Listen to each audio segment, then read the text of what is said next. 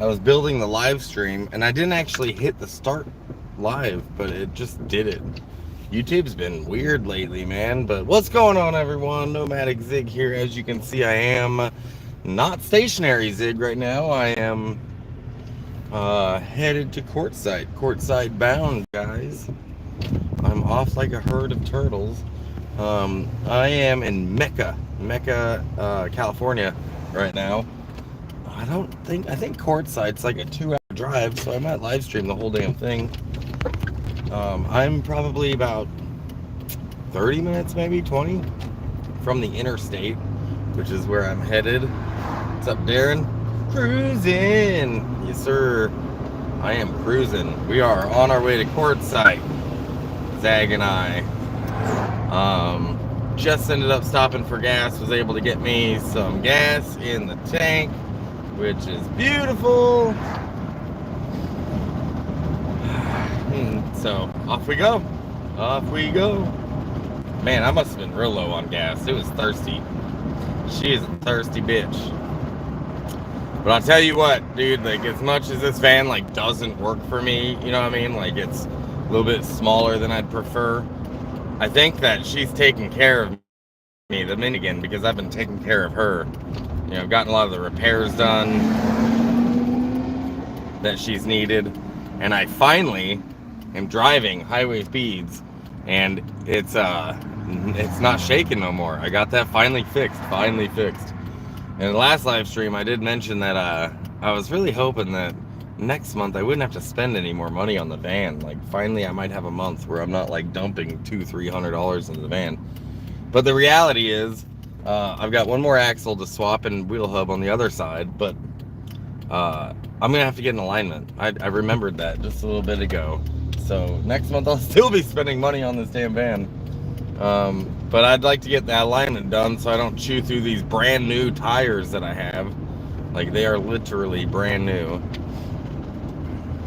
But I'm right next to the 111 right now. I'm about to turn on to the 111 state route. I could go straight right now, skip the 111 and go through, there's a canyon that you can go through over here. It's a little bit quicker, but I'll lose signal, and I'd rather just hang out with you guys. So we're gonna add a little bit of a time onto this trip so I can live stream it. Did I go through Brawley? No, I went north, man. I'm in Mecca, and the next town I get to after this will be Coachella, which is where that music festival it is. You guys have heard of Coachella, I'm sure, but it's also the name of the town, the city that it's in. I'm about to be in Coachella, probably in about, 5-10 minutes. Once this light turns green. But yeah, I'm thinking I'm about 2 hours from Quartzsite. And got this coffee in Bombay Beach before I left. They have a little coffee shop there, only open on the weekends. And I gotta be honest, like, meh. It was alright. That's awesome. I need alignment. I have a friend with a junkyard, and just grab a tire if one side shows enough wires. Yeah, dude. This thing's gonna need an alignment. I've chewed through tires before because it was misaligned, and that sucked. So I'm hoping that I'm not gonna be doing a whole lot of driving this month, and I'll be able to I'll be able to get the alignment done next month. I'm pretty certain there isn't anybody in Quartzsite that would do alignment. But I could be wrong. I was wrong once before. My van's just like yours, 2002 Town and Country. Yeah. Yeah, this thing has been, it's needed a lot of repairs, but I've been knocking them out, man, every month, knocking out another repair. And it's financially killing me, but at the same time, like, it needs it, so I've been doing it. And I think that she's happy about it. Minnie Vanagan has been pleased because she hasn't left me on the side of the road yet. You know, I drove all the way down here on that bad wheel hub with my wheel just whole van shaking the whole way. Like, it was, I can't believe, honestly, once I took that off and I realized like how bad it was, I cannot believe that I made it, but I did. My tire should have flown off on the highway somewhere, but I was babying my van. Good old minivan again. She's a good girl. But as you can see right now, I'm going 60 and the camera's not shaking. Like now I can live stream while I drive without it like, whoa, whoa, whoa, whoa. Oh, it's great. Honestly, this is it's so cool. I was going 75 on the highway and I was like, wow, my van really can get up to speed. Wasn't sure she could. Pretty happy about that, honestly. Like, this is my happy dance, yo.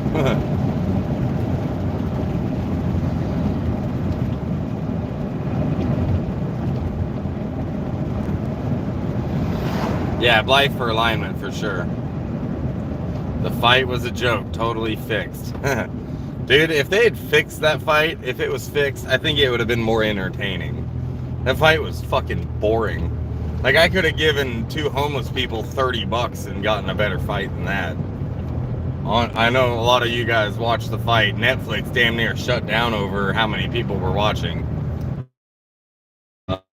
And I'm not...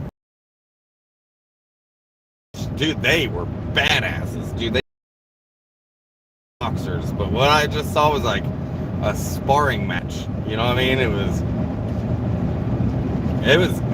I'm a little embarrassed that even actually happened. We have Mike Tyson fighting fucking Jake Paul, 30-something-year-old versus a 58-year-old. Neither of them are honestly, like, I know some of you might like Mike Tyson. That was hard to say, but I don't. Dude's a rapist. And he only did it for the money. Like, that fight was embarrassing. But I wish I had put money on it, because I never thought Mike Tyson would win, honestly. I beat him when I was a kid on Nintendo, so I knew Jake Paul would probably rock his world, but he didn't. He could have, but he didn't. It was just a sparring match, dude. It was just them sparring with each other. My shock broke on one side and scared the crap out of me. Yeah, I'll bet.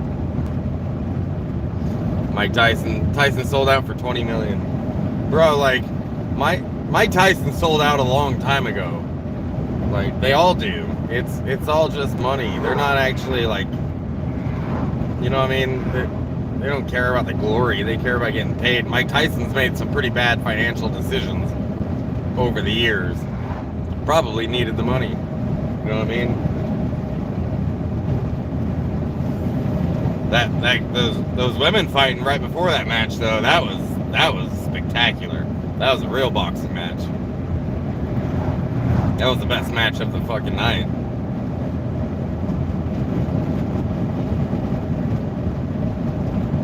But Tyson, 58 years old, he barely even fought, dude. He forgot to even swing. He's so old, he forgot to swing his arms and punch people. Like, but to be fair, I would let Mike Tyson beat the shit out of me for $20 million too.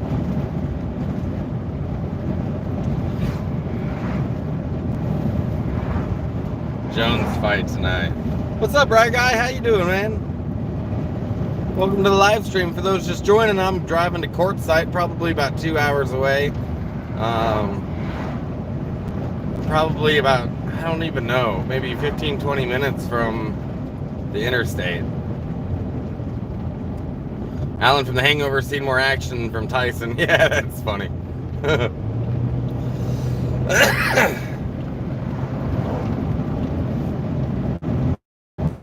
Yeah, that was wasn't even a boxing match. It was like they were sparring with it, like practicing.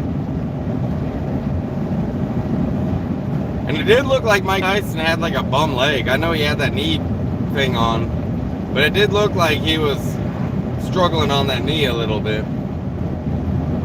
No, that fight should have never even fucking happened. But forget that fight, you guys. You know who I want to see fight? I want to see Elon Musk and I want to see Zuckerberg fight each other. They were talking about doing that for a minute. Even the Coliseum in Rome offered up their space to watch Zuckerberg and Elon Musk fight. Like, I would, I would watch that shit. The two billionaires beat the shit out of each other. That'd be great. I don't know what's better. Is it autistic strength or is it robot strength? Because Elon Musk is clearly fucking autistic, and Zuckerberg's robot. So, is it gonna be Elon autistic strength or Zuckerberg's robot strength? That's the fight. That's the fight that people really want. Go on, turn. Good boy, good job. You turned. Took you fucking long enough. I'm just kidding. I don't really get road rage. But for those just tuning in, I'm on my way to Quartzsite. The van. Okay, the saga of the van for the repairs, right? Like, I have been chasing down this shake that my van does for quite a while now, and finally have tracked it down and fixed it. I can actually finally go highway speeds without my van shaking, without my camera shaking. Like, you guys can actually get a good picture while I'm driving, and that's pretty cool.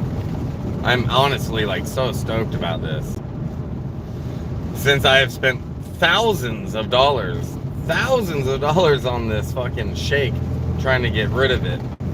And every time I thought I had fixed it, you know, every time I found something like that would cause a shake, and it was messed up, like my motor mount, brakes and rotors, the suspension. Every time I found something like, hey, this would cause it to shake, and I fixed it, didn't fix it. Like, I fixed that part, but it didn't fix the shake. So, I've been tracking it down for a while, and I finally nailed it. It was the wheel hub. It was a wheel hub in the axle. So I learned how to do that today, or not today, but a little less than a week ago. Alicia is on her way to Quartzsite. She ought to be there tonight sometime.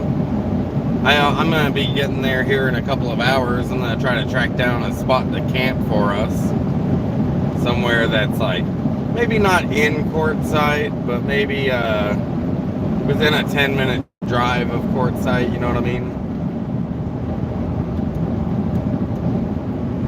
And we're going to be putting the booth up on Monday, and we're going to be slinging jewelry for the rest of the season. That's going to be my winter, you guys. Working and living on the road again.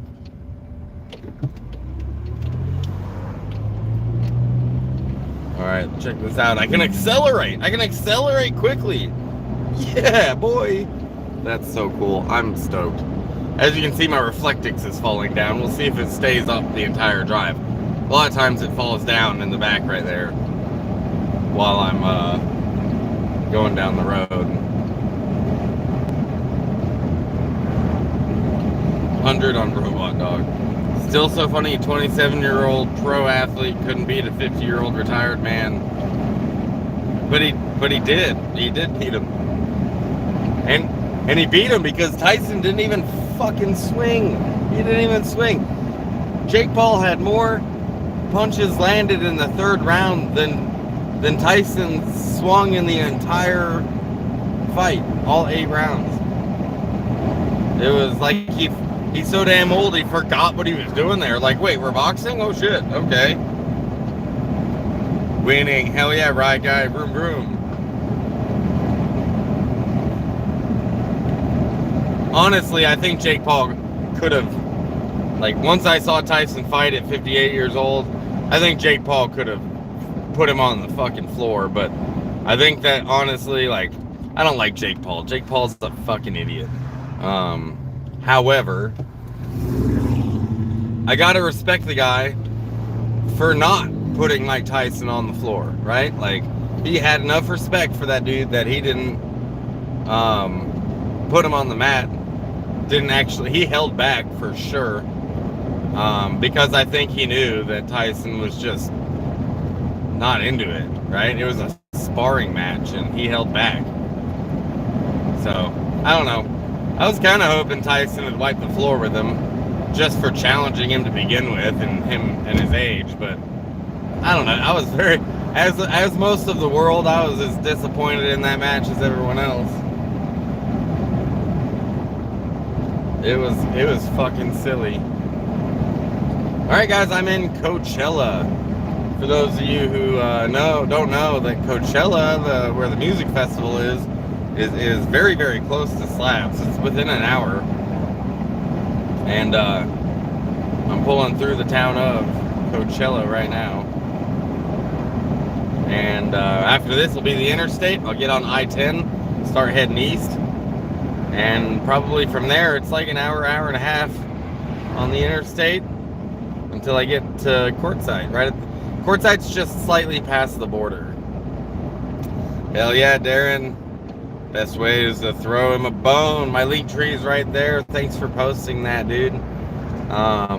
Anybody wants to sponsor a gallon of gas or buy me a coffee, buy Zag a dog treat, let me know. Anytime you guys do, send me money and you earmark it for like Zag, like dog treat or something. I go get her one. She does appreciate it. Zag even gets donations.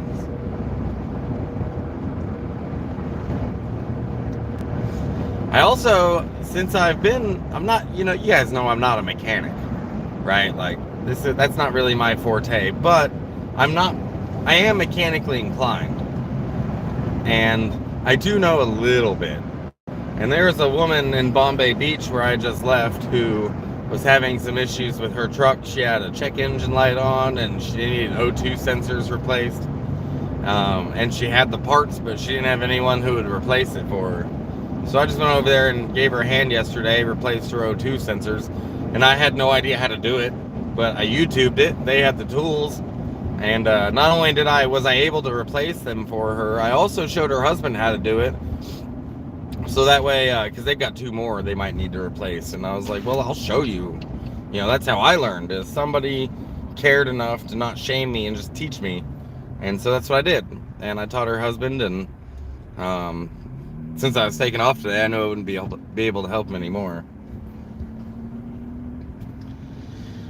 Getting any supplies in Blythe before cruising into Arizona?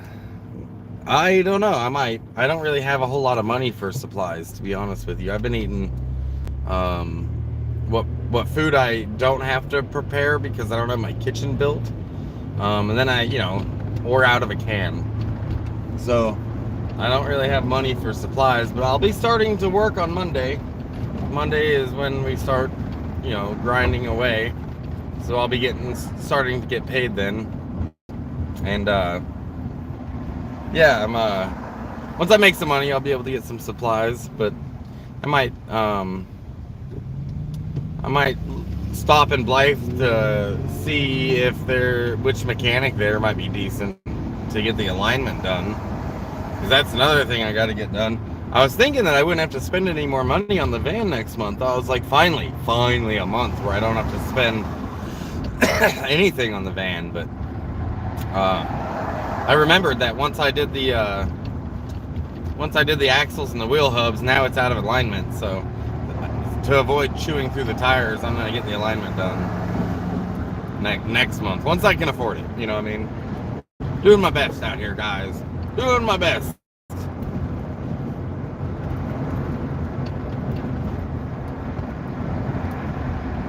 And I'm sorry if I missed any of your comments. I will do my best to read as many of the comments as I can. Obviously, I'm driving, so might not always be safe to do so. But right now, I'm on 111, coming into leaving Coachella. Coachella is actually a pretty small little area,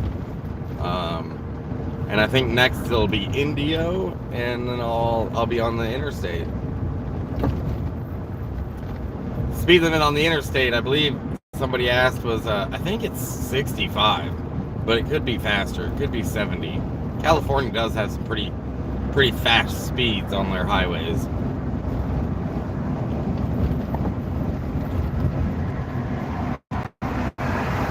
And I got this coffee in Bombay Beach before I left. They have a coffee shop open there on the weekends, and I gotta admit, kind of disappointed in it. They were nice, so it's a good spot to stop by and get to know some of the community. My problem with it was too damn hot and they burnt the coffee. You know what I mean? Like, I had to wait like 15 minutes to let it cool down before I could even drink it. I tried to drink some of it, but it was so hot I could still feel it. I think it burned my tongue.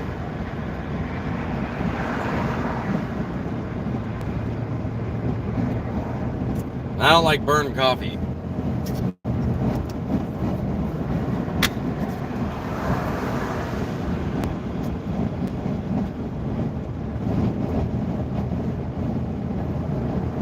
But how are y'all doing? What's today? Saturday? It's Saturday, right? Hope everyone's having a good weekend.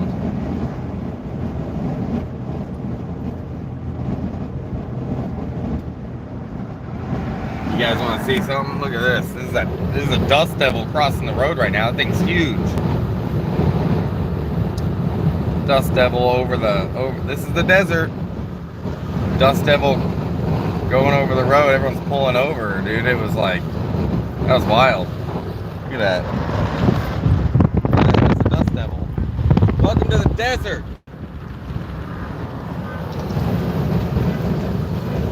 Yeah, car alarms are going off back there. Whoa. Okay, let me get this cord. There we go. And I zoomed in. Okay. Doing my best out here. That was crazy. A dust devil. Never seen one that big go across the road like that.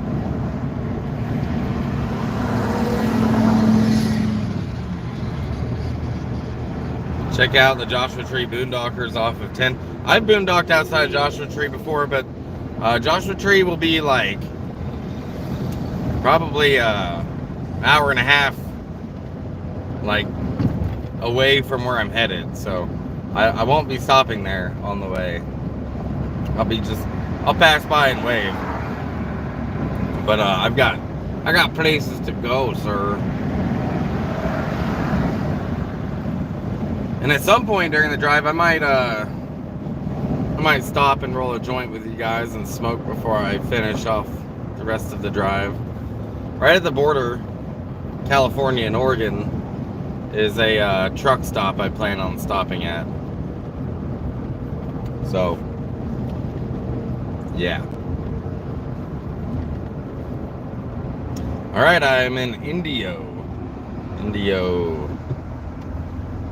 The last town you get to before you basically go into the desert if you're on I-10 headed east. Indio's the last one, and then there's a whole lot of nothing until Blythe. Whole lot of desert.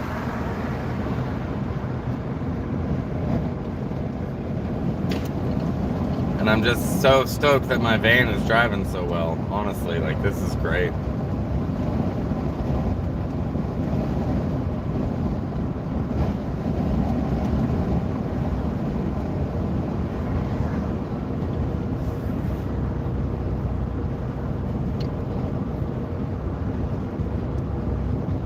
Hi bro, where are we going? Tito asks. Tito Jesus, I'm headed to Quartzsite. Headed to Quartzsite. I'll be working in Quartzsite this winter.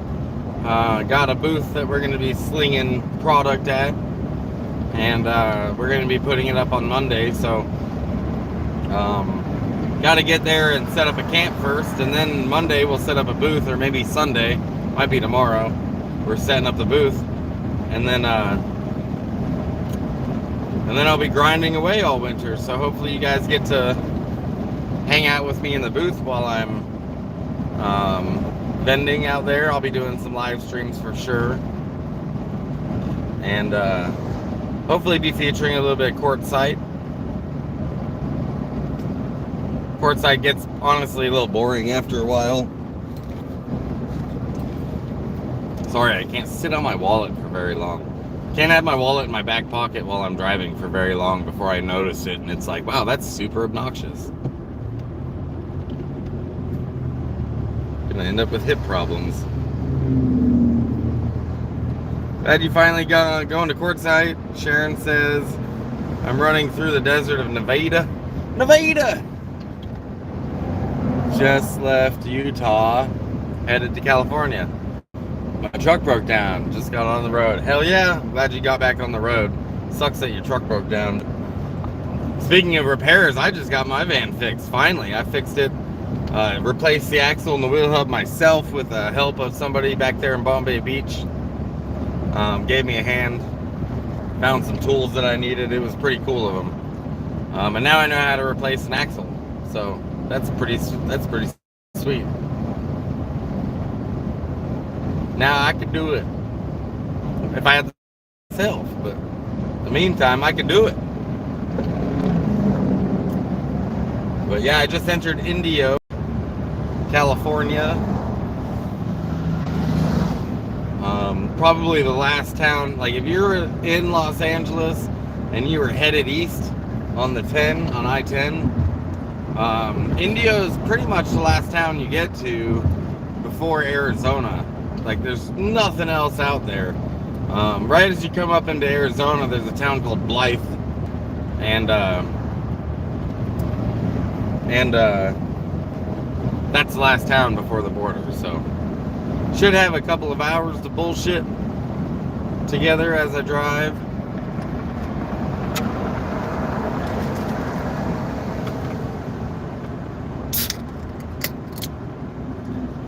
Blythe is also where I'm going to be going to get groceries, you know, get to the store, get groceries and stuff like that, since there's a grocery store in Quartzsite. It's just like a little bit overpriced because they know that people are very far away from anything, and they know that a lot of people there don't drive or can't drive or whatever. Maybe their house is their car, like myself, and they don't want to break down camp every time they want to go to the store. So the grocery store there is a little bit higher in price. So Blythe will be the closest spot to go to the grocery store. But the closest Walmart is in Parker, which is like an hour north in Arizona.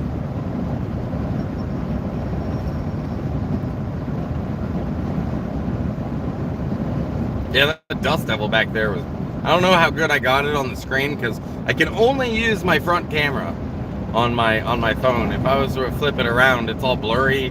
My lenses, the lenses on this camera are literally gone. The camera's there, but the lens isn't there anymore. This phone has seen better days. But I do have an upgrade. I can upgrade my phone. I am on a friend's plan. Her and I have been on the same plan for a couple of years now, and we're a little behind on the payments. So I haven't been able to do the upgrade yet. So once we can pay that down, I'll upgrade my phone, and then I'll be able to get you guys good shots from the phone again. Let's see, west, east, left lane. I'm going east. Getting on the interstate now. This is what, I-10. Interstate 10. Hey, did you guys know that if an interstate is an odd number, it goes north-south, and if it's an even number, it goes east-west?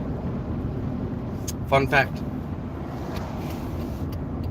Fun fact.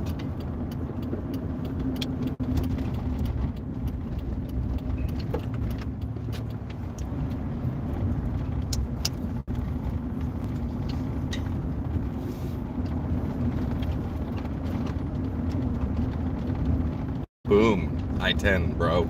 Here we are. I appreciate y'all rolling with me on this journey today. Hanging out with me on my live stream. Now I can finally, dude, on the way down, with my wheel the way it was, I couldn't even pass a semi-truck. Like, they were passing me. I wasn't pushing my van at all. But now I can cruise, bro. I'm going 65 already, 70. Oh shit, no shake. Woohoo! That's great. Zach's looking at me like I'm crazy, but I'm so stoked about this. It's just such a simple thing, such a little simple thing that I finally I've spent so much money on this shake, and I finally got it fixed. It's such a good feeling, dude. I wish I hadn't spent money on some of the stuff that I got. Like, for example, I wish I had fixed my axle and wheel hubs last month instead of getting tires, but a lot of people were saying that the tires is probably why the van was shaking. So I got new tires, still fucking shook. And I was just like, I don't know what else it could be. except for the axle and the wheel hub, which is like, that's a really big job, and it's not really all that common for this to happen, but that's what it was. It was that wheel hub, man. So off we go at highway speeds on the interstate. Look at you, I'm passing you. Huh? How you like that? How you like that? You got passed by a minivan. I know, I'm fucking weird. Ric Flair, man. He was on Kill Tony, which is this podcast, this YouTube show, full of comedians, like amateur comedians. And Ric Flair made a complete ass of himself on that show. Got all hammered on the show and then walked off of it in the middle of it because they were being comedians. Hell yeah, I'm about to pass another semi-truck. Haha, look at me go. Look at me go. 70. Going 70. See ya, boy. I'm passing trucks, dude. That's cool. On the way down here from Oregon, I couldn't pass a truck, dude. Semi-trucks were honking at me passing because my van was like, blah, blah, blah, blah, blah. And I wasn't pushing it, dude, like 55 the whole way. So now I get to go like, I get to drive like a normal person now all of a sudden. It's pretty great.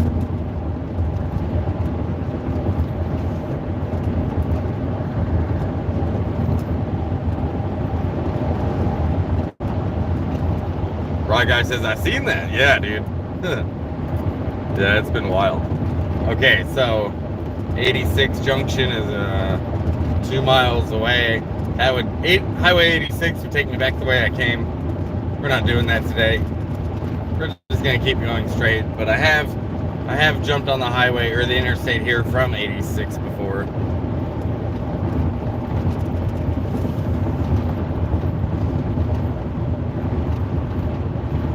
Yeah, boy. Yeah, boy. Off we go, you guys. I should have grabbed my vape pen. It's in the back. It's not very much left in it, but there's enough to get a few hits out of it. I might pull over at some point up here to grab it. I haven't actually smoked anything today because I don't wake and bake. Like, I don't wake up and smoke weed like a lot of, like, I am a pretty massive stoner. I could probably, I don't know anyone that could outsmoke me. I can keep up with most people. However, I don't like to wake up and smoke. You know what I mean? I don't like to wake and bake. So I didn't do that this morning. I like to wake up all the way first. I like to have some coffee in me first, and then I'll smoke some weed. But today I finished my coffee on the road, and I'm driving, and so I haven't been able to do that. But I'll pull over here eventually and do that.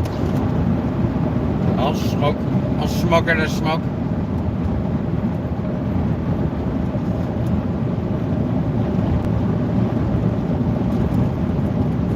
Man, I'm going 75 miles an hour in the mini Vanagon. Mini Vanagon hasn't seen these highway speeds in a long time. Like, I have not driven her this fast in a very long time. And the fact that I can right now is so awesome. I'm so fucking stoked about this.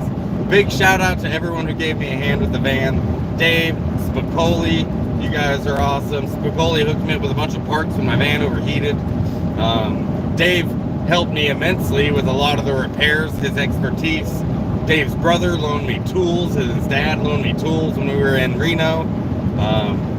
Big shout out to everyone who donated. Chuck, Sharon, all you guys are amazing. Fucking love you guys. It's because of you my mini Vanagon is like, look, no hands, Ma, and I'm good. Like, I'm just driving. Just cruising. It's so wonderful. It would have taken, I don't know if I would have ever gotten the van fixed if it hadn't have been for people helping. And I know that a lot of times y'all, a lot of human beings in general just wonder what the point of life is, or what are we doing here, and what is life all about. And I've always told, especially children don't ask this often, but sometimes they do. I've had a couple ask me, And I always tell everyone the same thing. The point of life is to help each other, guys. Like, we're just doing our best out here. We're just doing our best. So if you can lend a hand and it's not going to put you out, it'll make you feel good.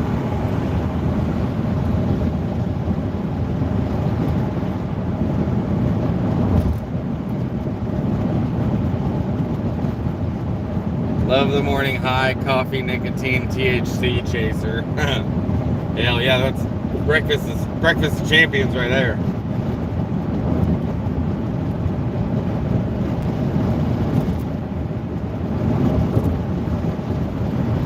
Breakfast of champions.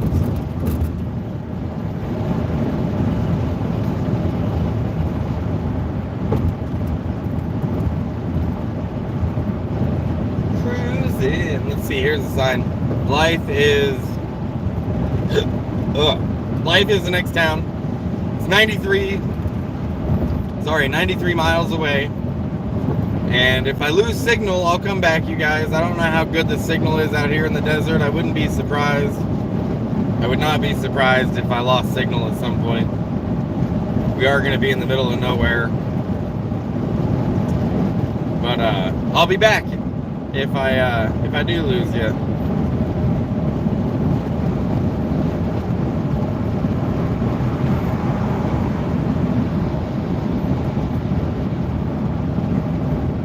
Currently going over a pass.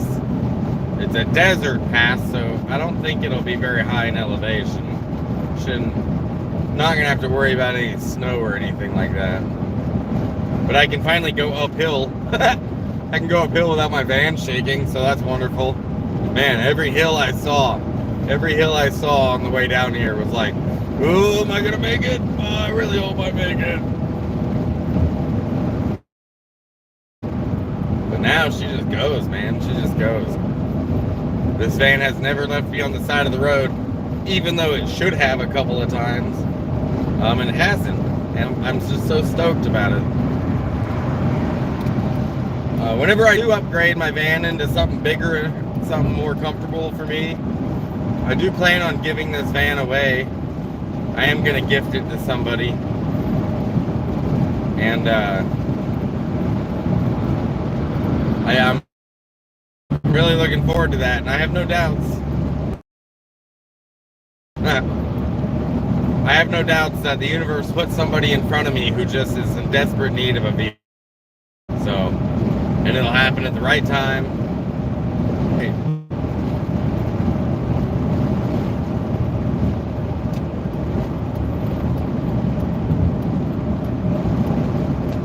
A box truck or a bread truck or old U-Haul, old UPS truck would be, is kind of what I'm hoping to get.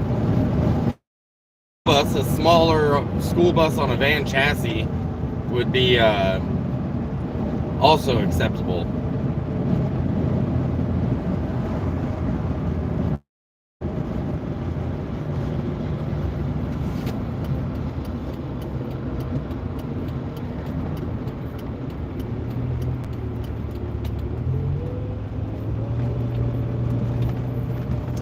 Oh, look at this.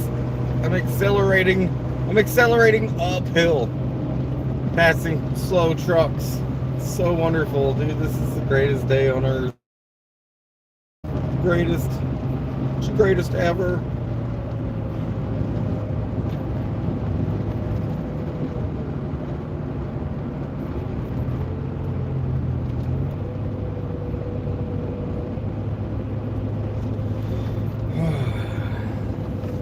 Choo-choo, yeah.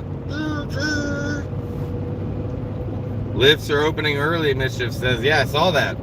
So when I left Oregon, there was a storm a brewing, right? Like there was snow on the way. And when I took off, I had the snow, it was like nipping fucking heels the whole drive south. And when I got into Redding, like when you're in Shasta, California, up by the Mount Shasta, you're at higher elevation. And then right after Shasta, you drop down in elevation, San Joaquin Valley. And when I did that, I immediately just stopped and stayed the night there.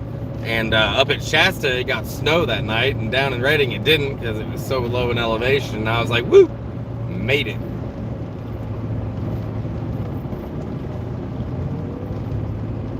But now I'm climbing out of the Imperial Valley. It's below sea level back there, and up here I want to say it's at like 2,000 feet at the top of this pass I'm climbing right now, the top of this summit. I think there might be an elevation marker at the top. I'm not. I'll read it out to you if I get a chance to see it.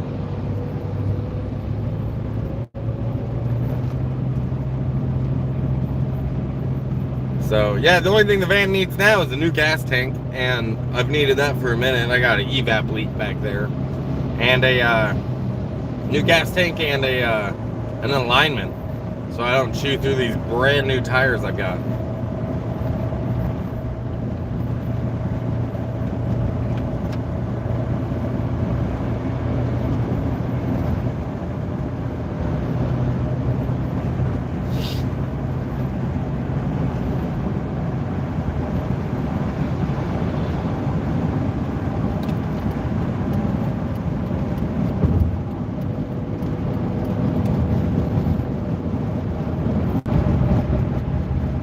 This van is more and more becoming like a real solid van. Transmission shifts great, engine runs well.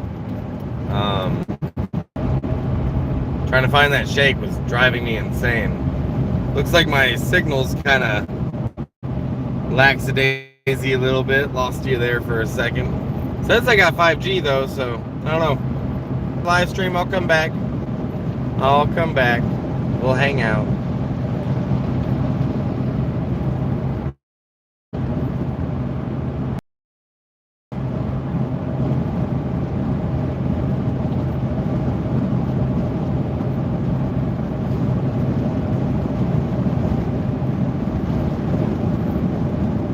I love how fast I can drive.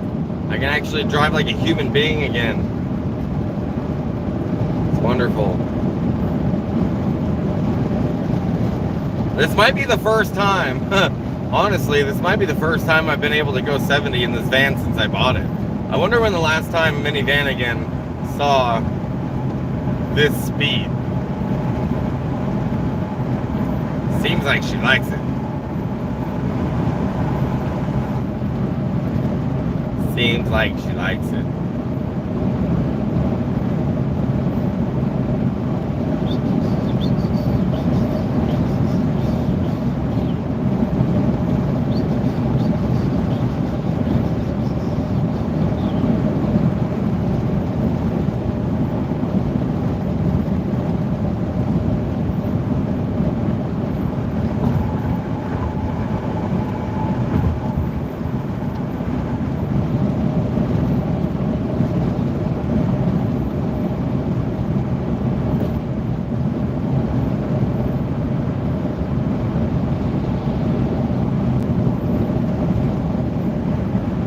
Doing a bunch of construction on this pass right now, so it looks like they're adding 2 more lanes to both sides of the highway. That's interesting. But I'm almost to the top of the summit. I want to say it's at like 2,500 feet or so.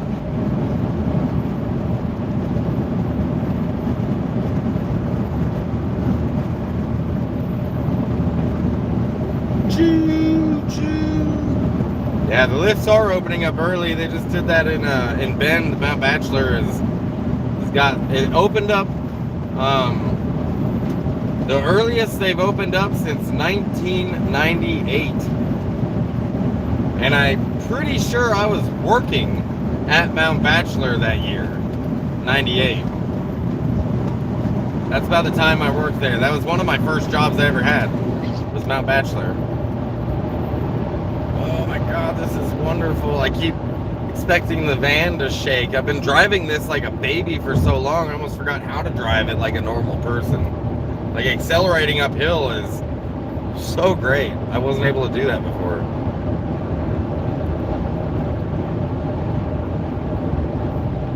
All right, I'm 91 miles from the border of California and Arizona. Out here in weed country. We were just outside of Barstow when the drugs started kicking in.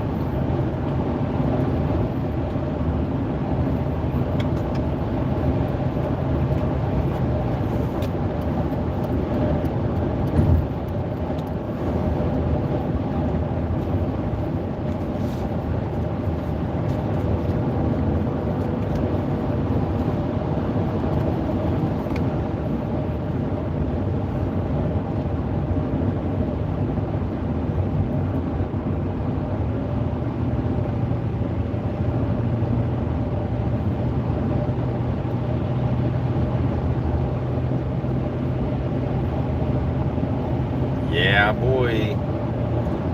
Yeah, boy. I know everyone probably watched the Tyson fight last night, but let's be honest, the fight we really want is between Zuckerberg and Musk. Where's that fight? I want to see that one. I want to see Zuckerberg take on Musk. Robot strength versus autistic strength. Who's gonna win? Even the Coliseum offered up their spot. Like these two billionaires could have fought at the Coliseum, and they didn't. And they should have. And they should have. That would have been cool.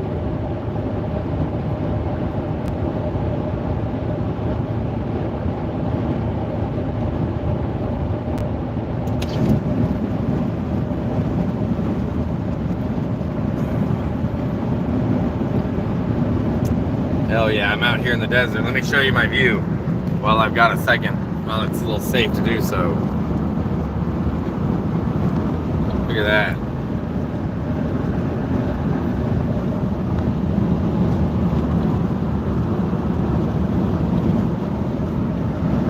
Desert tripping, yo.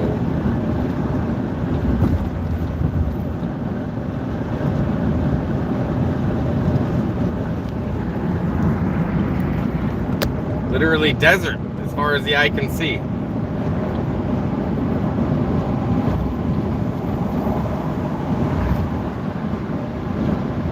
I'll let you pass me, but I'm not letting those semi-trucks pass me on this trip. That happened too much on the way down.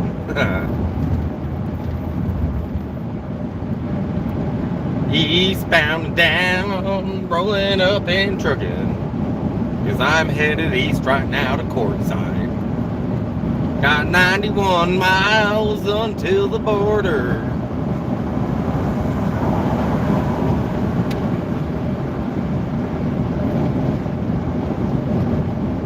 Oh, there's a frontage road up here. I'm gonna pull off and grab my vape pen out of the back.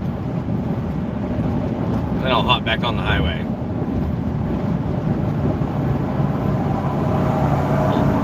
Eastbound and down, rolling up and trucking.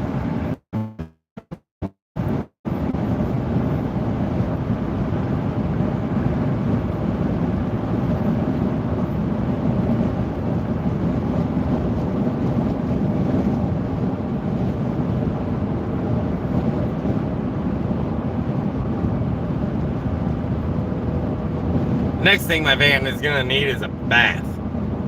My last minivan that I lived in, I named her Dirty May after the Mayflower. Should I exit here? Is there an on-ramp? I don't see anywhere to get back on the highway right here. I don't think I'm gonna exit here. I thought I was gonna, but I don't think I'll be able to get back on. Oh, I could have. Dang it. I totally could have. Look at that. There is an on-ramp. Sometimes there's not a way to get back on the interstate. It's just an exit, no entrance. I've seen that out here. So I shouldn't have second-guessed myself. I should have just stopped. It's all right. Let's pass this truck instead. That sounds fun too. Oh, there's two. I get to pass two trucks. Yeah, watch this. I get to drive fast in my van again. In my minivan again.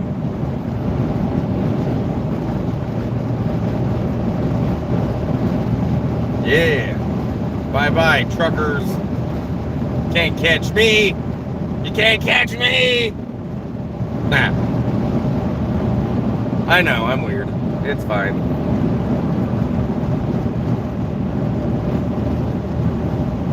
Chiriaco summit is 1,700 feet. Okay, well, that's probably where I'm at right now, is 1,700 feet, because I'm pretty sure I'm at the top of it.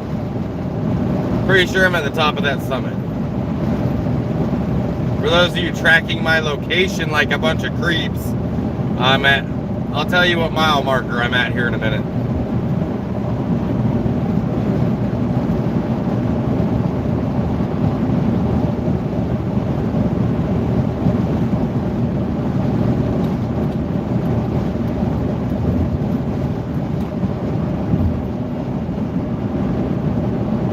As soon as I see one, I'll let you know where it is.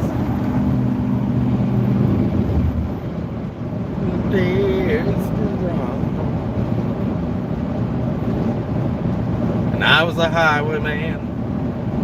Along the coach roads I did ride, with steel and pistol by my side. Oh, the summit is in 9 miles. I'm almost to the summit. Many a young maid lost her Bibles to my trade. Many a soldier shed his lifeblood on my blade. The bastard told me in the spring of 25, but I'm still alive.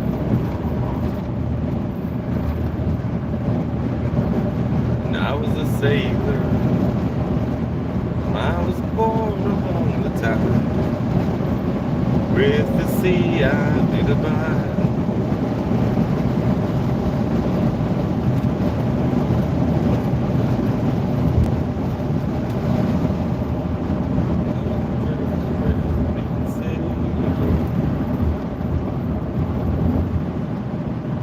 When the yards broke off, they said that I got killed, but I'm living still.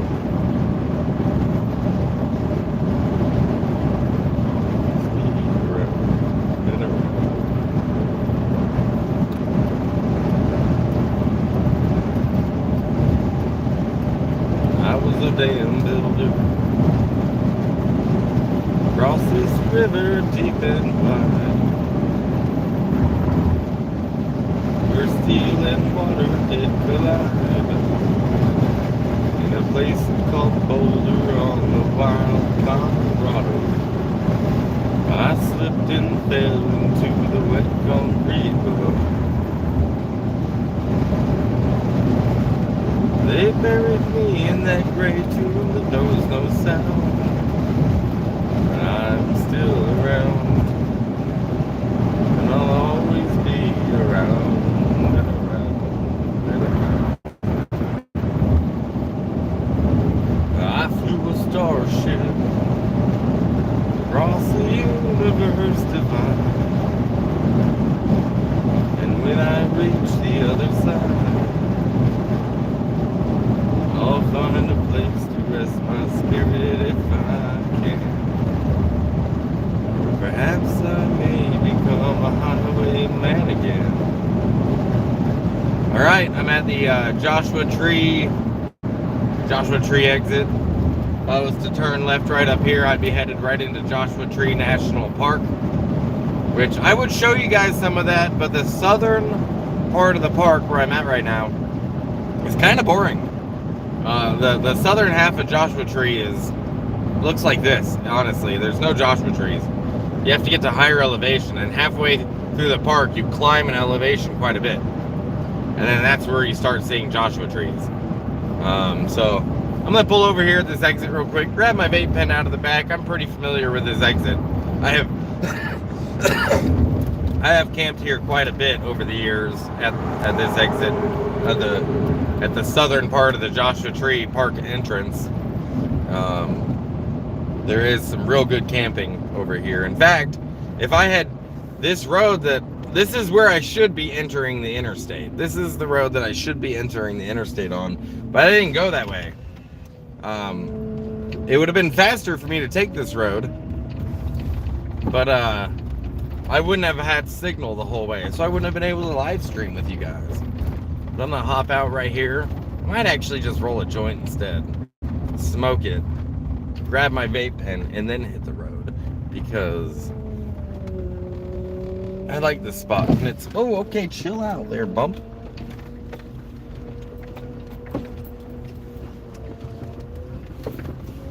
Yeah.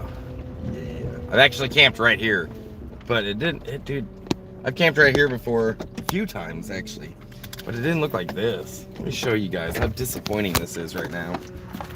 Ugh. Okay, so there's the interstate, you know, right there behind me. And this is just like a pullout on the side of the road, pretty quiet, but this is disappointing. Look at this. People don't give a shit. People don't give two shits. This is dumb. Why? Just dumping oil out here.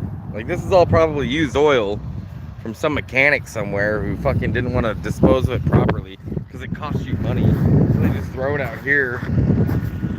It's just trash out here. Like, this is worse than slabs. This looks worse than slabs in some spots. Ugh. People piss me off. Yeah. We're chilling. We're gonna roll a joint.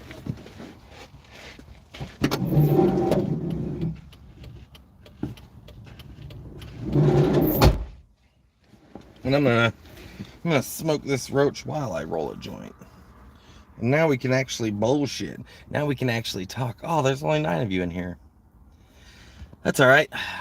Pull off, grab a smoke. That's what's up. Country road, take me home. Mopar Fangirl, 1993. Had a minivan, a Chrysler, and we sold it back to CarMax. Be safe. Country road, take me home. To a place I belong. West Virginia, Mountain Mama.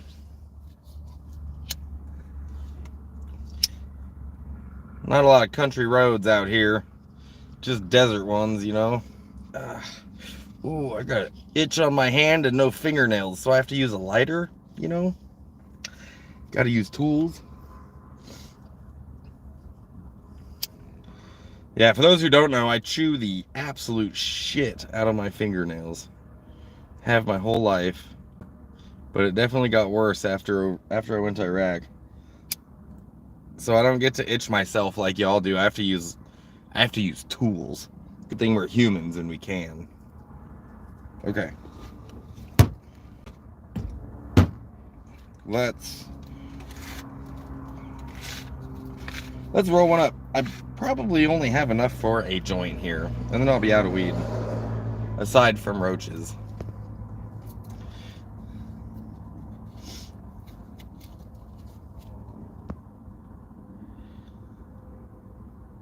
It's all everywhere now. It really sucks. Yeah, you're talking about the litter. Yeah, it does suck. It is everywhere. As people make less and less money, they find more and more ways to save money, and a lot of times that includes dumping fucking garbage.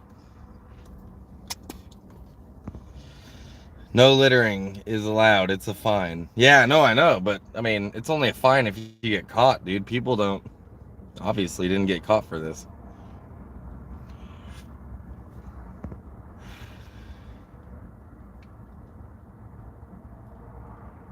Mark says, I have the same model van where the blinkers turn on when you open the sliding doors. Yes.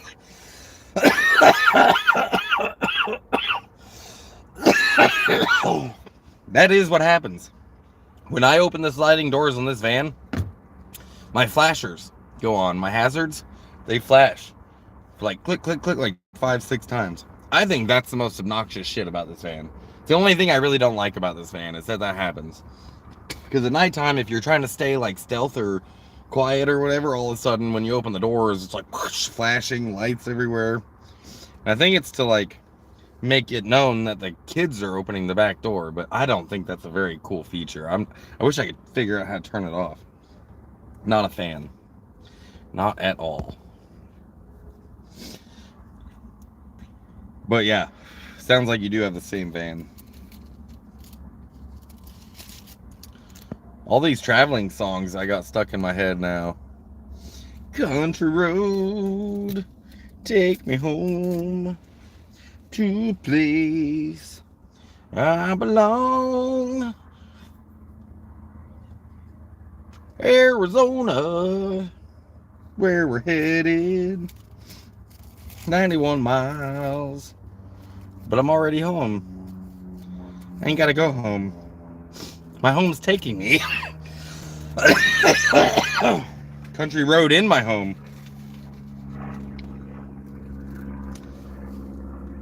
Country road in my home.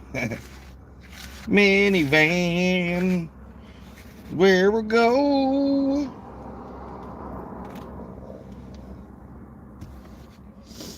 All right, let's roll up this last little bit of flour I got, and let's smoke it. Should have done this before I left, but I was kind of wanted to get some miles underneath my belt. Wanted to get some miles underneath me. Zag's out there taking a poop. Are you pooping?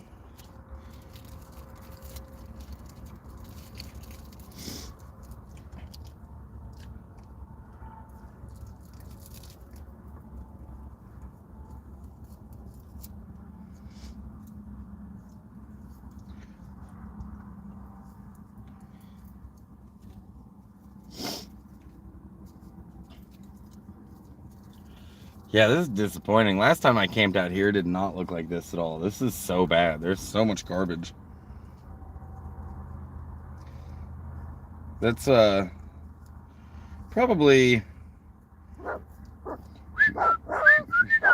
Zach, come here. Come on. Quit barking at nothing. Other people are allowed to exist. There's a car that pulled over up the road, like, not very far. Go on. What you barking at? You leave people alone. You're not that tough. You've never been that tough.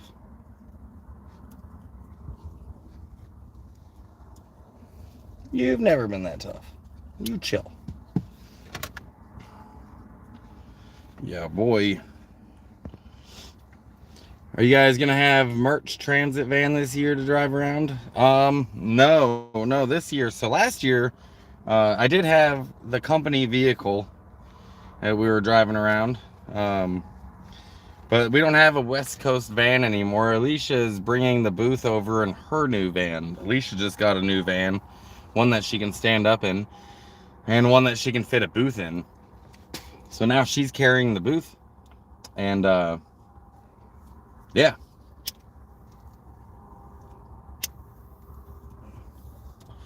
So no company vehicle, just my vehicle and Alicia's vehicle that we'll have, but you know how that goes. That's just hers, not mine.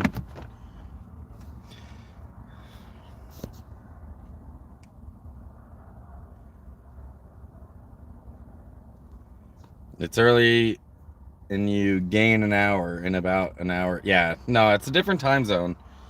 Different time zone in Arizona than California. I take that back. It's not a different time zone. It's really not. They're in the same time zone, except California does daylight savings. Arizona does not do daylight savings. So when everyone falls back an hour, Arizona doesn't. They're like, what? So half of the year, Arizona and California, it's the same time. And then the other half of the year, Arizona and California, an hour off. Even though they're in the same time zone. And personally, I think we should get rid of daylight savings. It doesn't make any sense.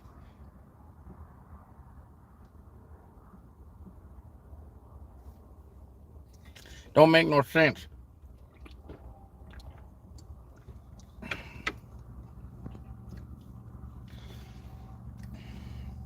I'll arrive at noonish. Yeah, probably about that. Sounds about right.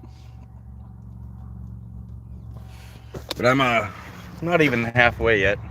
I would say 33% of the way. Probably more than 25, but 33. Right over there, those mountains right there. That's all Joshua Tree National Park. And then this side is a chocolate mountain. So I don't know how well the camera will pick it up, but you see these mountains here? All along here in the distance. Those are It might be too windy for you to hear me. But those mountains there are the Chocolate Mountains. And when we're in Slabs, and the bombing range is like right next to Slabs is the bombing range, as a lot of you guys know. And they are just bombing the shit out of those mountains. And we're on the other side of them. So on the other side of those mountains right there is Slab City. If you just keep going far enough, you'll find them. You'll find them, eh? That's where I was. Right on the other side of that mountain. Where is there? But if you're just joining me, I'm on my way to Quartzsite in a van that doesn't shake. Doesn't shake anymore. That's so wonderful. I'm so stoked about this. I've made it here without any shake or hassle or anything. It's been great.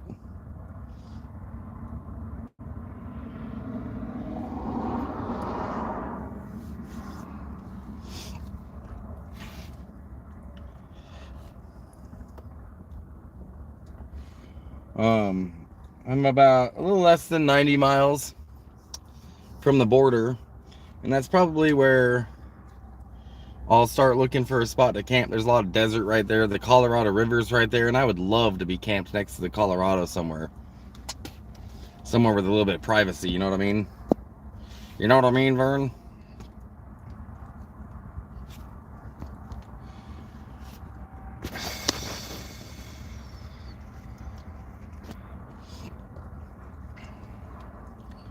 Oh man, it is good to smoke. This is my first one today.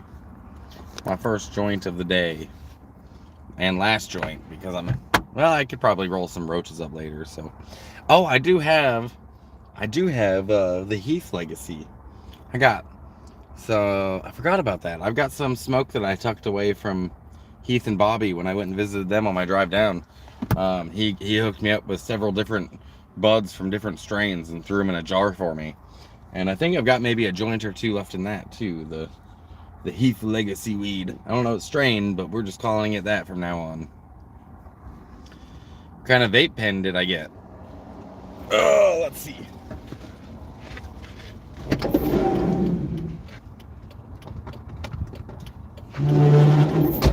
So, this vape pen is... Oh, Alien Labs. Yeah, Alien Labs. I got it for 20 bucks. From someone in Slabs. It's one of the disposables. It's only got a little bit left. It's almost empty. But there's enough in there for me to take a hit or two, I'm sure. So.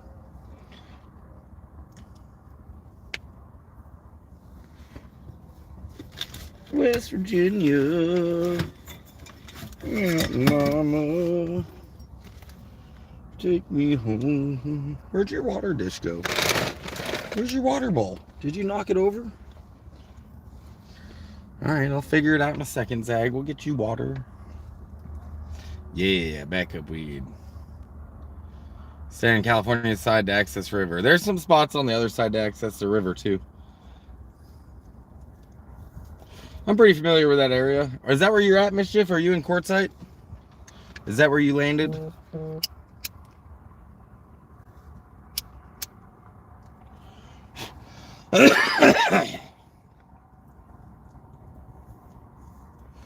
I can see a camper over here, or at least a vehicle. I don't know if there's anyone in it, but it looks like a camper.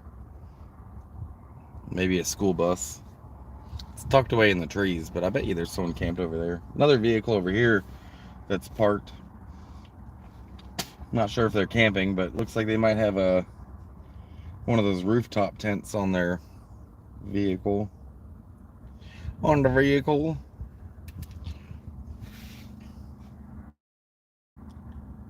Not yet. Burnout arriving too early. Yeah, dude. That is actually I'd say that's the biggest downfall of Quartzsite is it's boring. Quartzsite is kind of boring. It's like Groundhog's Day, man. Like same thing, different day. It's not all that exciting. Quartzsite is a bit boring, so.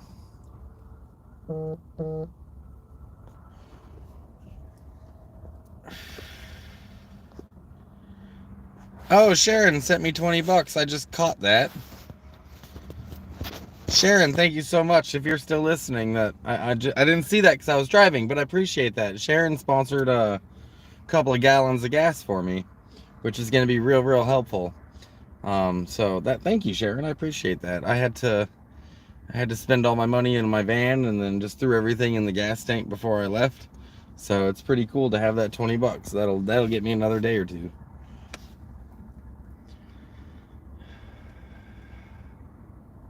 5-6 weeks start on state land site close to town. I imagine that you're probably on the state trust land that's just north of that area. I have the state lands trust pass, paid for it at the beginning of this year, so it'll be good until January. It was only $16 or some shit like that. It didn't cost much, so yeah, I can stay on state land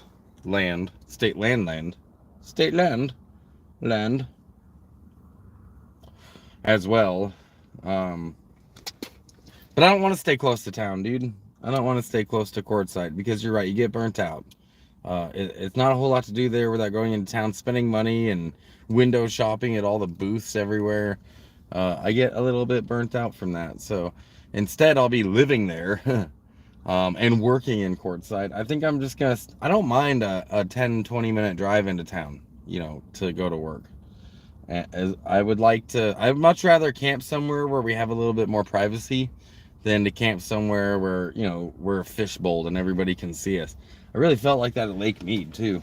We were camped at Lake Mead and I felt like I was in a fishbowl. And even though we can create some privacy, people can still, we're still camped within eyeshot of a ton of folks, which is usually what it's like in Quartzsite. If you look at the thumbnail of this video, that's when Quartzsite's at its peak in January and there's a whole bunch of people there. And I don't like camping like that, dude. You're all camped right on top of each other. I'm going to go out into the desert farther, find somewhere to camp that's a little more secluded. Something maybe with a nice tree or next to the river or something kind of nice. Probably don't have much trees up there now that I think about it. Somewhere with a nice cactus, because there are cactuses out there. Zach, let's find your water. You're panting. Where's your water dish? What did you do with it? You didn't knock it down. I don't see it. I don't see it. Don't look at me like that. Don't. I gotta find Zach's water dish. Give me a second.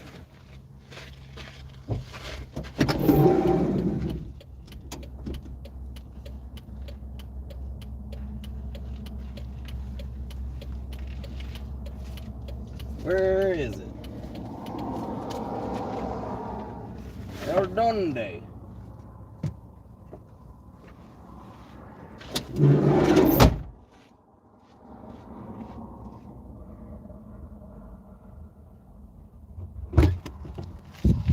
What did you do with it?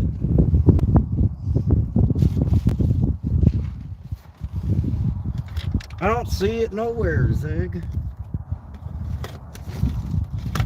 Did it fall out of the van?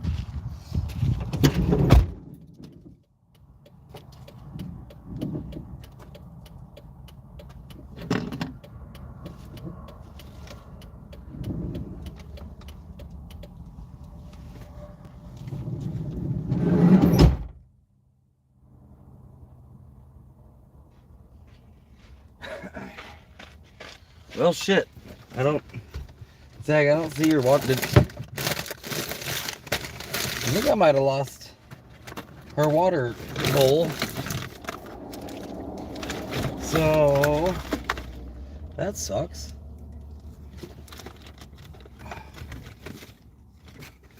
So I've got my van is so tightly packed right now. It's so tightly packed right now, I can't do anything. I can't find anything. Zach, I don't know where your water dish is, sweetheart.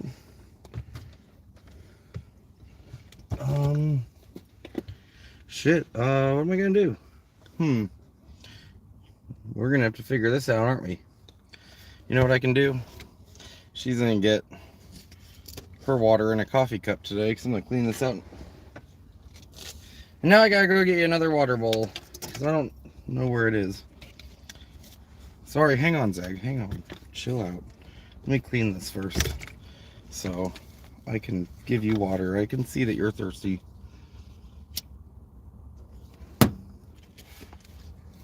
Can't make things easy on me. I think that maybe her bowl fell out because it's not where it's usually at.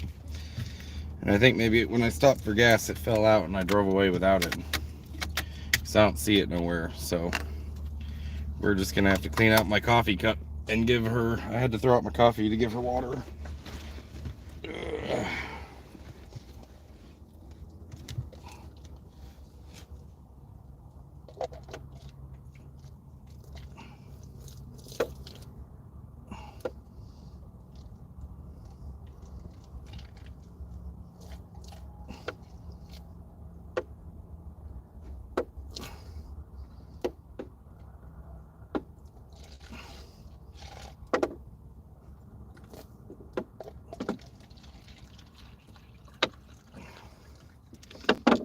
Sorry guys, just gotta take care of Zag real quick.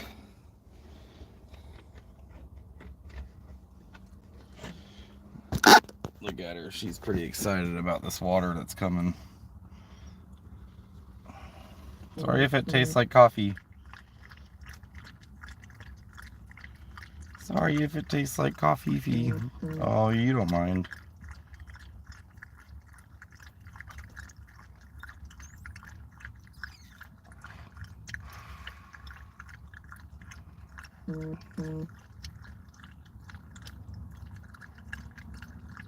Oh yeah, she's thirsty.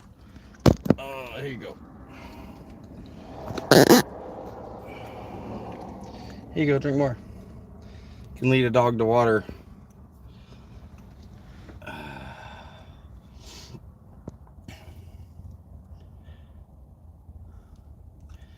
Enjoy the high tides. Enjoy holidays. Doing 101 gas is $2.99 at Love's. Off 5 last I passed. Hey, what's up, Ketone? Welcome to the live stream, dude. We're just stopped halfway. For those of you just joining, I'm stopped currently, not even halfway, probably 33% of the way. 33.333 repeating, of course. To Quartzsite. And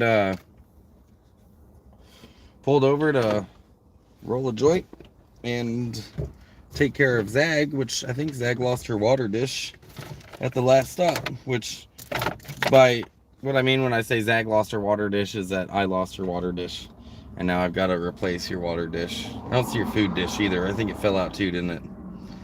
So I had to dump out my coffee.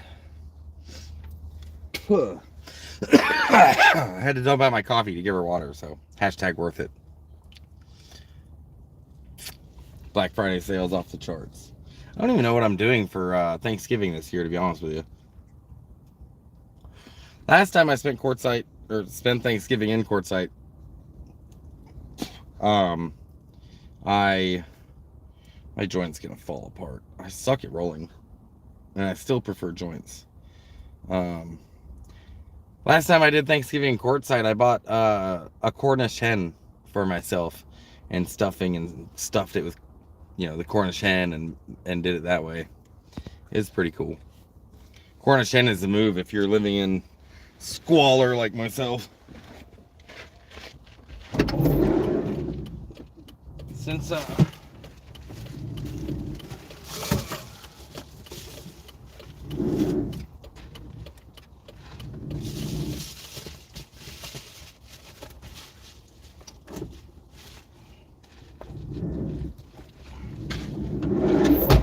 dude, my van is such a mess right now. I cannot wait to clean it.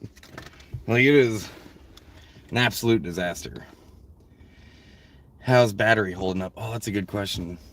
I thought you must not have been talking about my phone battery, but it's not plugged in right now, so I did have to check.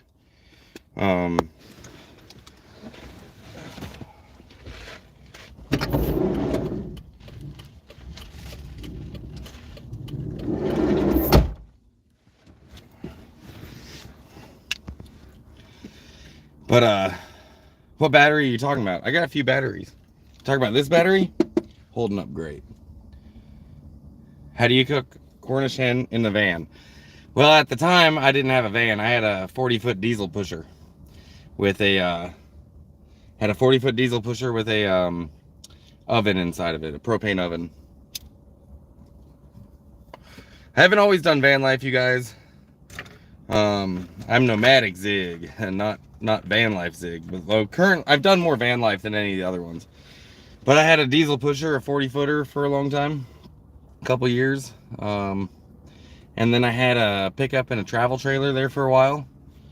And then 3 different vans over the 12 years I've been traveling. So, yeah. Kept upgrading until the last van that I had blew up, so.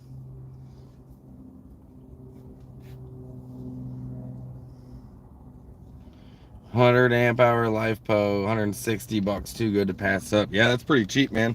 Alicia is currently bringing me some LiFePo batteries, lithium iron batteries. She got a really good deal on them on the East Coast, and we got 4 between the 2 of us, so we're both gonna have 200 amp hours of LiFePo here pretty soon.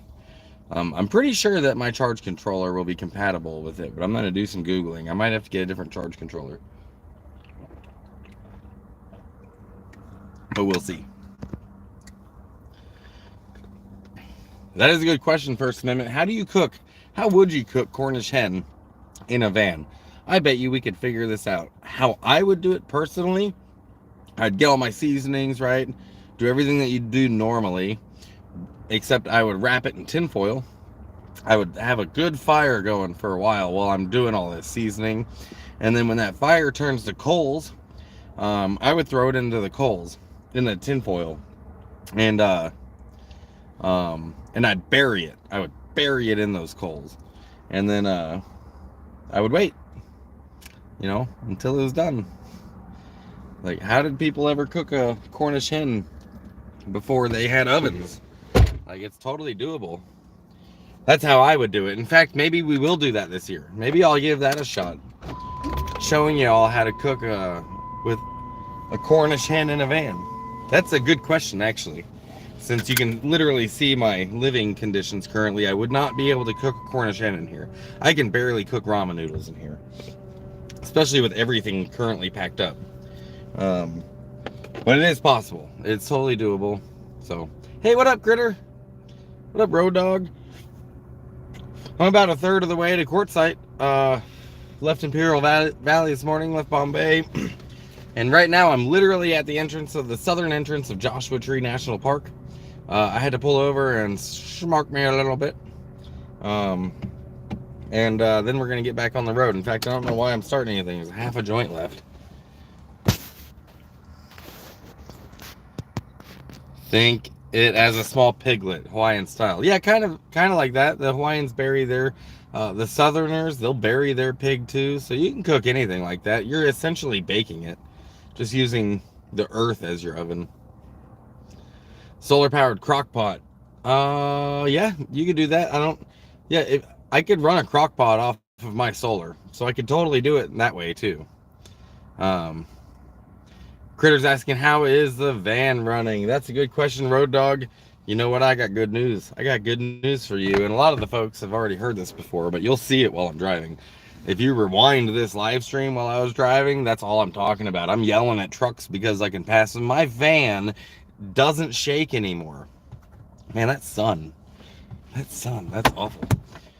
My van doesn't shake anymore, you guys. I'm pretty damn excited about that, mainly because I have literally spent thousands of dollars on this van to try to get rid of this shake, and I have replaced so many things. I've gone over the list dozens of times because it's just mind-boggling. Everything that I've needed to replace, everything that I've replaced, I have needed to replace, and yet it still didn't stop the shake. Well, finally, got this axle and this wheel hub replaced, and it is cruising like butter. Like, I am driving like butter, dude. It is pretty wonderful. Also, I what you call it, I forgot what I was saying because I smoked too much damn weed. That's what I was gonna say. I do need to do the alignment because I don't want to chew through these tires. These tires are brand new. They're about a month old. And I'm probably not, I'm going to try not to drive my van too much until I get that done. I also still have to do the other axle, the other wheel hub. And I'm going to post in some of the local Quartzsite groups to see who might have some tools that they would let me do the work at their camp and with their tools and just teach me, because people like that. Honestly, if you hit them up and be like, hey, I'll do the work. I just need you to sit there, smoke my weed, and tell me if I'm doing something wrong. And most of the time, people are all about, like they should be anyways, teaching each other how to be like just a skill, a skill that will put you ahead in life. You know, if you can teach someone that without shaming them or anything, people like doing that. They like being helpful. So I'm gonna post in the local groups, and I'll bet you there'll be somebody who'll be like, oh yeah, dude, I got you. I got the tools. I'll sit there in the chair and smoke your weed while you do this.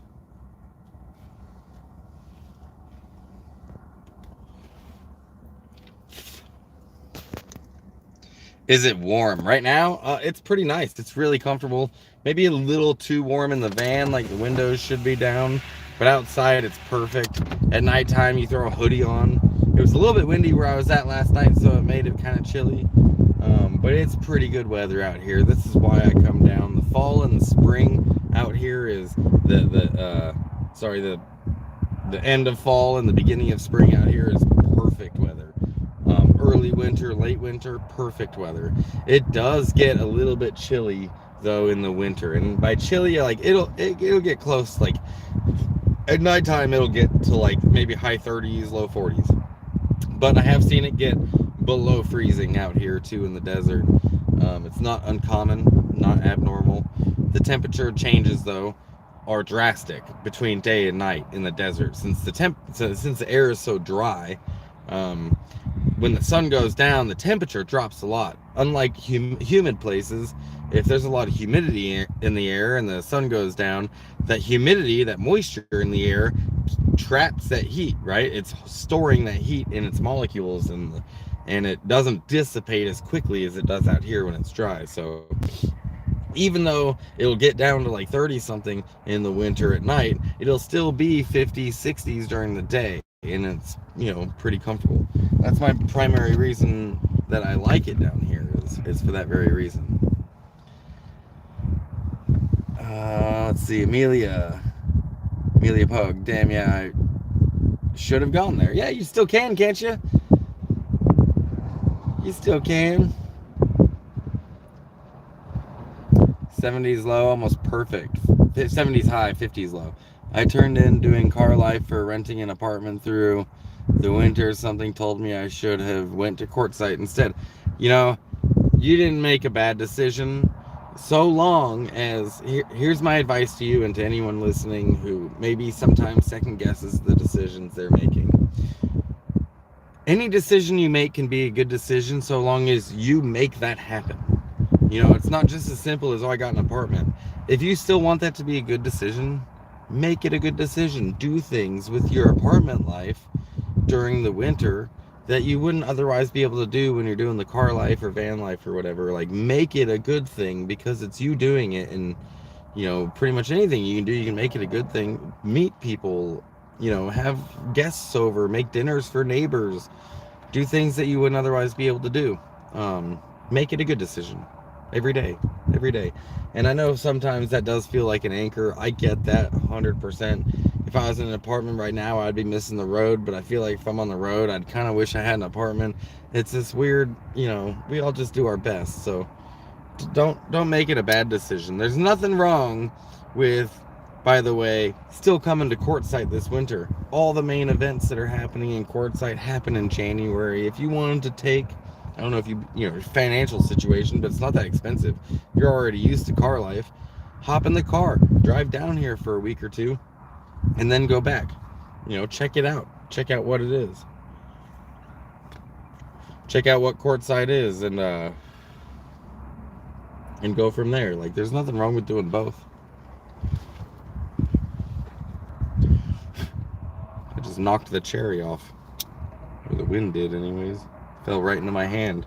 Almost burnt myself. I'm hoping to be there in January. I hope you guys are still there. I ought to be here. I ought to be around in January. I know that there's a few other events that we're doing in January. We are going to have to break down our booth a couple times this winter because we have some other events that we're also going to be vending at. We'll have to break down the booth and drive. I think we have one event in San Diego, one event in Los Angeles, one in Phoenix, and I think the one in Tucson got canceled. So,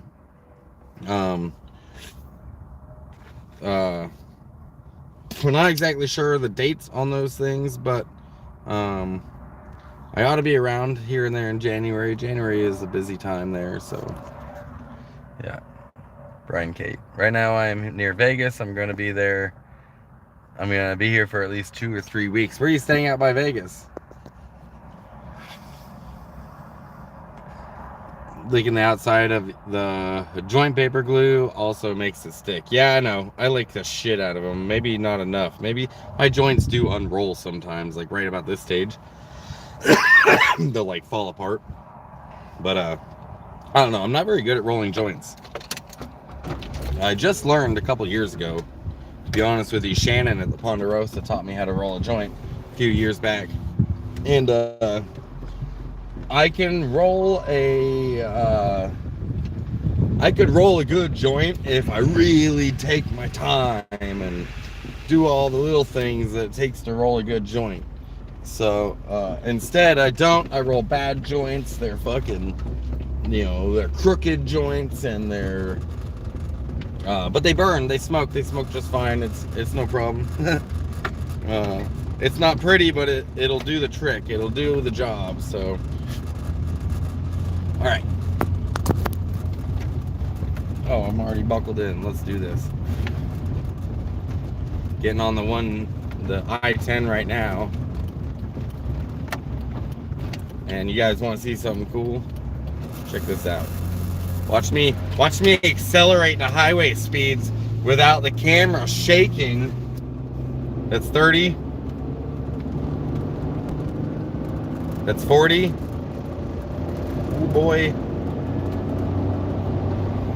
Look at that. The camera's not even shaking. Look at that. I couldn't do this before. 55. There's a semi truck in front of me, and I'm about to pass it. And the van's not shaking. I don't think this van ever went 70 since I bought it, but I'm at 65 right now. Oh, I love it. It's wonderful. It's such a good thing. Speed limit 70. I finally get to go the speed limit. How great is that? This truck in front of me about to get passed by a minivan. On my way down from Oregon, I couldn't do this, you guys. I couldn't pass the semi truck. I couldn't even go the speed limit. I figured my wheel would fall off, which I'm surprised it didn't. I mean, my van, I'm taking care of her. Minivan again, I'm taking care of her, and she is taking care of me. She hasn't left me on the side of the road yet, and I'm pretty grateful for that. But look at me going 75! That's so cool. So cool. I haven't been able to do this in forever.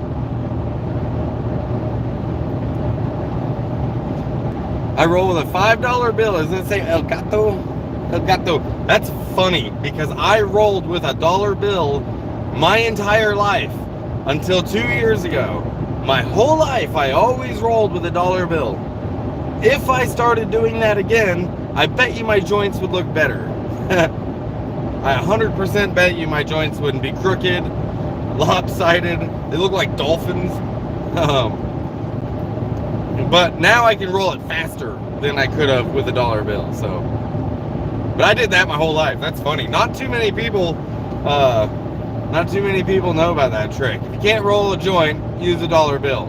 It's basically like a rolling machine in your hand.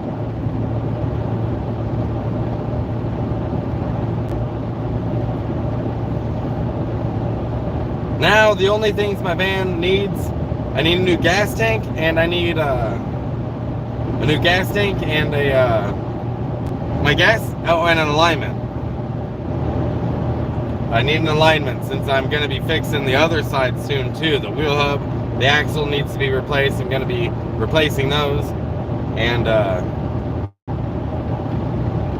that'll mess up the alignment. My alignment's a bit off right now. I can tell.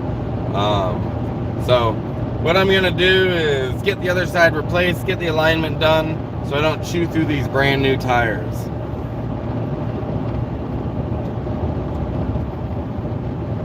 I use a cheap glass pipe, sorry, from Dispensary, and throw it away when it gets dirty and buy a new one. Yeah, dude, glass is so cheap nowadays. I stopped rolling when I quit smoking cigarettes. It's too close. It's too close, you know what I'm saying? Yeah, dude, that does make sense. That does make sense. My pipe is, I've got a pipe in the back. It is pretty dirty. That's true. But glass is so cheap now. Do you guys remember when a glass pipe, even like a piece of shit glass pipe, was like $60? Yeah, nowadays, I mean, you can get a nice piece, a cool little pipe, you know, for like nothing, $20-$30. I think that's rad.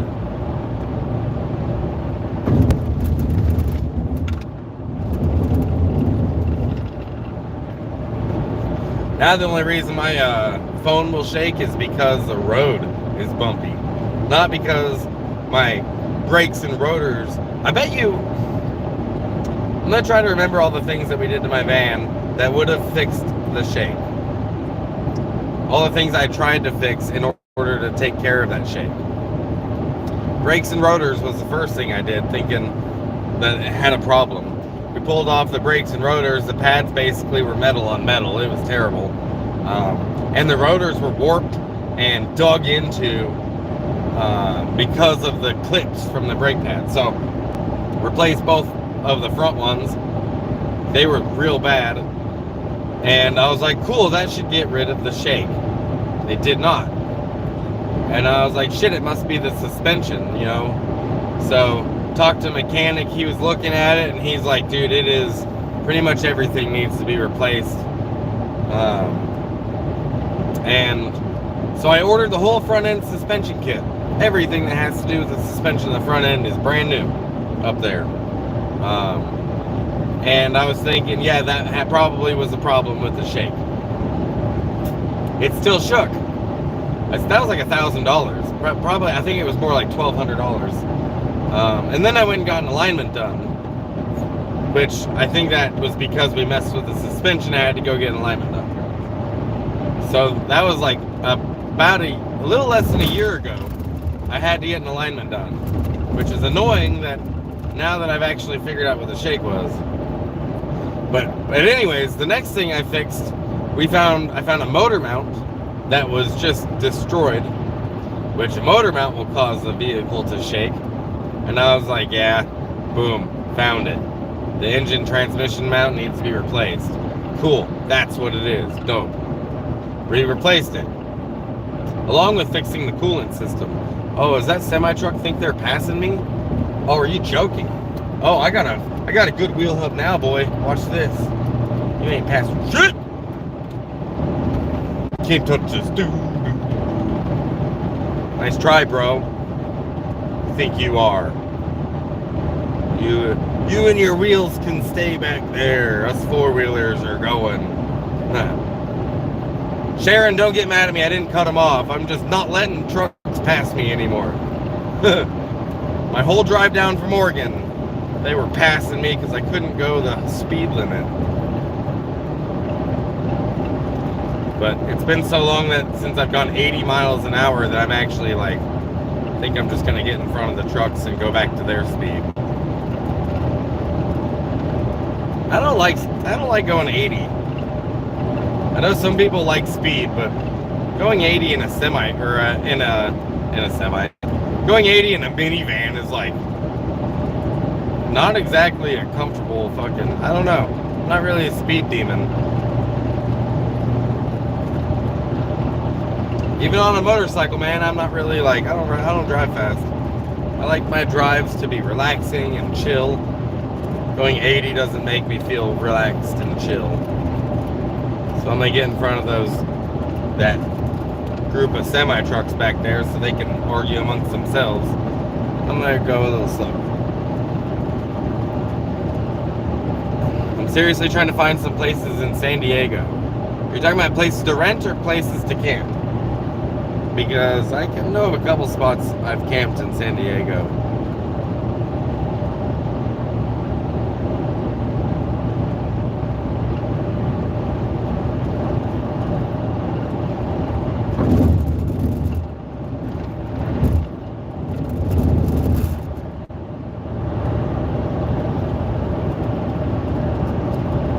I'm trying to catch up on your comments.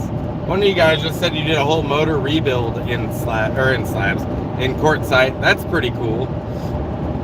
I know that they do a lot of like van builds out there, a lot of real helpful nomads out in Quartzsite.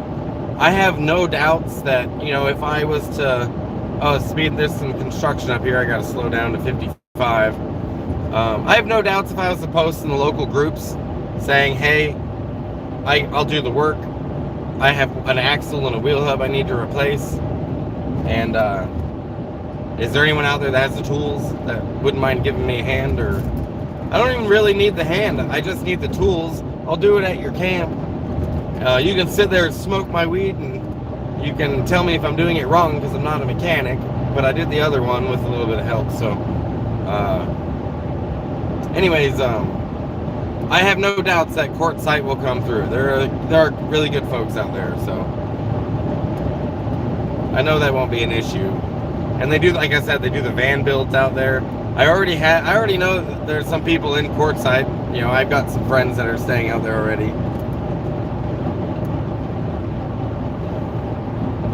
Amelia says, I love that my twin son are over the road. Truckers and I always tell them don't come up on me. Mama's gonna win oh yeah, the semi-truck's gonna win in a battle of like who's tougher. But I've driven a lot of interstates in our country. I don't know if I've driven them all, but I've driven quite a bit of them, and I am well aware that the semi-trucks own the road. You know what I mean? Like, this is their job. And I have driven very heavy vehicles before. I lived in a 40-foot diesel pusher that dry weight was 27,000 pounds. Like, I understand the situation they're in. And they're carrying more weight than I hauled. So I know how to communicate with them while we're driving. If a semi-truck has got his turn signal on, I always slow down traffic, throw my, flash him so he knows it's clear, and then he can merge. He can merge safely. I don't mind holding up traffic to let him merge safely. So I try to give them a wide berth. I try to make sure that they feel safe around me. I can't control everybody on the road, but I can at least do what I can do. I give the same respect to motorcycles too. If I can give them a little more space, I do. So, like, there's no reason to put anyone in danger just because, you're driving and somebody, gets in your way or whatever. Like, somebody cuts me off, I just slow the fuck down and, like, give them more space than they need. Like, it's not that important. Driving is dangerous. This is why we wear seatbelts and have airbags and all these laws, is because it is inherently dangerous. Human beings are not built to go 80 miles an hour, 70 miles an hour down the road. Like, we weren't designed to go this fast. So, it's even more dangerous than a semi-truck. So, I don't mind giving them what they need. That's fine. Sorry, I went on a little rant there, but if, when you're on the interstate as much as I am, the trucks need their fucking space, is basically what it is. Thanks, Mary. Is that Mary? Marty? I'm sorry, I'm trying not to die. But yeah, it says, blessings, safe journey. I appreciate that. Stopping distance is key. I'll try to keep up on your comments best I can. Clearly, I'm not going to be able to. But I appreciate that. Safe journey. That's actually something I tell travelers all the time. Safe travels, because the road can be The road can be a rough bitch sometimes. You know what I mean, Vern? Sometimes the road is a little unforgiving.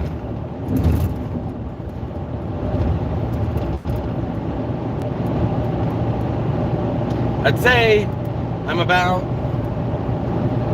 I want to say like an hour and 15 minutes from the border of Arizona. I just left the Joshua Tree National Park southern entrance.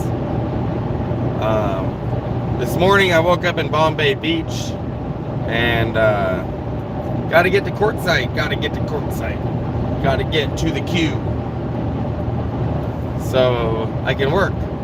If anyone is watching me from Quartzsite right now and is new to my channel, I'll be vending this year in Quartzsite at one of the booths. I'm pretty sure we're setting it up tomorrow.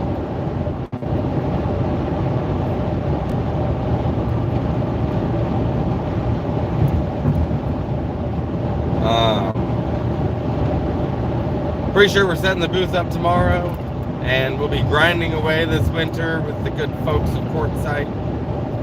Hopefully I'll be able to bring you guys some live streams from the booth and live streams from Quartzsite. I'll be able to show you guys some of the booths nearby. It'll be a fun time.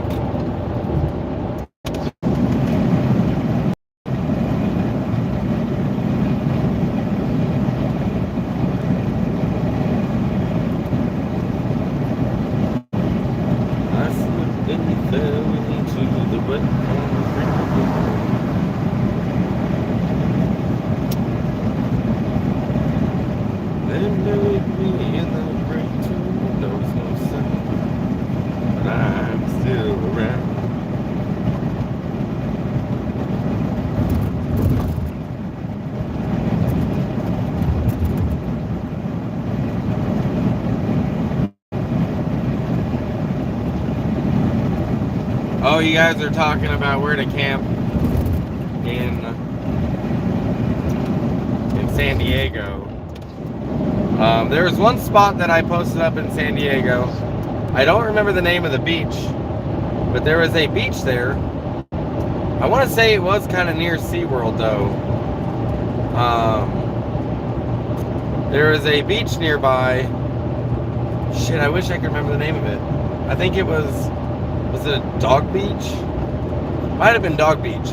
But near Dog Beach, there was a parking lot that was, there was no restrictions on 24 hours parking, you know. It was near a little tiny, like, small little theme park thing. I'm not giving you much answers right now. I'm sorry I'm not more helpful. But, you know, you can look, is if you look on, there's two different places that I find the majority of my camp spots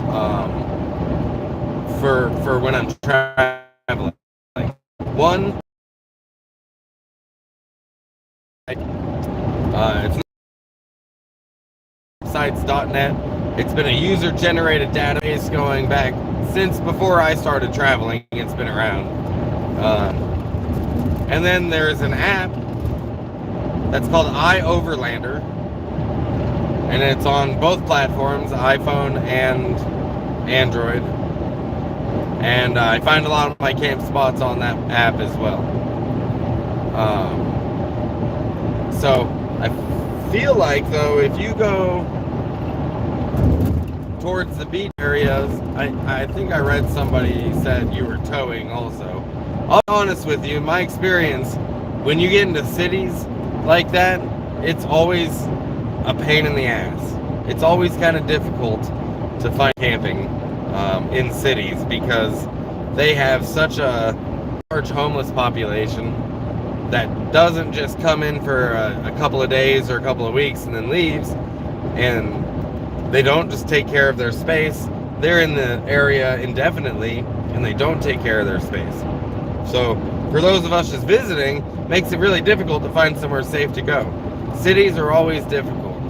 I always recommend people stay within driving distance of a city and just go into it when you need to, but that's not always an option either, depending on which city, depending on how often you have to go into town. So, but Another good option is to find an industrial area. If you're only going to be there part-time, temporarily, find an industrial area in a side street to park on, and you can usually get away with a day or two there, a couple of days, sometimes longer, but just kind of depends. It's like finding a camp spot is kind of a skill that you end up learning over time, and everyone has different preferences on what they're comfortable with too, so it's hard to like pin down for other people. What would work for me might not work for you, and what would work for you might not work for me. So but the beaches have I've definitely van lifed in some of the parking lots along the beaches in San Diego.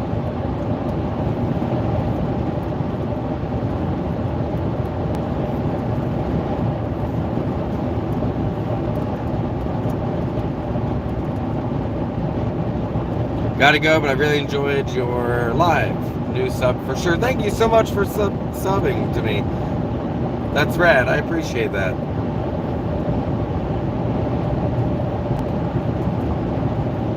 This is me going down the highway, and I'm not shaking. The van's not shaking. For those of you who've been following for a while, dude, my van has needed some repairs. I have been struggle busting with this van since I bought it. Last year I bought it in Phoenix, drove it up to Oregon, and oh, I forgot to tell you, it was also leaking gasoline when I bought it. It was like a lot of gasoline. It was dangerous to drive, and I got that fixed, but it still needs a new gas tank.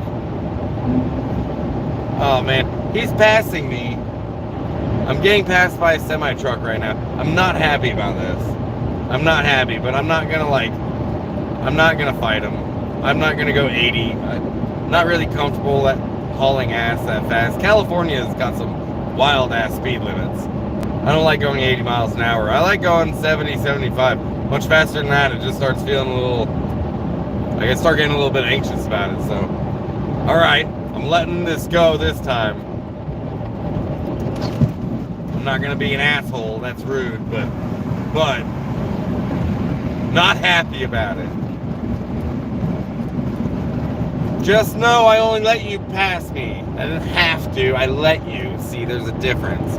On my way down, they were passing me because my wheel hub was so bad. My van was going like down the road. I drove 1,000 miles like that. Over 1,000 miles on a bad wheel hub. And my van, I don't know how this poor girl didn't leave me on the side of the road, but she didn't. I've been taking good care of her. Replacing everything I can possibly find to replace. Things I can't even afford to replace, I've replaced. And she hasn't left me on the side of the road yet, and she got me back down here out of the cold. Got that wheel hub fixed. I've got the other one I need to get fixed. I'm so grateful that it's driving well. I don't know. I'm just I'm just ecstatic about it, dude.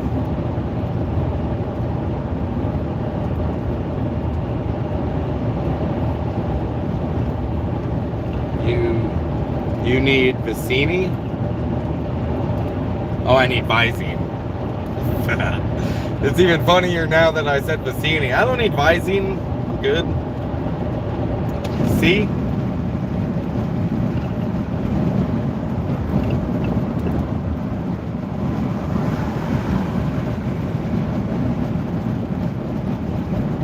Do need my ears to pop though.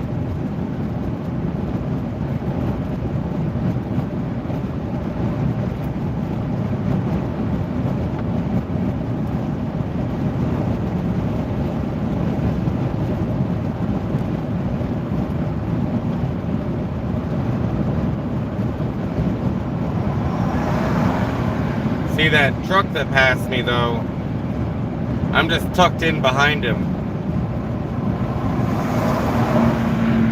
I'm just tucked in behind him riding off his draft. So it'll make my gas mileage better. So I don't hate it. We'll just be road buddies for a little while. And for those wondering, yes, I do give him plenty of space. I can see his mirror, so he can see me.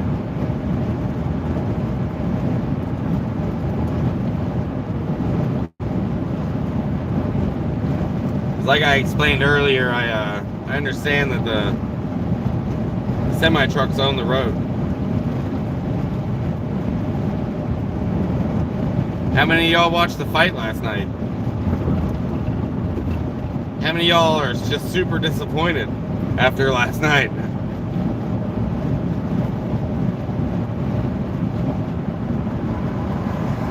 I don't know why we expected more.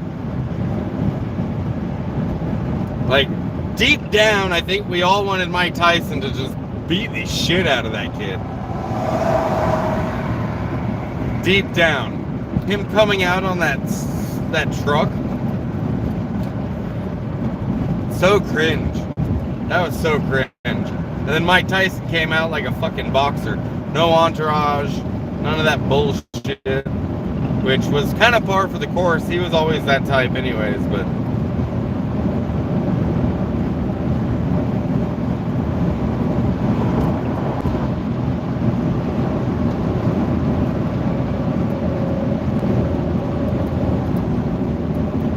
Jake Paul is I don't like that guy. I don't really like Mike Tyson that much either, but Jake Paul fucking sucks. Like, it's everything about him.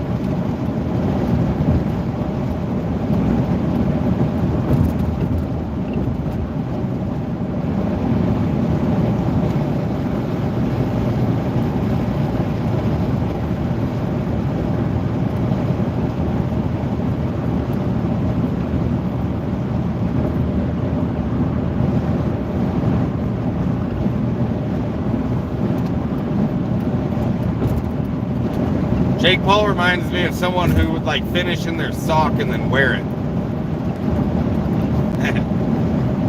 Gross.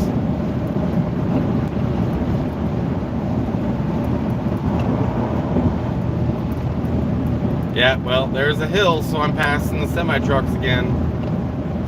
Yeah, boy! No shake! You look at my previous live streams, dude. It's been driving me, the shake in my van has been driving me nuts for the better part of a year. And I've spent a lot of money trying to get rid of it. And I finally have. And I'm just so stoked about it.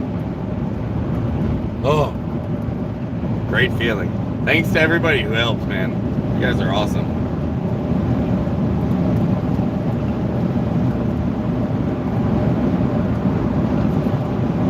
Seeing a girls fight, that's about it. Yeah, that's true. The girls fighting, that match, there's a few matches, but the match before the main event, those two, that was boxing, bro. Like, that was real boxing.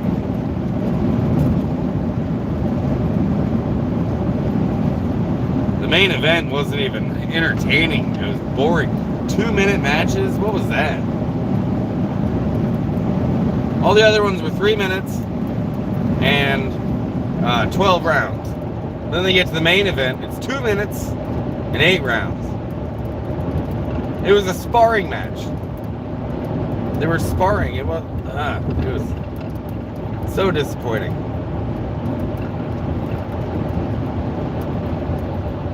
If you think about how many millions of dollars that must have costed, like millions of dollars to host that event, and the production and the crews and the labor costs, all the advertising and all the bullshit, how much Netflix paid to make that happen, how much they made off of it, just to disappoint everybody.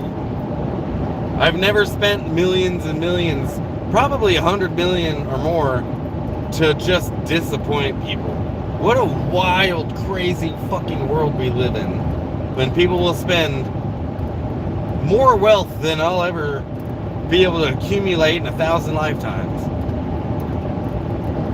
to disappoint people. I don't even know how to wrap my brain around that right now. The amount of people I could have fed, the amount of people I could have sent to college or paid for medical bills that they could have helped, they could have done that. Instead, they just disappointed everybody, and they made Mike Tyson and Jake Paul rich. And themselves. What a weird world we live in.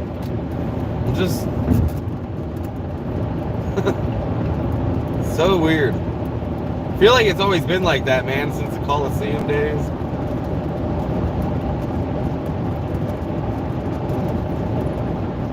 That was more disappointing than spending like hundreds of dollars on pay-per-view to watch the Tyson and Evander Holyfield fight, and it ending right at the beginning with Tyson biting his fucking ear off. That was disappointing for a lot of people because he spent so much money on it for that to happen. Okay, bro. Jaguar just went past me. That Evander Holyfield fight was disappointing, but come on, dude. That's so crazy. Richer, yeah. Well, Tyson was rich, but he had been making some pretty disappointing and pretty bad financial decisions in his lifetime, so he didn't have a whole lot left. That's the only reason he was in the ring. That was it. He was getting a paycheck. He's not a boxer no more.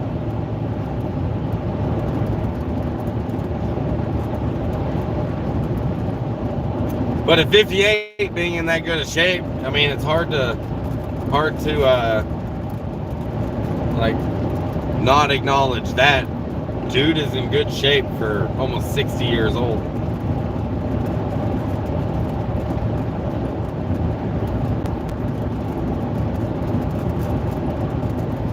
But let's be fair though. I mean, I beat Mike Tyson as a kid on Nintendo. So I knew it wasn't gonna, all he had to do was, you know, AB, left, right, AB, left, right, start. Boom. Tyson's down. But I'm pretty sure Jake Paul held back. So I gotta give him credit for that. Like I think he could have just destroyed Mike Tyson. I really do think he could have. And he didn't, because he had respect for the man. He knew none of us would want to see that. I think he knew deep down that if he knocked out Mike Tyson, it might not be good for him in the long run, like his career, knocking out a 60-year-old dude, or even putting him on the mat. So it just became this weird sparring match.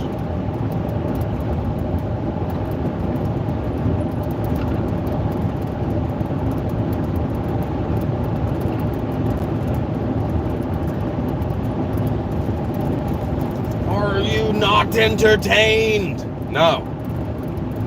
No, we're not entertained.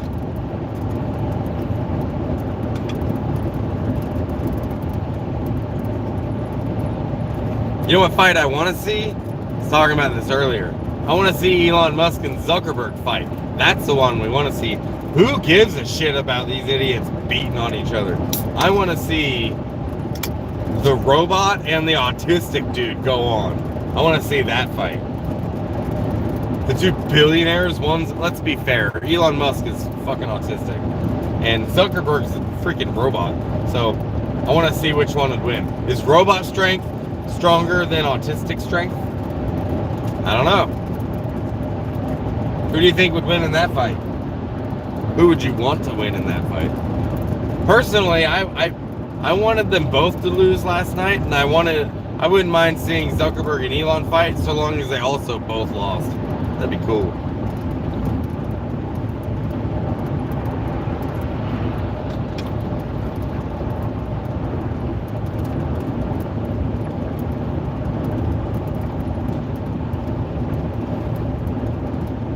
$100 on the robot dog.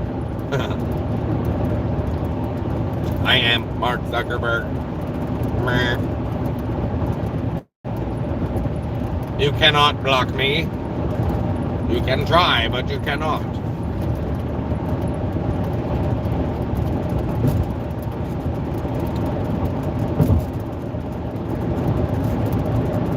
Oh, my ears. I've dropped so much. Well, I started out at below sea level.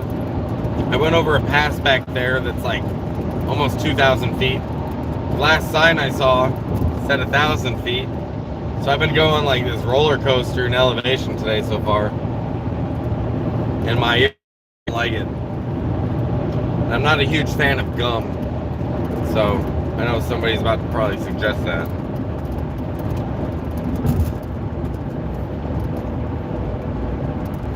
Ah! My dream van is about to pass us. Yeah, boy. It's nice. It's a nice Mercedes right there. That's a 4-wheel drive, too. If I had their money, I would burn mine.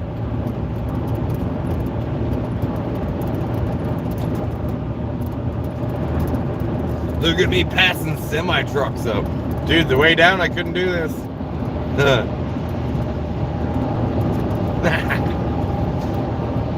It's the little things. And I mean, it's the little things.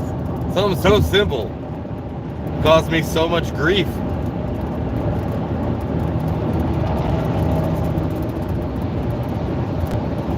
So for those of you who haven't been, who might be new here, or who I haven't told yet, but I put a lot of energy into this van, getting it like up and running, and whenever I am able to upgrade into a different vehicle, I'm gonna be giving this van away to somebody.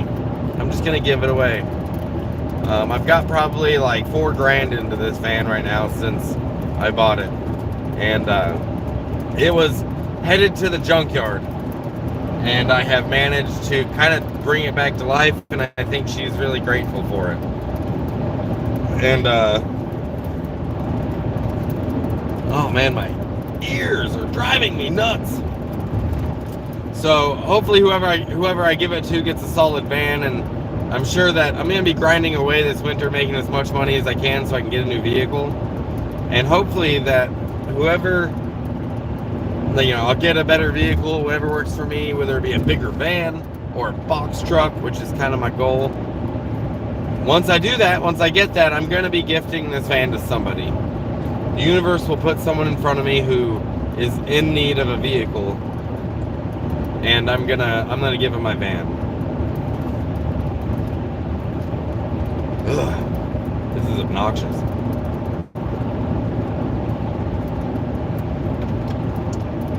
Sometimes you just gotta let your ear get worse before it gets better.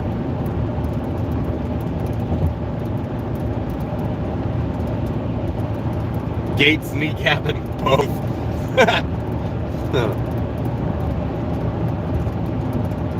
It might be true.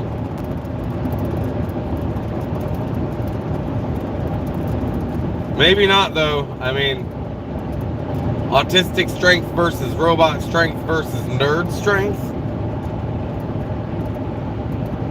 I don't know how nerd will hold up. I don't know how nerd will hold up. Maybe not. Oh, there they went. Oh, that was wonderful. Wow. Oh, yeah. Ear just finally popped. That was the greatest. I just had an eargasm. Oh my God, that was wonderful.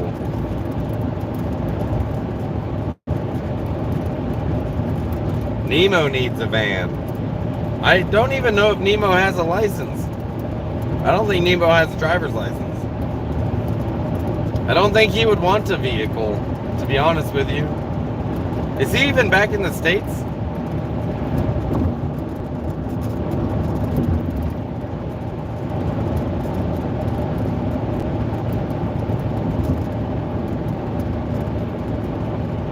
I'm not sure if Nemo's even in the States. I haven't heard from him yet, so.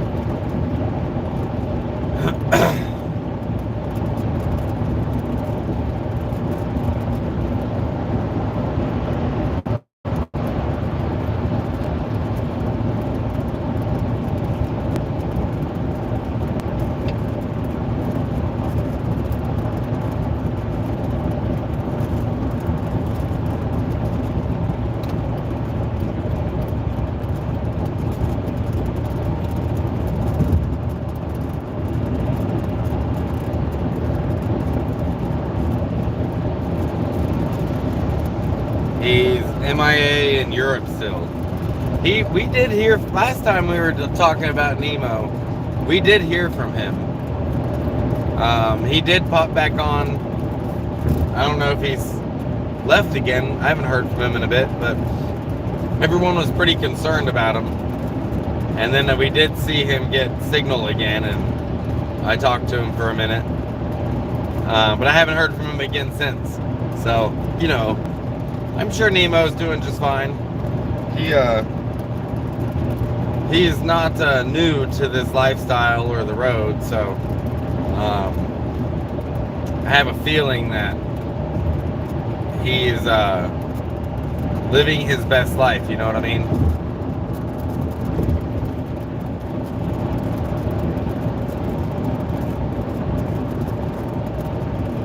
Hang on one second, I got a text.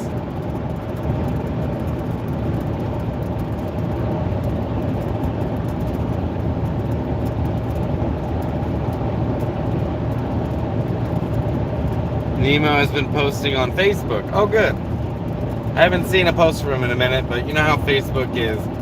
Sometimes it doesn't show you what you want to see. It just shows you a bunch of bullshit. But, y'all have to go, look up his Facebook. I think he's got like 2 or 3 pages, so I'll look through them, find out which one is most recent. But I'm sure Nemo's doing just fine. Nemo knows how to live on the road. He ain't new.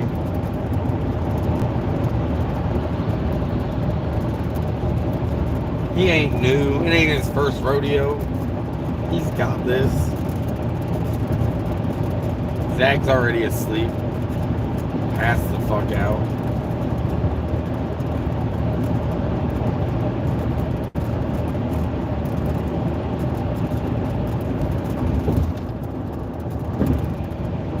Oh man, going interstate speeds again just makes me feel alive. Finally able to comfortably drive. It's like way more relaxing than the way down here was. This is wonderful. I love this. I'm like just getting my shit taken care of. Ever since my van blew up last year, I was so devastating. My worst nightmare happened.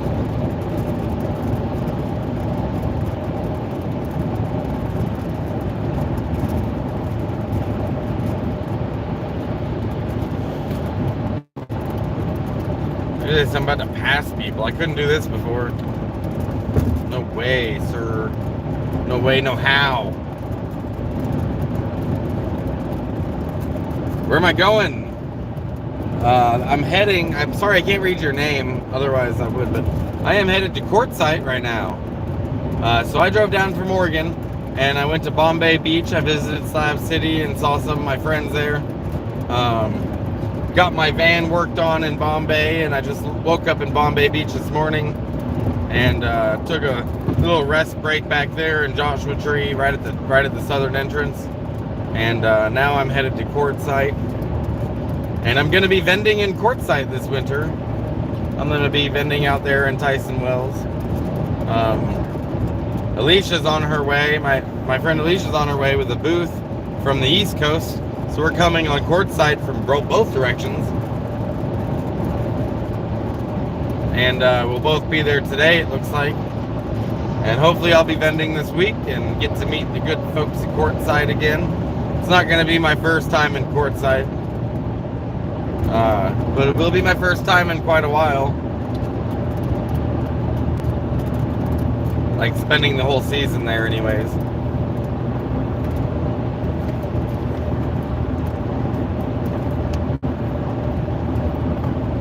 I was a highway man. Hello from Tennessee. How you doing? Welcome, Tennessee. Welcome. Happy travels. Miles of smiles to you too.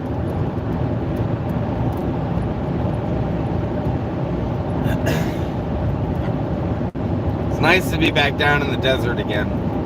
I spent so much time in the woods, I started missing the desert, which happens to me every single year.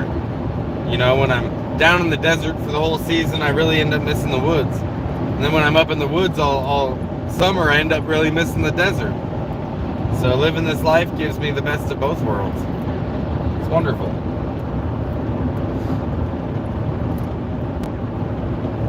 This is also the first time in a long time my van's been perfectly legal. I also got my van legal. That was annoying because I had to give the government a bunch of money, which I don't like doing that. But my vehicle is finally legal, insurance, registration, everything. It's a really good feeling.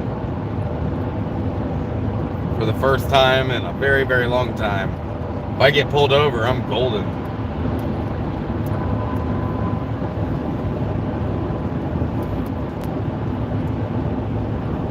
Have any of you out there ever been to Quartzsite? Ever wanted to go to Quartzsite? Are you in Quartzsite right now?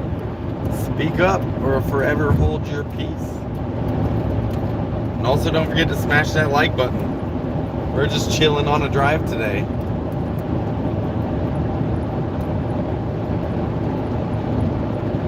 It's always good to be safe and not worried about that knock. I've gotten that knock. I've gotten that knock before. A couple times. And yeah, that is always good feeling that. I mean, it's honestly extortion if you think about it. Give us money or we'll fucking have the cops come after you. But it is nice that I had to get extorted, give the government my money, so that way they wouldn't like arrest me or impound my van or give me a hefty fine. Yeah, it's great. I guess it is one less thing to be worried about. You're absolutely right. It's just very obnoxious to me that we're all getting extorted for our money.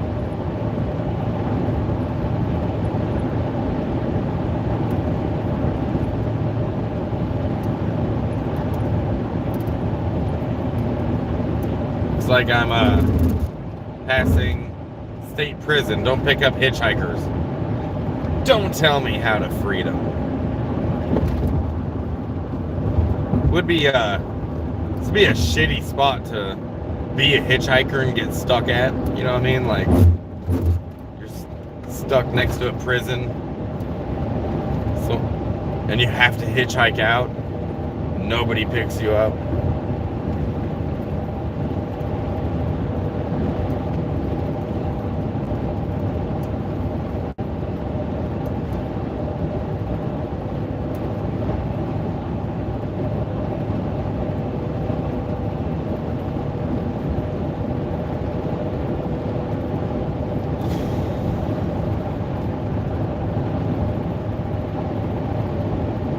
Hell yeah, boy.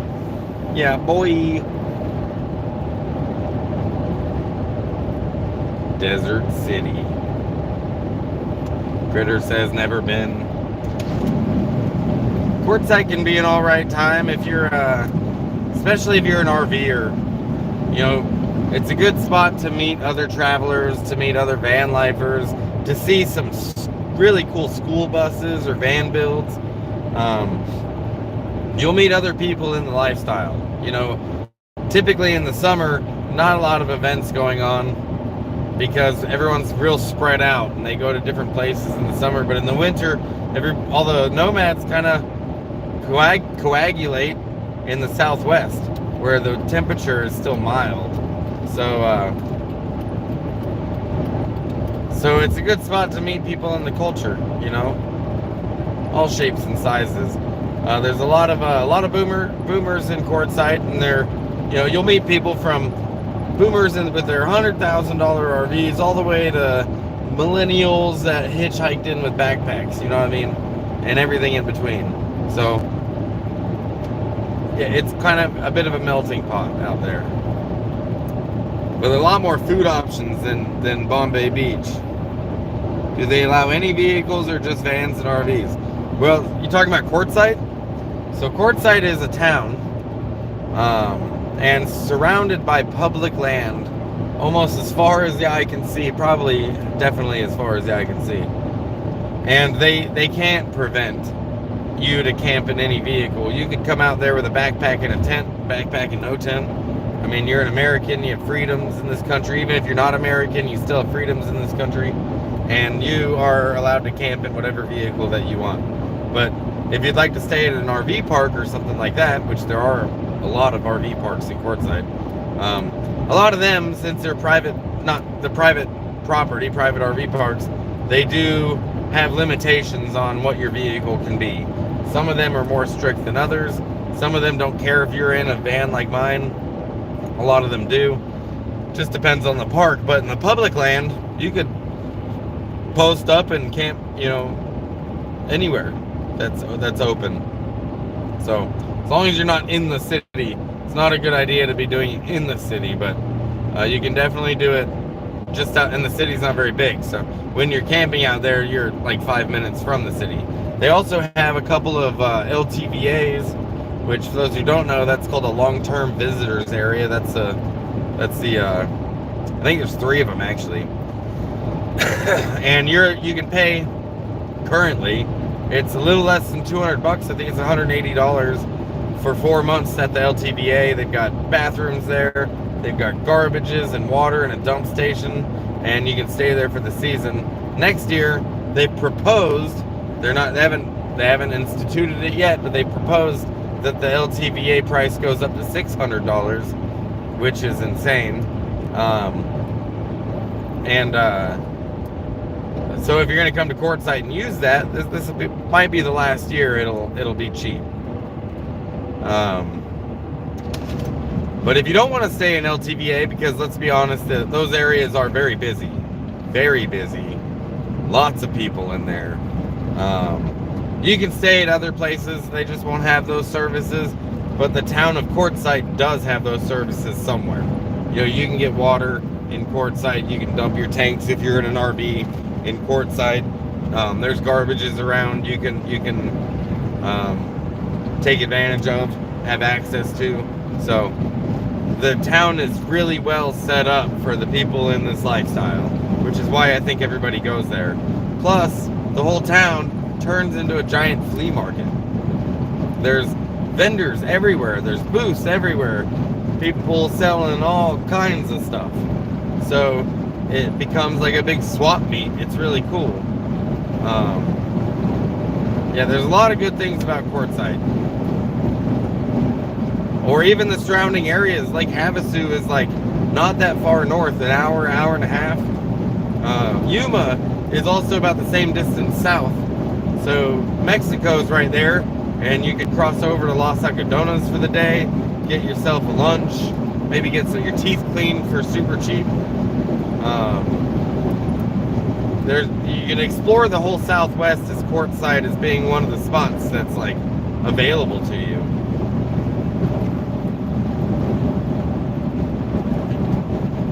There's a lot of events that go on in Quartzsite as well. There's a Rubber Tramp Rendezvous, which of course everyone's heard of.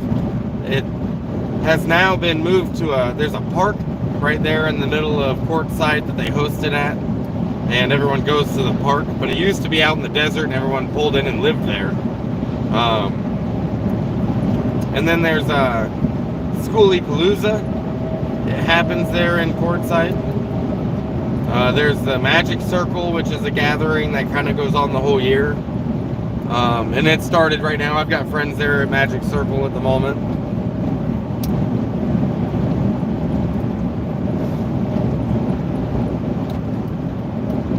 I'm going to let this car behind me pass me because they're clearly interested in doing that. Go on, buddy. Slip in between these semi-trucks. Go on. You wanted to ride my ass so hard. There you go. Good boy.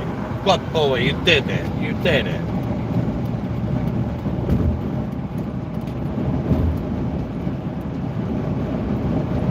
See, that's what I do when people tailgate me. I just don't give a shit and I get out of their way. Go ahead, dude. It's that important to you.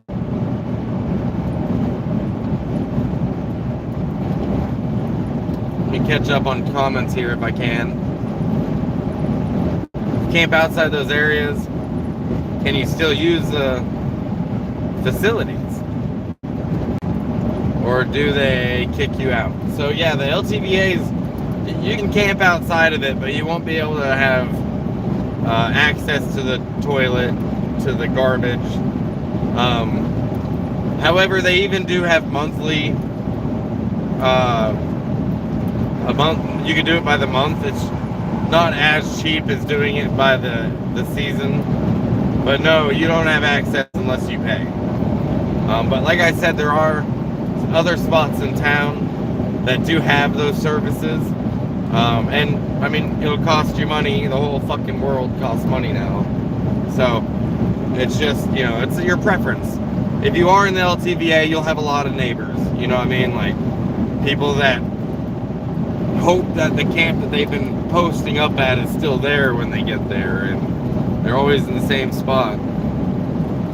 Schooley and Ehrenberg west of Quartzsite. Yeah, it sure is. Schooley's and Ehrenberg, but that's they're neighbors.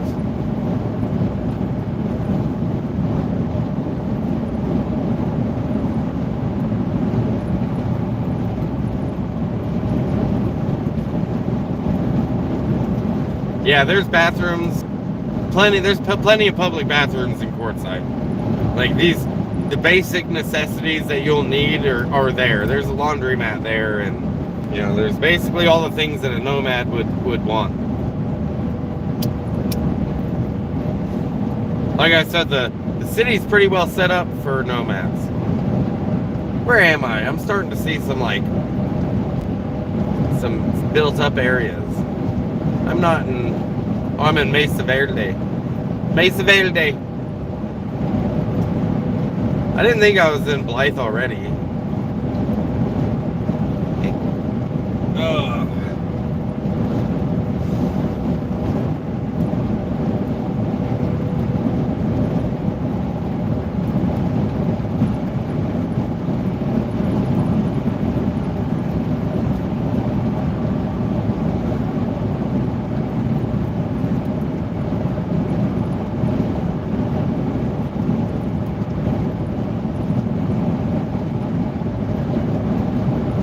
Looks like this town looks like a couple of gas stations, and that's it.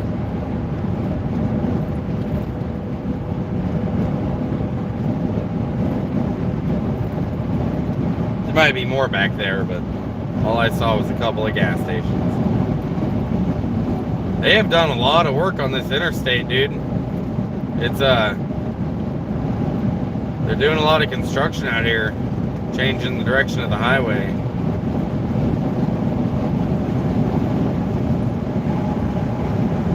Adding more lanes, it looks like. That's interesting. Look at me passing semi-trucks though.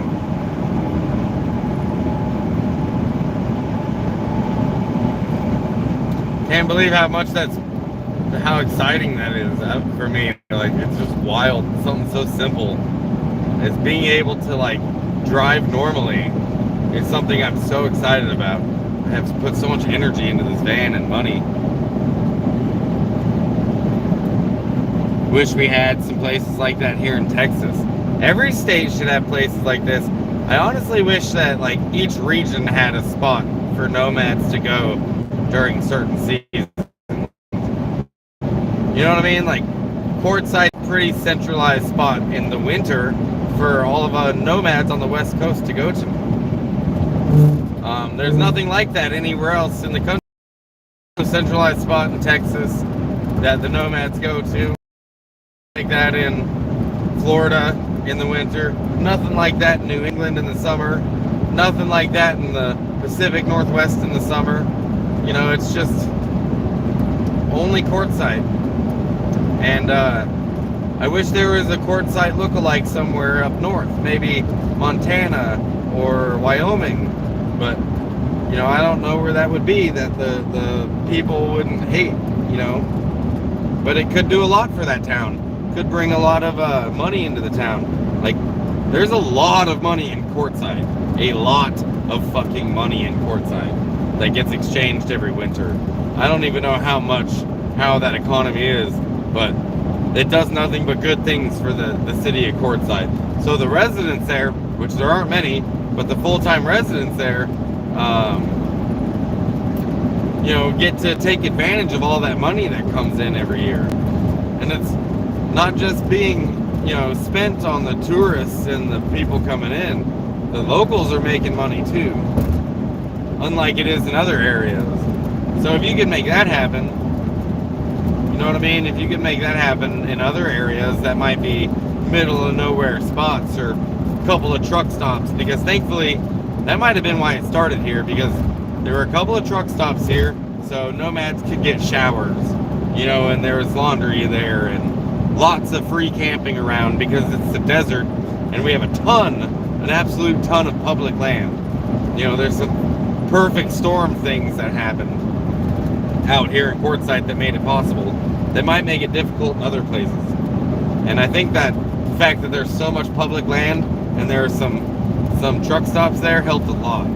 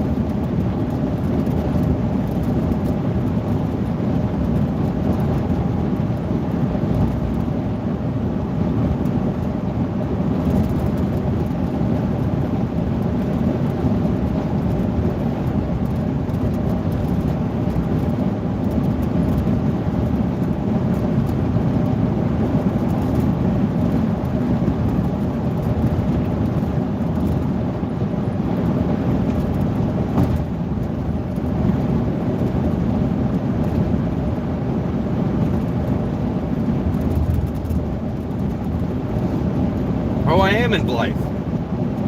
Look at that. Made it to Blythe, you guys. I must be real close to the border, because this is the town right here with the closest grocery store outside of Quartzsite. There is, I think, 2 grocery stores in Quartzsite, and they're a bit overpriced. They're not very big. They're like little local markets more than a grocery store. So this one here in Blythe, they have like an Albertsons or a Safeway or whatever, would be the closest one. And let's see. We'll see how many miles it is to Quartzsite. Right now my trip meter says 333.3. I wish I was joking. Oh, 0.4 now. So how far are we from Quartzsite? Well, 333.3. I wonder from here to Quartzsite. We'll find out.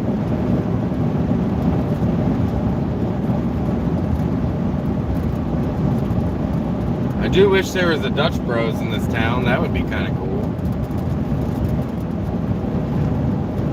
I really don't think there might be. I don't think there is though. I don't think there is. Not in Blythe. I think the closest one would be in Indio, behind me, or Phoenix, which Phoenix is somewhere I'll be going a lot this winter. I'm also gonna be trying to take care of my VA stuff this winter as well, because I need to start taking care of my health care at the VA. You know what I mean? Need to make that happen. I'm just not looking forward to it, because the VA is like the most depressing place on the planet Earth.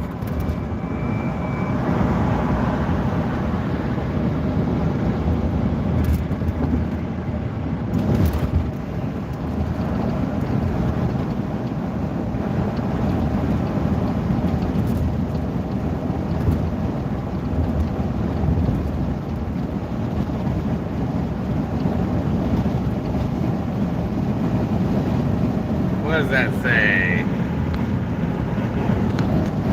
Glen D. Where do you think would be a good spot for that in Texas? You know what I mean? Like, where would be a good spot in Texas to do a Quartzsite-like place? A place that's friendly to RVers, where the town services are kind of centered around that.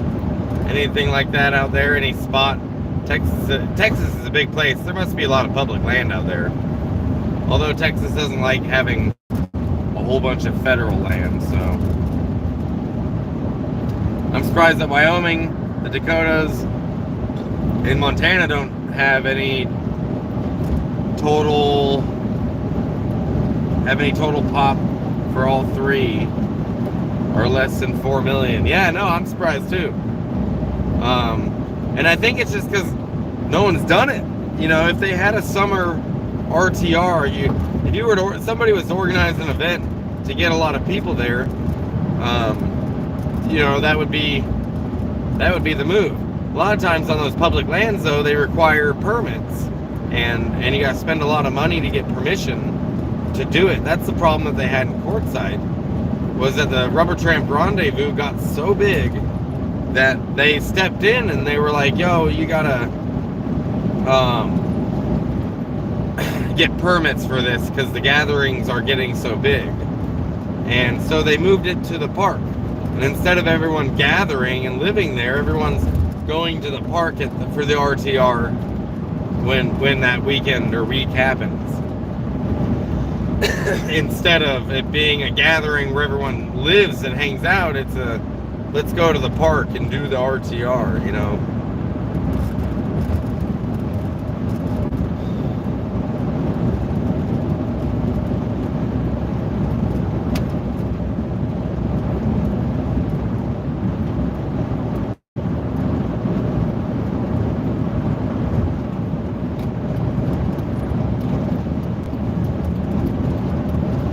Oh, also, currently I have no idea how much gas I have.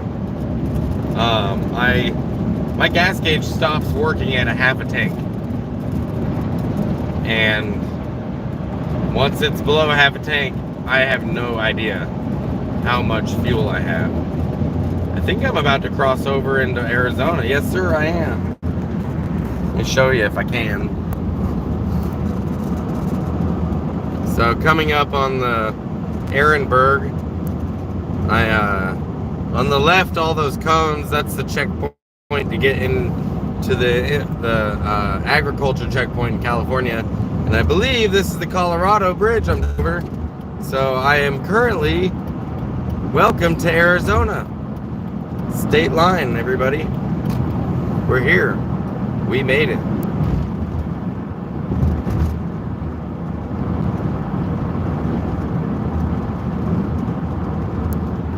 Yeah, boy.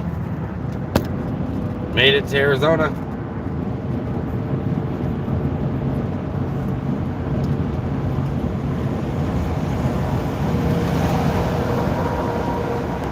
So I'm not real far from Quartzsite.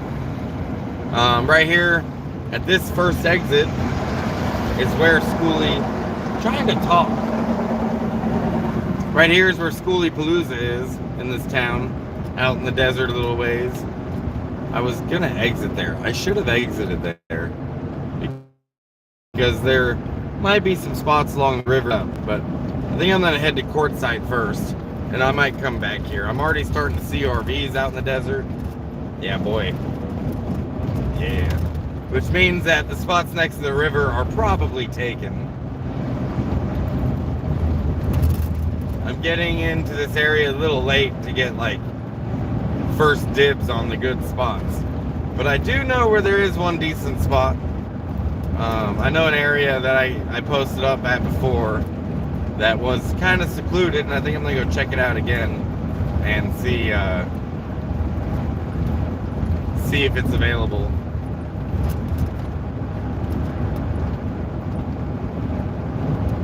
And I might stop at the dispensary on the way. There is a dispensary in Quartzsite. Last time I was here, there was one. There might be more. Not sure.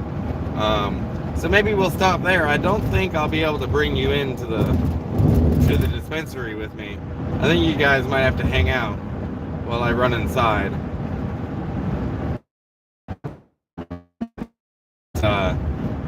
Then we can go out to the camp spot. I'd like to go pick up just a pre-roll. I think that's all I'll be able to afford anyways.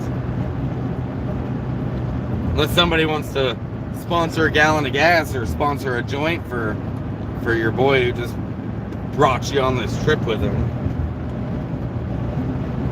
That'd be cool. I really wish I could show you guys my view, because it's, I mean, I know that's what a lot of you guys like to see. However, the back cameras on my phone are kind of messed up. Here, I'll even just show you. Here, look. It's all blurry. It's not a great picture. Not a fan. See, look at it. If I zoom in, it's even worse. Maybe if I zoom out all the way. Oh, that's not terrible. Hey, Spicoli, what's up? Welcome to the live stream, girl.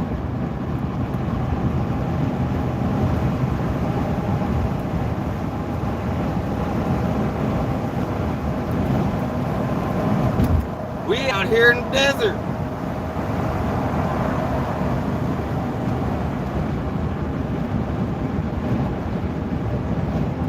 And look at my van driving, you guys, with no shake.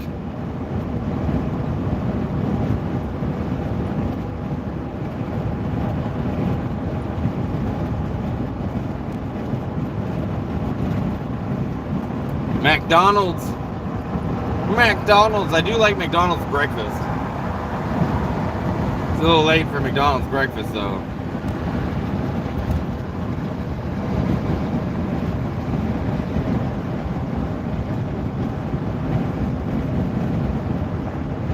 Good to see you, Heath.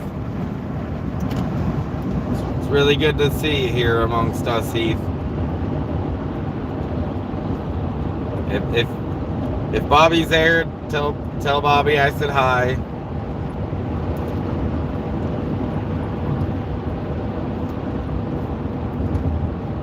Hey, Glenn, thank you so much for that. A $10 donation. That's awesome. Get you some gas and a hot dog.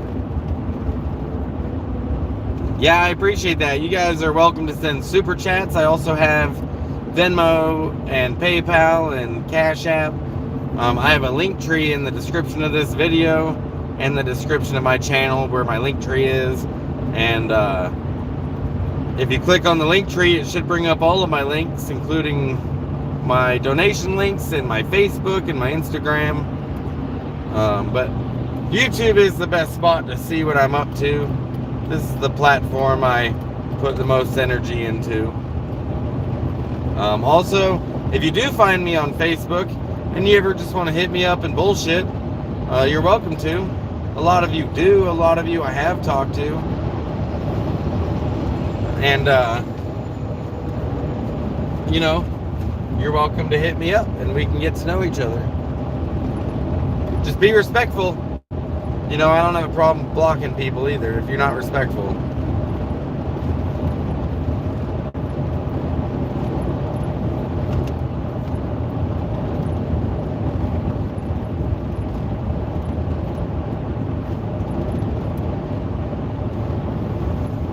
But yeah, Glenn, I really appreciate that donation, dude. That's really cool.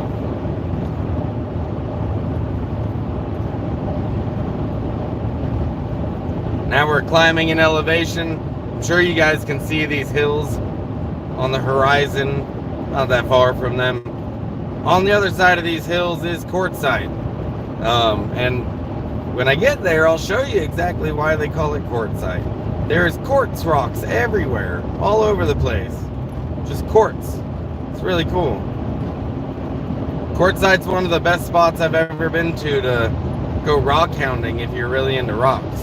If you like finding crystals and stuff, Quartzsite's pretty cool.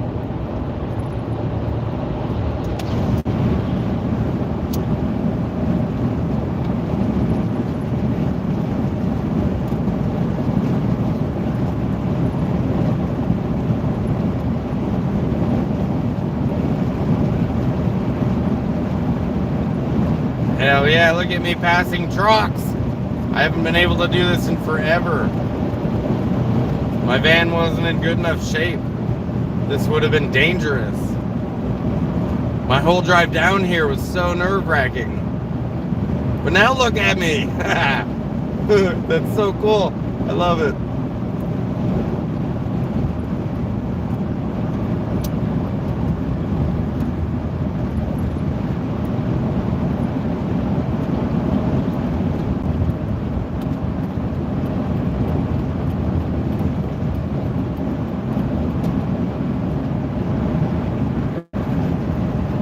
big shout out to everyone who helped me get this van fixed. Honestly, like I got it done because of a lot of the wonderful generosity of this awesome YouTube community that we have. And so yeah, you guys, I'm so grateful. A lot of you know who you are. Spicoli, you helped with it too. You got me that motor mount and the coolant system. Hey, what's up? What's up, Ken? Ken says, what's up, Zig? Met you at the gas station in Nyland. I also got some advice on solar from you a few months ago. Hell yeah, I remember you. I remember when we met at the gas station. Lindy says, found the other link so you can access that when you stop. Should be in your PayPal. Oh, cool, I did get a PayPal donation. Look at that. Hell yeah. Thanks, dude. Thanks for that. Lindy, I really appreciate that. I was grateful. I was grateful for the super chat as well.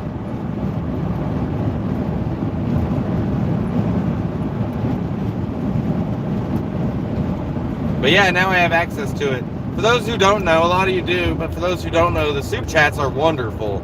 I'm so grateful for every single one of them. However, YouTube does hang on to that money for about a month, and once you reach $100, then you get to cash that money out, and they do it at the end of the month. So any super chat that you send your favorite YouTubers, it's a wonderful way to donate because it does get you to $100 faster than what you can do with just YouTube alone. But they won't have immediate access to it. So sounds like you knew that though, Glenn. So I'm grateful for both of your donations. That first super chat, I'm gonna be enjoying that next month when they give it to me. You ever look for gold? That would be so much fun. Having a metal detector out here would be pretty great. The largest gold nugget ever found in Arizona was found right here in Quartzsite. There's a lot of abandoned mines out here, gold mines out here, and a lot of people do find gold out here. But no, personally, I've never found gold out here. However, I have found some really cool. Found some really cool clear and blue quartz. So Quartzsite's a really good spot for finding some really cool stones and rocks. But I'm going to be exiting right here at the next exit. This is the unofficial beginning of Quartzsite. This is where the campers really begin. My first year I ever came to Quartzsite, this is where I camped. This is Dome Rock Road. This is Dome Rock Road West.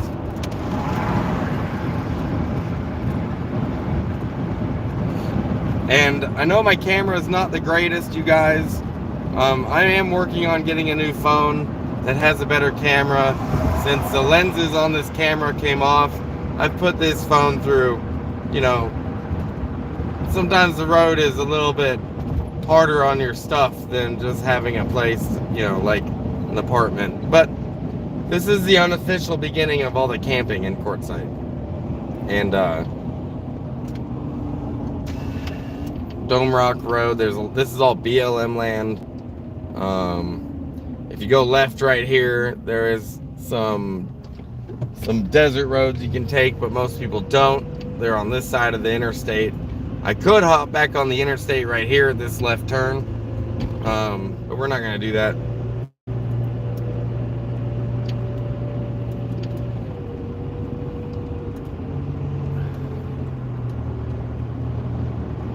I've been wanting to go to Quartzsite for a while now. How's the heat been lately? Oh, it's perfect weather, man. Perfect weather out here in Quartzsite. Right, especially right now, I'd say it's like probably about 72 or 73 degrees. It is, it's what you're looking for in the winter when the rest of the country's frozen. You can already see campers. Hey, Joe, thanks for that, man. Joe just gave me a super chat too. So see, you can already see campers right here on the sides. They go back pretty far off of the main road here, off of Dome Rock Road. I'm in Southern California, 4 hours from Quartzsite. If any of you guys are, if any of you folks are first travelers or just starting out or want to go to a spot that's really fun and free to camp at, Quartzsite would be somewhere I would highly recommend. There's plenty of camp spots. Doesn't cost you anything to camp on public land out here. But if you wanted more services, like you want to stay at an RV park, there are so many in Quartzsite. Cheapest RV parks I've found in the entire country, right here in Arizona. But if you don't want to pay and you are self, you can go camping out here, and it's free. You just find yourself an open spot, and there are plenty of them. Especially right now, since it's still kind of early in the season. Not everyone has showed up yet. But yeah, Joe Mackey, everything is well if you're just tuning in. I just got into Quartzsite. I'm right here on Dome Rock Road. My van, that shake that I've been fighting with my van for the better part of a year, I finally got it fixed. And it was such a smooth drive on the way in. So I'm so stoked for all of that. Let me flip my camera around. See, you can see campers out there. People, you can just kind of post up anywhere.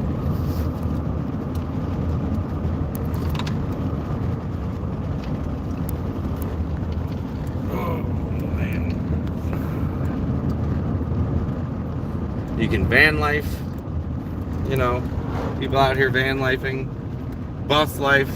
There's a Toyota Dolphin out there and a Suburban. All in one. You can even throw a tent up, even though tents don't really last very long out here. The wind isn't very nice to them. I'm gonna have a tent up myself, but if we're being honest, the best move in Quartzsite isn't a tent. It's gonna be a I mean, you can use a tent. I have a tent that straps to the back of the van, so I have the hatch up and then I strap a tent to it, and it's great. I love it. But the wind and the dust out here is real hard on tents. So you got to make sure it's staked down, all the precautions taken for the wind. But even then, you know, your zipper will be the first thing to go out because of the dust.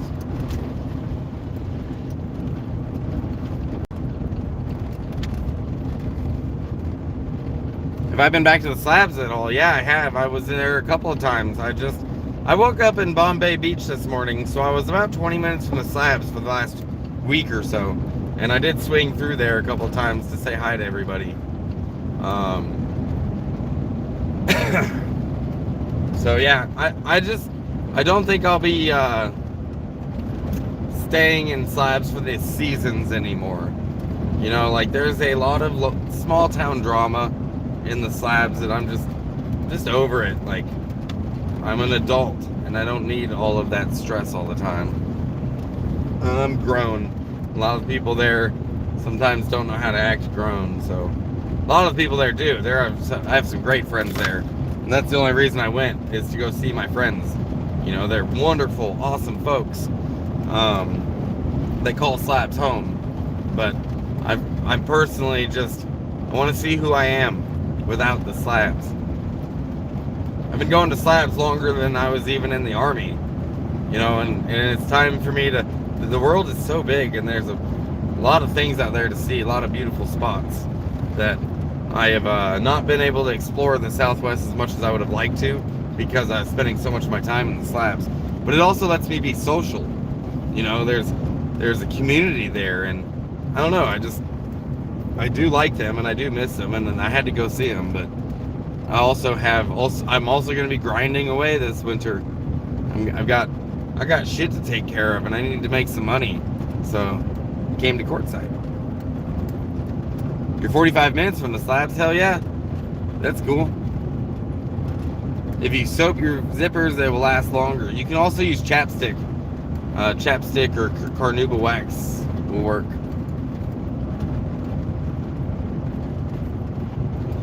I hear you. A lot of people are in everyone's business, but you're some good peeps too. Yeah, there's some amazing people in slabs.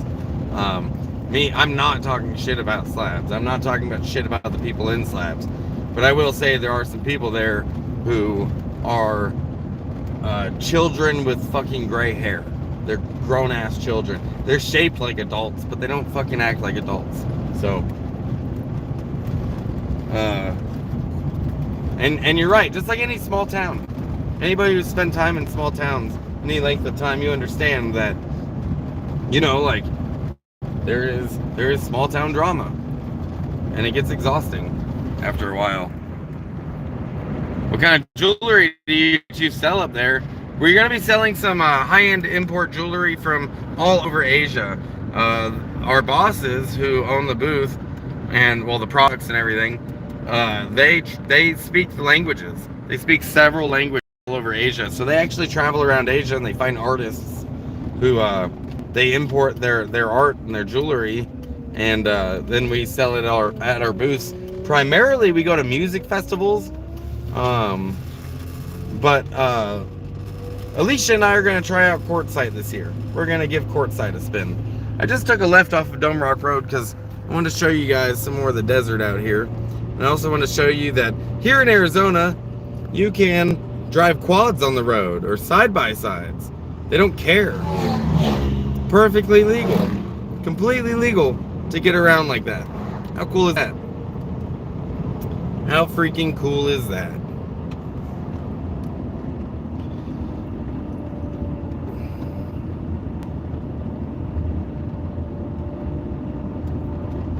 We're also in Segura country. These cactuses right here on the side of the road. You see these? They're seguros. There's a whole national park dedicated to those cacti. And they are all over here. I think they're freaking cool. See, here's some BLM camping out here. We're at the Dome Rock Mountain 14-day area, and I gotta be honest, that 14 days is not that heavily enforced. Not at all. I think that they put that 14-day limit. I think that they put that 14-day limit just in case they ever need to enforce it, but I've never actually seen it enforced. Some of these people get dug in here for months with no issues. Just don't, you know, take care of your space. Don't be an ass and they won't kick you out.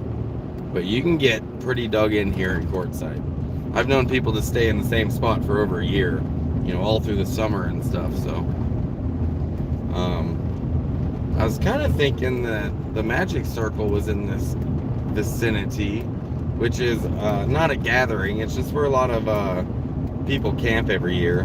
And I've got some friends that are camped out there, and I wanted to see how many people were currently at the Magic Circle. But I'm not seeing them. Maybe they're further off of the road. They might be further off the road, I don't know. I own a coffee roasting company. I could sell my coffee in Quartzsite. How do you retail in Quartzsite? So you just got to pay the vending fees. I do know in the past there already is somebody that does coffee here. I'm not sure if they're still around or not. I don't know if you're allowed to compete. You know, if they do non-competes for food, or if they don't give a shit. But the vendors in Quartzsite, I believe, are at Tyson Wells, is the organization you'd have to get a hold of. But I'm not 100% on that. I didn't set up the booth. What I can tell you is that our booth fees were pretty cheap. You know, you could booth fee for the entire season, and it doesn't cost that much. If you're familiar with booth fees at like big festivals, it's like a drop in a bucket here. It doesn't cost anything. So even if we don't make, you know, our money for the booth fees in a month, like, it's okay. If we make our booth fees in the first month, that's amazing, because then everything after that's profit. And if we're not making anything that attached to the spot, we could just break down and go somewhere else. You know, we don't have to vend the entire time. You could literally just leave if you're not making nothing. So I do like that there are a lot of food options here, but But Tyson Wells is the place that we are vending. That's the name of the area that we're vending at. So if you did some Googling, you know, and vending in Quartzsite or whatever, I'm sure you'd get a hold of the right folks. I'm sure Google would point you in the right direction. But right now, I didn't see Magic Circle, so I'm gonna turn around and head to the spot where we're. Oh, I was gonna go to the dispensary. I'm gonna go get a pre-roll at the dispensary here in Quartzsite, because last time I was here, it's been like 2 years, but last time I was here, there was a dispensary. So, and if I remember right, the prices weren't that bad. And I'm gonna go check out the dispensary. I really wish I could bring you guys in. I really wish I could bring you guys into the dispensary, but I don't think you're allowed to film inside of them. Sometimes you are. I've gotten away with it in a few places, but I think I might leave you out here to be entertained by Zag until I get back. And then I'll go find a spot to camp, and we'll burn that joint together. Yeah? That sound like a plan? Hell yeah. I pay $25 for farmers market. That's cool. We haven't done any farmers markets. So I mean, like I said, we do a lot of music festivals and conventions. We're going to be doing an anime convention this year, and we're going to Comic-Con. We're going to be vending at Comic-Con this year. In San Diego and LA. I'm not sure which event is where, but we're also going to be doing Phoenix Lights, which is a music festival in Phoenix. And like last year, we did a couple events in Phoenix, street fairs and stuff. That was pretty fun.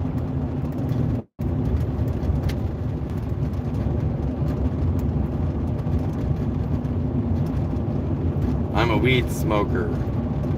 Security issues. Yeah, I'm a weed smoker too.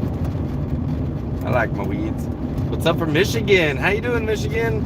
I can't see your guys' names, so I'm sorry. I gotta lean forward and I'm driving, but I think it said Justin. Welcome, Justin. Welcome to the live stream, you guys. I just pulled into Quartzsite, Arizona. Been coming to this area for about 12 years. I've been traveling in a van of some sort, or a RV of some sort, for the last 12 years, and now I'm pretty familiar with Quartzsite, but I'm not seeing the Magic Circle, which I was gonna go there and maybe say hi to some friends. So we're gonna go to the dispensary, and then I'm gonna go find a spot to camp, because I gotta build a camp, and I really need to clean my van. My van is an absolute disaster from traveling in it for the last couple of weeks, and not being able to build a camp in the places I've been. But here I'll be able to get a little bit dug in. I won't have to worry about breaking down camp every day, because I'm only in the area for a minute. But let's go to the Quartzsite dispensary, and then I'm gonna let you guys know when I get out how it was. Shouldn't be very long. I couldn't imagine it being very busy. And man, my van is driving so good right now. I'm loving this. I've been having mechanical issues. I mean, I've still got some mechanical issues. I paid less than $2,000 for this van. Like $1,500 last year, and it had so many issues. And I've been just knocking them out one by one by one. And this is the best it's ever drove. I'm just so fucking pleased with it. Driving here was just like butter. That was so great. That was the smoothest, most like the least stressful drive I've had in this thing since I've gotten it. And it was, I mean, I'm so pleased with it.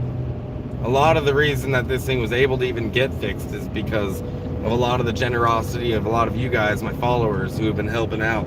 So, like, a big shout out to all of you, especially Chuck. You helped me so much. Dave, my moderator Dave, he helped me a lot getting the repairs done. Yeah, I'm just super grateful.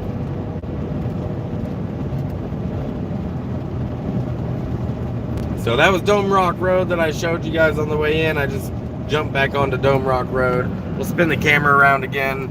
I'll show you that Quartzsite does have one hotel here in town. I think it's like a Best Western or a Motel 6 or something like that. Right here on the left, that white building, that's the hotel in town. Looks like it might be a Super 8. That's what it is, Super 8. So if you ever want to come here and not camp, there is that option as well. I'll bet you there's even some Airbnbs in town too. But yeah, there's our little Super 8 hotel. Boom. So you don't have to camp here if you don't want to, and still see Quartzsite, because like I said, it's also a hey, that van's just like mine. Like I said, there's also, the whole town turns into a flea market. The whole town, one giant flea market.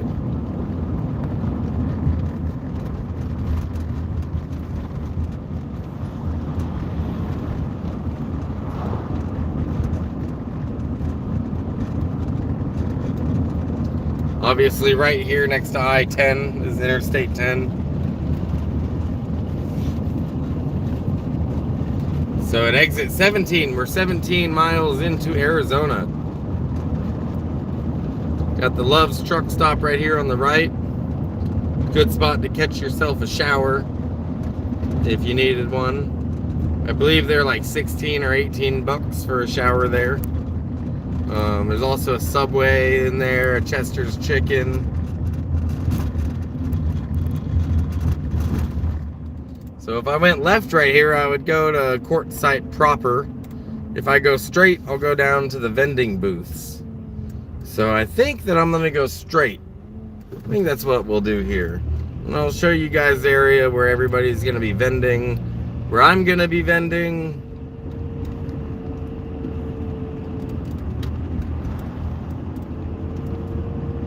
There's also a Pilot and a Taco Bell and a McDonald's and a Carl's Jr. on the other side of the interstate right there. You could have taken that bridge to get to those.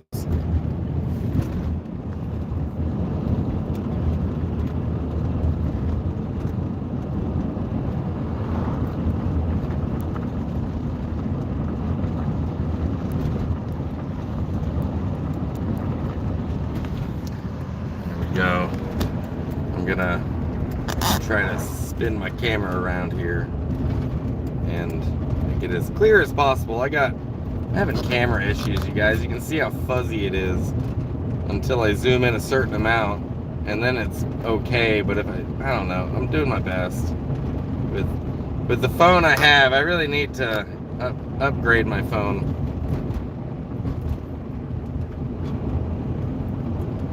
It's lunchtime. Have a great day and party on. Hey man, thanks for joining me on my live stream, you guys. I appreciate that. 16 bucks for a shower seems a bit steep. Better come with dinner as well. It is a bit steep, but sometimes that's your best option. It is a $16 shower.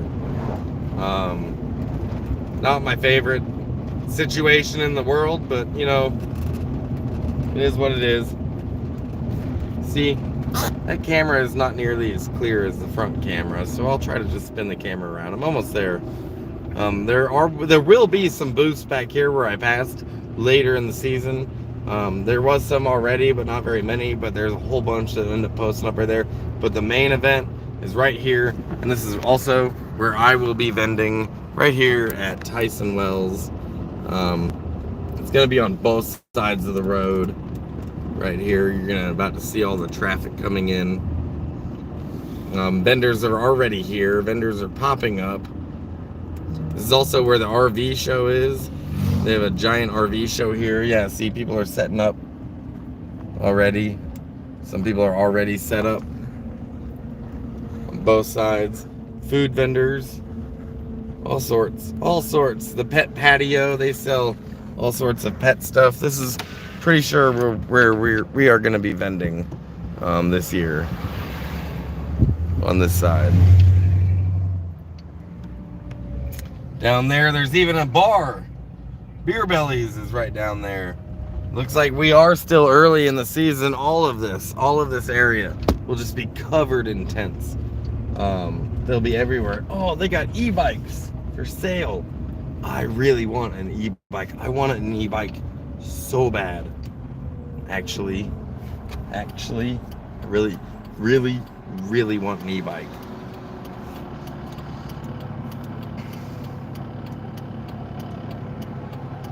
Yeah, big tent not till January. That's the RV convention or whatever. But they also have an RV show where they have a bunch of RVs that you can go check out. And there's already some out there. I saw some RVs parked. But I don't think it's quite open yet. But it is still early in the season. This town really blows up December, January is when it really pops off. Up until then, it's just kind of a good spot to hang out while you wait.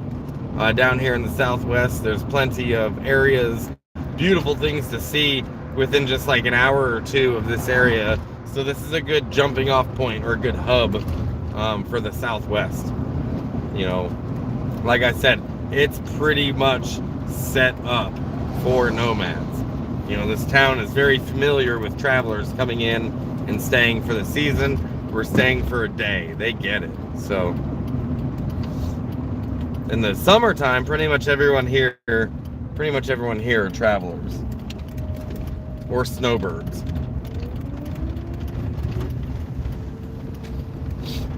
But if I remember correctly, the dispensary is this way. Oh, there's one. There's two dispensaries in Quartzsite. Okay, let's see if this other one's still open. If it's not, we'll go back to that one. Right now in town, there's just spin that around again. It's really just a town with RV parks all over the place, you know what I mean? This RV park right up here on the right is Hassler's. That's where I used to stay. It might be the cheapest RV park I've ever seen in the world. It used to be $200 a month, but I think they've since raised the prices. It's been over 10 years since I stayed there.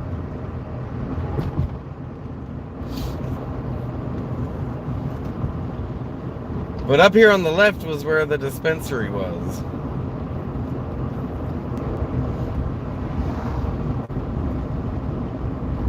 So we're gonna go see if it's still there, and if it is, we're gonna go buy a pre-roll.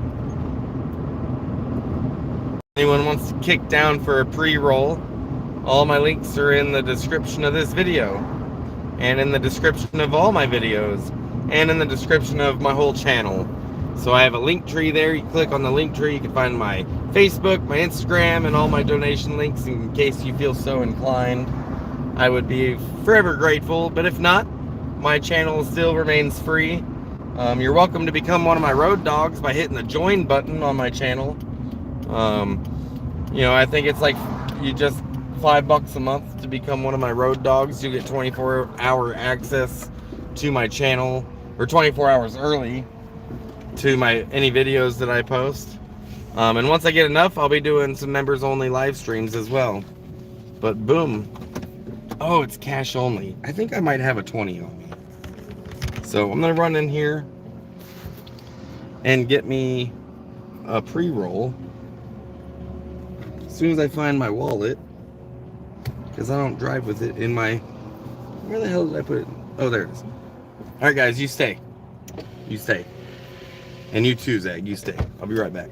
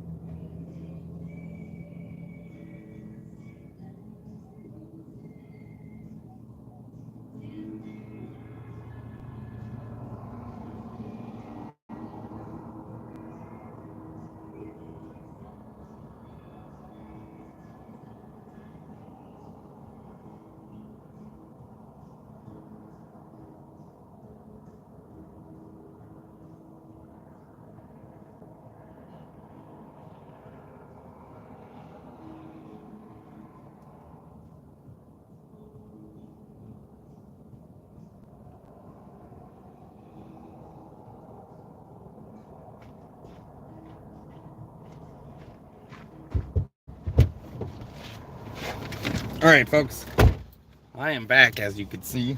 That will bring you up to speed on what that was like. So first of all, they were nice and friendly. I'm at All Greens. Oh, here we go. I'm at All Greens in Quartzsite. Ran in, and they were, they were on it pretty quick. Carded me, and they were like, "Can I help you?" And I was like, "Yeah. Do you guys have any weed?" And obviously, I'm hilarious, so they laughed. And anyways, I was looking at their pre-roll list, which they had a pretty limited selection. I think the thing that was the downfall of that spot right there, at least for their pre-roll list, was none of their pre-rolls were above like 18%. They were all pretty low THC pre-rolls, which that's a bummer. And they didn't have a big selection, but I did pay $7 for one pre-roll, which that's not terrible. I'm not mad. And it was buy one get one free, so technically I paid $3.50 for the pre-roll. And the other I would say con of what I just experienced was it's cash only, which I don't know, that's kind of par for the course for dispensaries around the country, but there's a lot of dispensaries that have figured out how to be able to take debit card. Might not be something that they can do in Arizona just yet, so I'm not really sure. The market here is pretty new. They only legalized a couple years ago. So, I didn't really look too much at their concentrate selection or, buying an ounce because I don't have that kind of money. But I was able to get me a $7 buy one get one free pre-roll, so I got two of them, technically, so that was cool. So we're going to go find us a camp spot, and then we're going to go smoke it. And I'll tell you what I bought. Let's see here. Hey, what's up, Holly? Oh, wait, you're Mama D, aren't you? Is that who that is? I think that's who that is. I could be wrong, but if not, hi, Holly. How you doing? Just landed in Quartzsite, you guys. I'm gonna go find me a camp spot out here. I was thinking about showing you guys where I was headed to find me a camp spot, but I think I'm gonna keep that tight to the chest. I think I'm gonna have my camp spot to be, a little more private, so I don't get any buddy just randomly stopping by. Debit card with a $4 fee. Yeah, they don't take debit either, bro. There's no cards, cash only.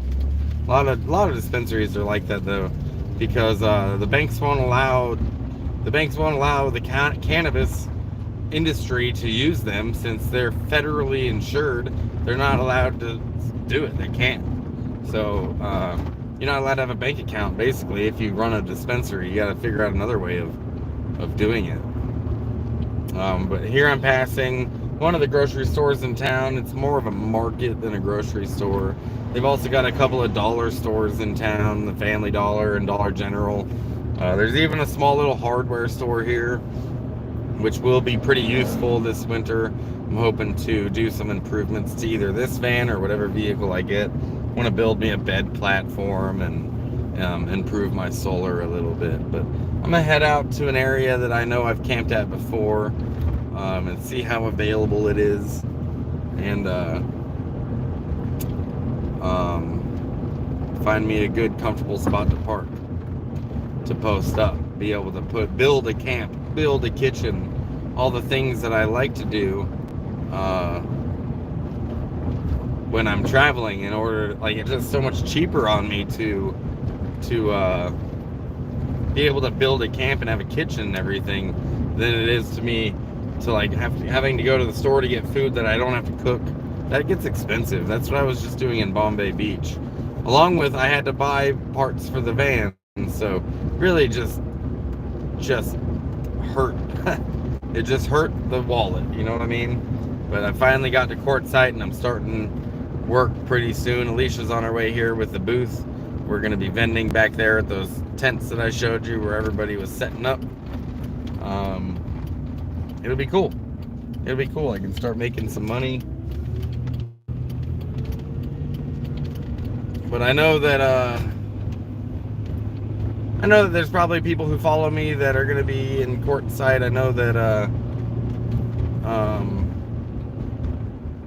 I don't know. I don't want my location, my camp spot, to be too heavily broadcasted, so I'm just gonna keep that close to the chest, I think, and go. I'll show it to you once I get there, though. You just won't know how I got there, unless you're watching out my back window. Oh man, it probably would be pretty easy to track me down.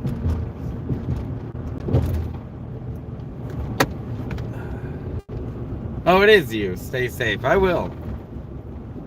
Hell yeah. Good to see you too. Are you in San Diego? How's that going? How's San Diego doing?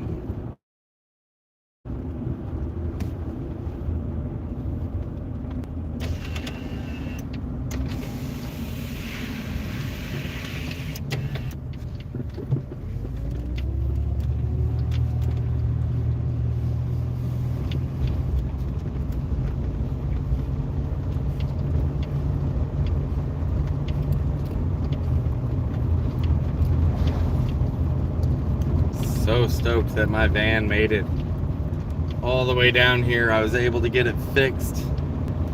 Such a good feeling to drive a van that's not shaking everywhere.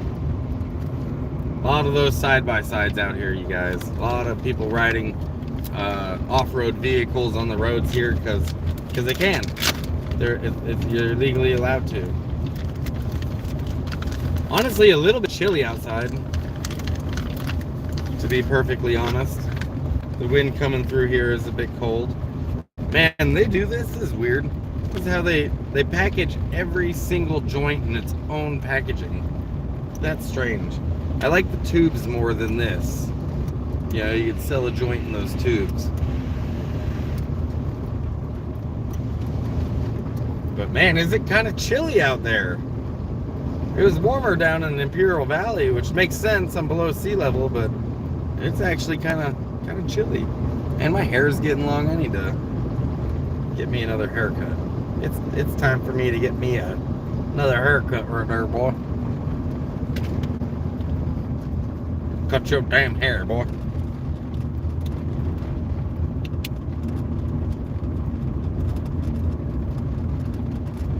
Starting to look like a damn hippie. Why are you looking like a hippie? What you're saying when you saying Quartzsite, what city are you referring to? Yeah, Quartzsite, Arizona. Is there another one? When I say Quartzsite, what city am I referring? That's the city I'm referring to, is Quartzsite. That's the name of the town. That's the name of the place that we're in. Child safety regulation, plastic, plastic, plastic.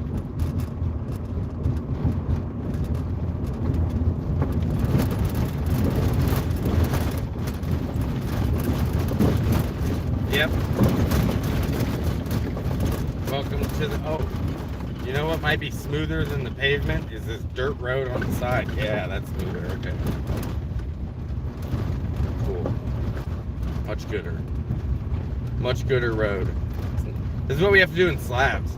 The paved road is just so messed up that you have to drive on the side of the road on the shoulder because it's smoother. But my phone isn't shaking because my van is. My phone is shaking because the road is. And that's cool because it's been shaking. My van's been shaking for a long time because of the wheel was toast. I'm trying to remember where that turn was that I camped at last time. I can't remember if it was, I've already missed it, or if I'm about to miss it, or if it's up here a little bit farther. No, this is it.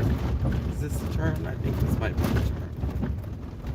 Let me go drive a little into the desert here and take a look. Go take a look if this is it. I think this is the area I stayed at last time. So a couple of tips to desert camping. If you're going to be out here desert camping, you definitely do not want to stay in a low depression, in a low spot. You want to stay in the high spots. if it does rain out here, and it will, flash floods are very common out here. You could go to sleep one day and wake up in the morning after some rain, and if you're in a low depression or in a wash, you're gonna be in a river. Like a river, it could rain up in the mountains, not even rain here, but rain up in the mountains, and that washes all fill up with water. And I've seen people make that mistake before. So I feel like that might have been where I was camped last year, and somebody's there. But maybe there's another spot. Somebody's at that spot. Oh, that looks like a solid tree. I'm gonna go look at this tree.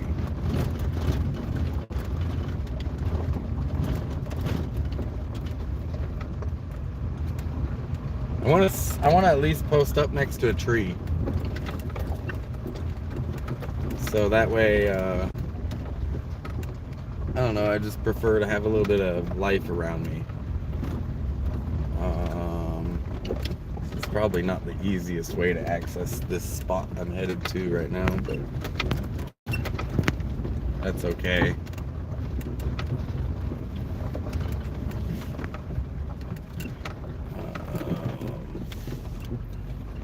That might have been the easier way to get back here. I've really got to pee also. I gotta go pay.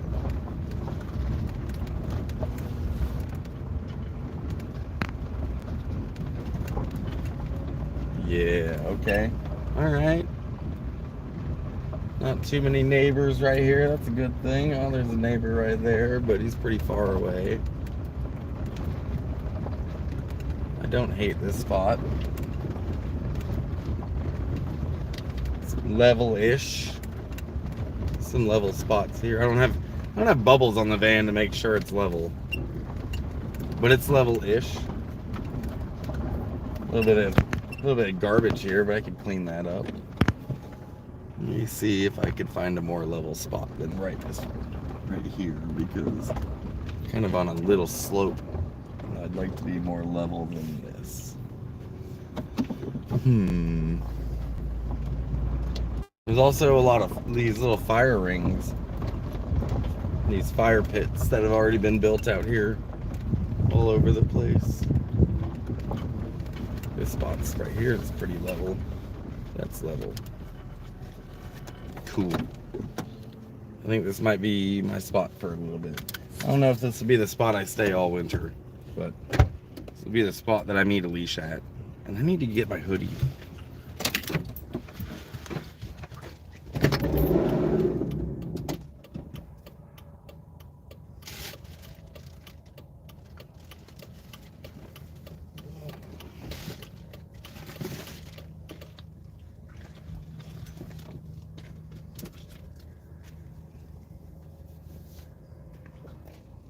Go potty.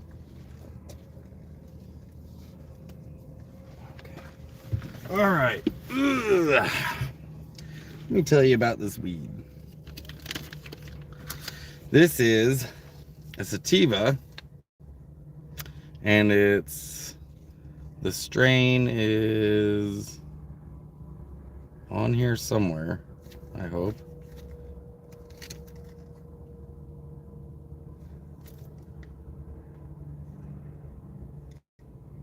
I don't see, it just says BOGO pre-roll, buy one get one free pre-roll sativa. It had the strain when I got it. Oh, there it is, Sour Betty. Smoking on some Sour Betty. It's 16%. That's the thing, the pre-roll pre-rolls out there weren't very, not a very high THC count in these. Which is fine, because I don't really chase THC. I really like the flavors. That's really what I'm after. Sativa has some really good flavors, so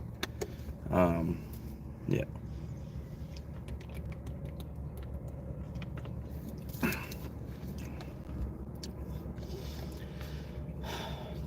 Do you still have mosquitoes out here this time of year? I don't think they have mosquitoes out here at any time of year. Um, Mosquitoes typically require some standing water, and we're in a desert, so not a lot of mosquitoes out here. You will have bees out here, and you'll have flies, and the flies can, in the summertime, be the worst, and they get real big, giant horse flies. But mosquitoes aren't much of an issue out here in the desert, unless you're near water.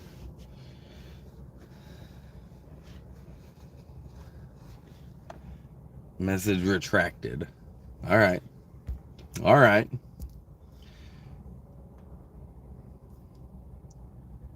High side of wash has trees and brush. Yeah, around. Yep. I'm on the high side right now. I know better than to camp in the wash. I'm gonna go pee real quick.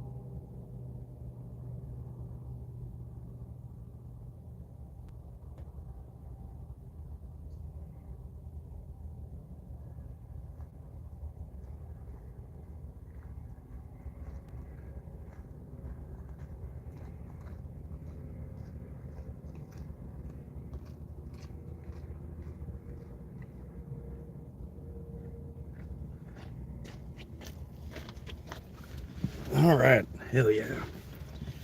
Yeah, I'll show you guys this camp spot here in a second.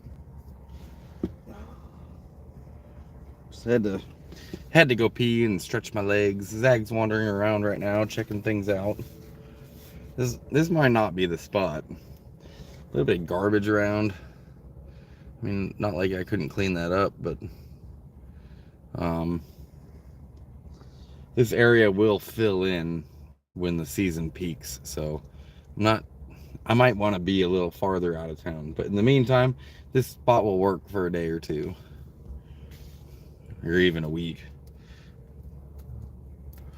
But I think that Alicia and I will probably go farther out than this for a good spot that will stay for the winter.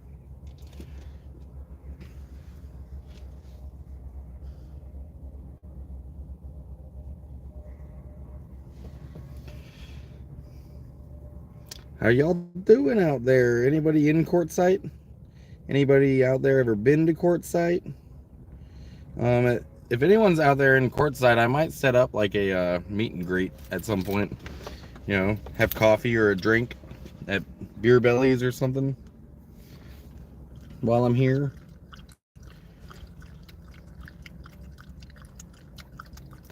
Good size joint. Yeah, it's a 1 grammer. 1 grammer. $7 for 2 of these. So technically this was $3.50, under $5 for 2 joints. So that was cool. The price there was not too expensive. I'm not mad about the price. And for the low THC content, it probably should be kind of cheap. The cheapest I've ever paid for a joint at a dispensary was $1. There's a couple of dispensaries in Bend when they first legalized. They were selling dollar joints to veterans. I would just buy the shit out of those.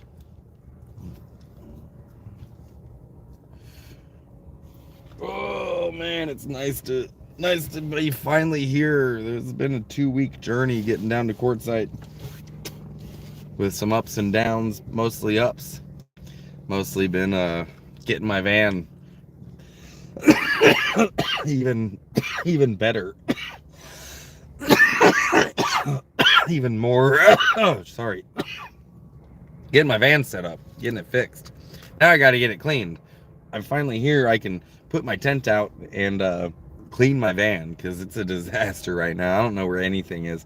Finding anything in here for the last week has been an absolute nightmare. So, oh, that's might have been one of my longest live streams. Been on for 3.5 hours. How long does it take to set up the tent and get things ready usually? The tent I could pop up pretty quick.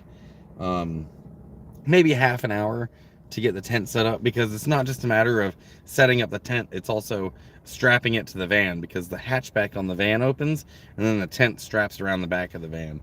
So that actually it can be a little bit time consuming. Thankfully it's not too windy right now, so it shouldn't be very difficult. The wind can definitely make that a problem. I think the wind is coming from that direction. That's the south. It's coming from the south. And my solar panels kind of tilt a little bit forward in the front of the van. So I might aim the van directly to the south and put the tent on that way. I'll show you the area real quick. The ground here is very rocky. I mean, I know that you guys think desert, you think sand, but consider this. It's not sand. It's not sand. It's very rocky out here. A lot of this quartz, though. This is why they call it quartzsite, because right here on the ground, everywhere you look, is just a bunch of quartz. You know, everywhere. It's all over the place. Some areas, a lot more quartz than others.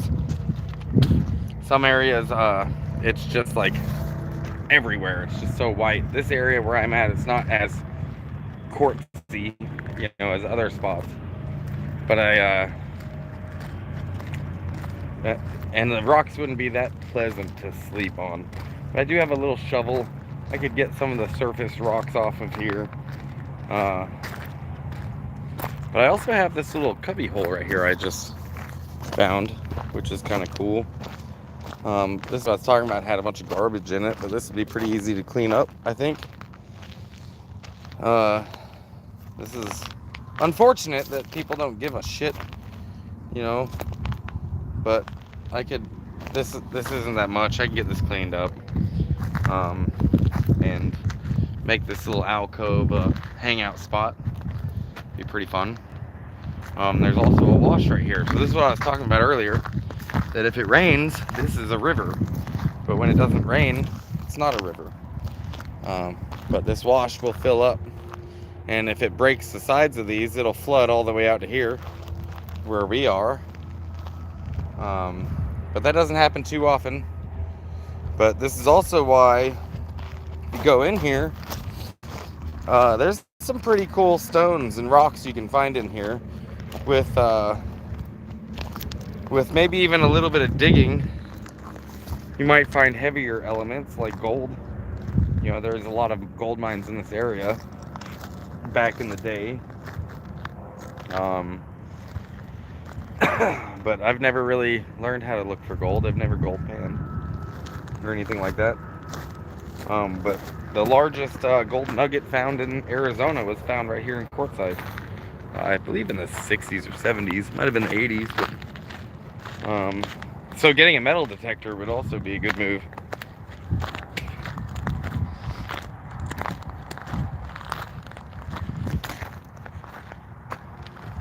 What's up, Jeffro? Snakes, scorpion, and pack rats, coyotes like small dogs. Yep, those are all things that exist in every desert. Well, not everyone, but pretty much all the ones I've been to. Scorpions, snakes. I've never had an issue with any of them, though. Pack rats might be the most annoying. Coyotes do like little dogs, but and I've had to get a very long leash for Zag because she has straight chased coyotes off before, and she doesn't know how dangerous they are because she's, you know, she doesn't know the world's dangerous. It's never been mean to her. But I just got to Quartzsite. Gonna get dug in a little bit tonight, I think. Tomorrow, Alicia and I will be setting up the booth, and we'll be starting vending at the tents down there in Tyson Wells. Hope to see some of you down there if you're in the area and you want to go. You know, it's like a flea market. It's pretty cool. All tons of vendors down there. I'm also a bit hungry. I haven't eaten today. What time is it? I don't even know what time it is. Oh, it's already almost 4 o'clock. I haven't eaten today, so probably go get something at, you know, some fast food somewhere. There's a couple of restaurants here, but they're almost always packed and busy, and I don't really feel like that right now. But Pups would steal dog dish from Scent. Oh, that reminds me. I need to go get... I lost Zag's dog and water, her food and water bowl somewhere on the road today. Or maybe, I think it was at the gas station that I stopped at. So, I'm going to have to go replace that. Huh, girl? Good to see you, Jeffro. I've been live streaming now for 3 hours and 42 minutes. So I'll hang out with you guys for a little longer. We'll smoke this joint together. And then I'll end the live stream, maybe right at 4 hours.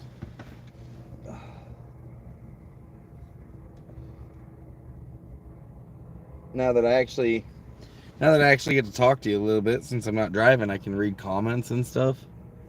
That's cool. It did take me longer to get here than I expected. 3 hours and 40 minutes is how long I've been driving for.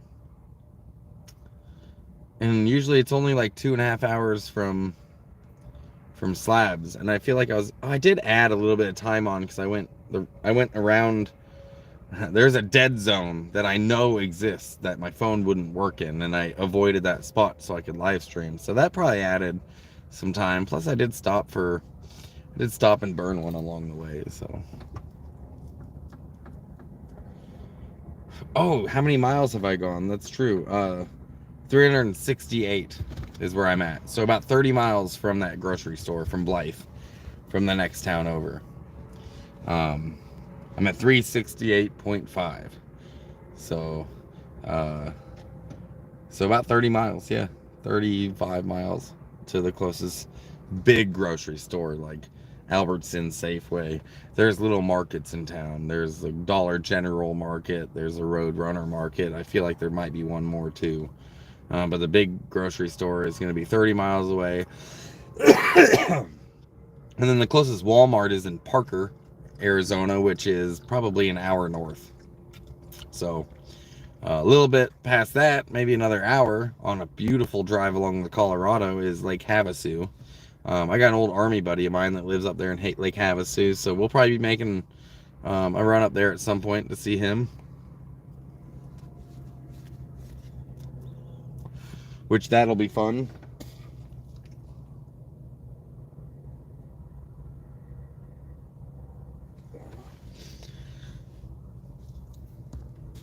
Got some plans this winter. What makes you choose Quartzsite? What made me choose Quartzsite? Because there's work here. I'm a vendor, and I'm going to be vending here. What am I smoking on? I'm smoking on some Sour Betty. I picked this up at the dispensary in Quartzsite here on the live stream just a little bit ago. Oh yeah, that was another thing. The live stream, or the dispensary, took some of the time, and so it was like 3 hours to get here. But I picked this up at the dispensary in town. There's 2 dispensaries here apparently, because I saw another one. I went to one. It was $7 for buy one get one free. So technically, technically a $3.50 joint. It's got a good flavor to it, but as you can see, I'm coughing a lot. It's really gassy. You know what I mean?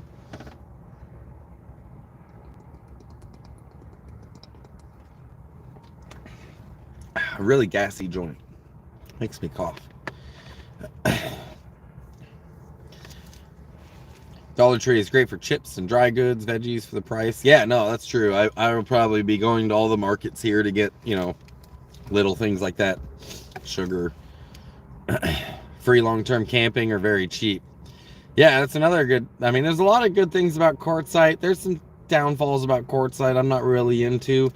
I think that if I had a big RV, and maybe a side-by-side, something like that I could go out and exploring the desert in, there's a lot more fun to be had here.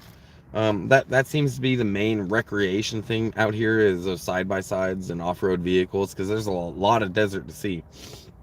But I don't have anything like that, so but I'll be vending here this year. There's the whole town kind of turns into a flea market, so you'll be able to come to Quartzsite and just shop all over the place, and it's like a swap meet, you know what I mean?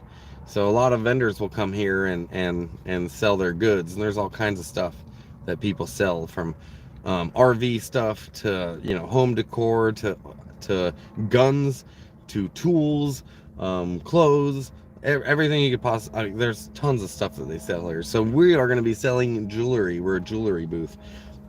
We're going to be selling a lot of high end import jewelry from all over the world. So.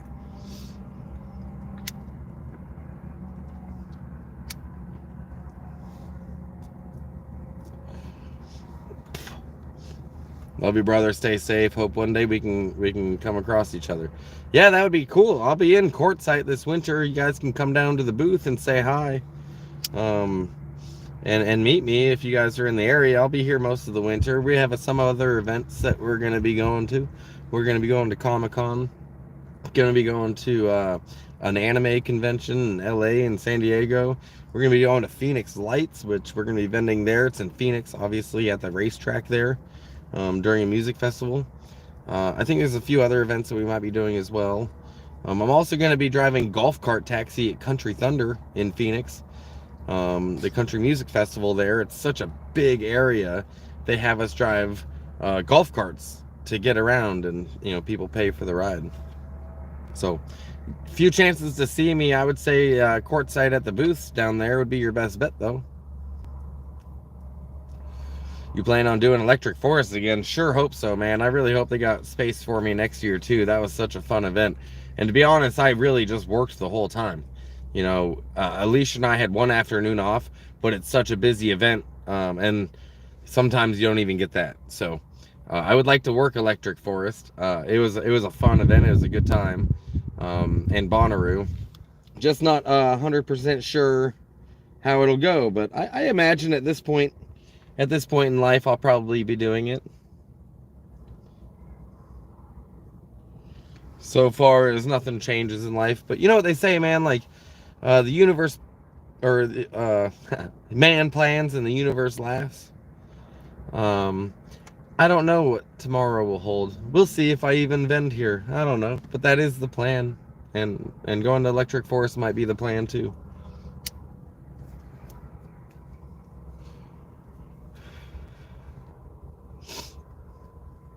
Fucking road dog. What up, Rye Guy? If anyone else wants to join my channel, I think the minimum, you could probably remember Rye Guy maybe, but I think the minimum monthly membership is $5. That gives you 24-hour access, early access to my videos. And once I get enough members, I will start a member-only live streams, as well as and the members only live streams will turn public after the fact, so you guys can see what's up. I think maybe I'll do that. We'll see. But I'll still do the free ones for everyone to see too. I'm never gonna stop me. I ain't never gonna stop. God, I can't wait to clean my van. It'll be nice. It's an absolute disaster right now. But one thing at a time. I think first things first, I'll run into town and get me some food. It's 4 o'clock almost. I haven't eaten today. I'll finish this, and then we'll go do that. It's nice to be back out on the open road. Best, coolest knuckle tattoos you've ever seen. They call these job stoppers, by the way. Yep, job stoppers. Now I'll never get a job again. I got hand tattoos. Next, I'm gonna get a tattoo on my forehead, and it says "Don't hire." Do they have Wi-Fi out there, or just cell phone coverage? I'm not actually sure if there's Wi-Fi out here at the at the booths. There's no Wi-Fi right here. No, it's just whatever you can bring with you, whatever Wi-Fi you can bring with you. Which I do actually create my own Wi-Fi with this. I'll show you.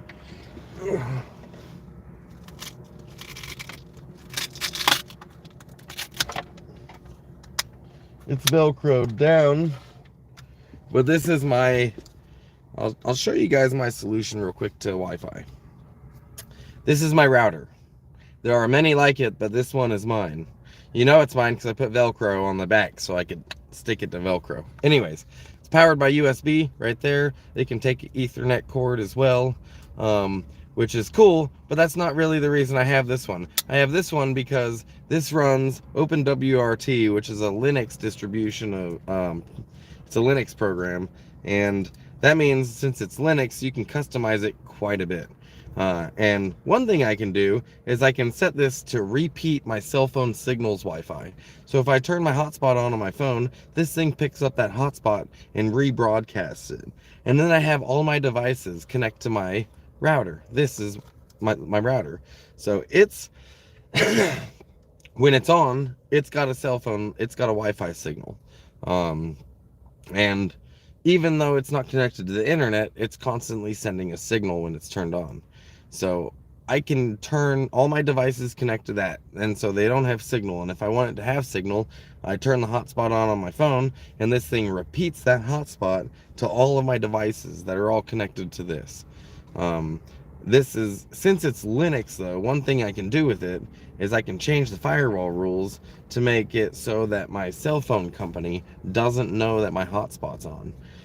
That allows me to just have unlimited hotspot every month.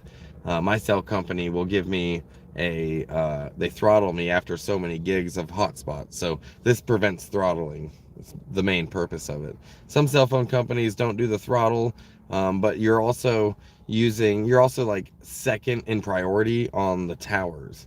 So it's a give and a take. If you get one of the unlimited hotspot ones, like through Mint or Visible or Boost or something like that, you're second priority on the towers compared to T-Mobile, Verizon, AT&T.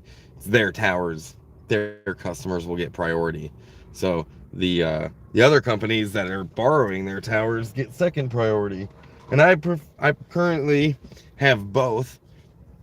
I have one of the major networks and then one of the other networks. So I have two networks I can hop on. I have two of the biggest networks on my phone that I have access to. So if I'm in an area that doesn't have one, I can switch to the other one, and back and forth. I have two SIM cards that my phone has access to. So no matter what, I got signal, and then I can turn on the hotspot from either one and use that router. All my devices are connected to that. My computer, my tablet, my Chromecast. Not to mention, I also can put I do have a T-Mobile 4G hotspot, or is it Verizon? I think it's T-Mobile 4G hotspot as well that will take like a SIM card.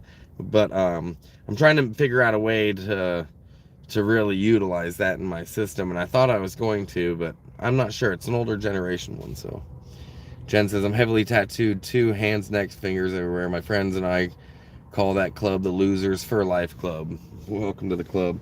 Yeah, I don't. I'm not covered in tattoos, but I would be if I had that kind of money.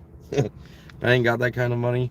I got the right tattoo artist, but I don't want to take advantage of him. He has given me tattoos out of the kindness of his heart, for free, and I haven't been able to, pay for it, and he didn't mind. It was cool. That's what these tattoos are. These are a donation from him. He does amazing work. So I want to make sure the next tattoo I get from him, I'm able to give him some money for it. So, sup, dude? Hope you're well. What's up, Ryan Stoner? Good to see you again. Welcome back. So you could basically run a laptop without using the cell phone internet. And yeah, that's exactly what I do. All my devices get internet through that router. It's about 300 megabyte speed, so you're not going to be gaming on a laptop. It's not that kind of router, but it does yeah, it runs my laptop, it runs everything.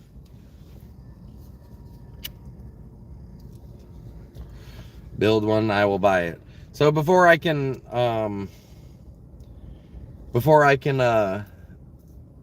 like morally sell it to you, I'd have to look at your phone to make sure that it'll work with your phone, because not every phone can you do this on. So if we were to meet up and we could test it and see if it works, and if it does work, then cool, you can kick me down some money, but I can get you set up on it if you want me to. But before you give me money for it, let's just make sure it works. Let's get it all set up and make sure it works. So we could do that. That'd be too easy. So, But I want to make sure and find out that it's working for you, because it doesn't work on every phone. So it doesn't work with every company. So that's the caveat to that situation.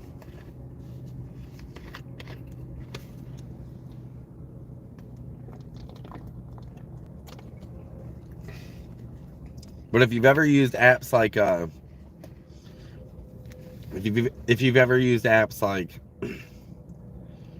Foxfi, you know, there's a lot of apps back in the day that would do that for you. That's essentially what I am doing with my router. Is what those apps did. Is they like dupe your, you know, cell company into not knowing that you're using the hotspot.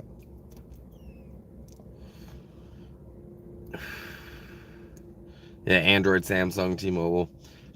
It depends on the phone, so we can give it a go. See what happens. Ugh. Sitting on my wallet sucks, you guys. How many of you can sit on your wallet? I can't do it. I still like it in my back pocket, but I can't sit on it. Oh, such a relief. It's like a giant zit on my butt when I'm sitting. It's just like, why does it hurt? Oh yeah, maybe that's how you know you're getting fucking old. The sun's setting right in my face. I forgot that these things do this, don't they? Oh, that's way better. Shh, boy. Yeah, boy.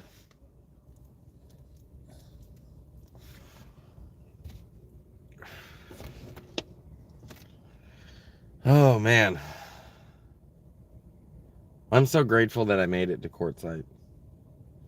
I'm being completely serious. Like, I wasn't, when I left Oregon, I was like, well, here we go. So before I left Oregon, for anyone just joining, doesn't know, wasn't following, I'll catch you up. Winter was coming, and I'm in a tent in a van, and I'm not about it. I want no way. But my van needed new wheel hubs and axles. I ordered the parts, and the company got the order wrong and only sent the axles, and it took them 3 weeks to send it. The whole process was an absolute nightmare. um, so I had to spend 200.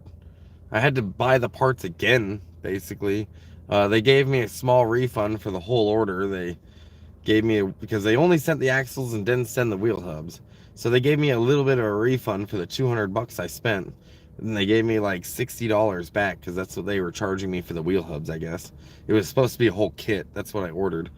Um, so then I had to just drive without getting my van fixed. And when I got down here, I had to order new wheel hubs, just the wheel hubs from AutoZone.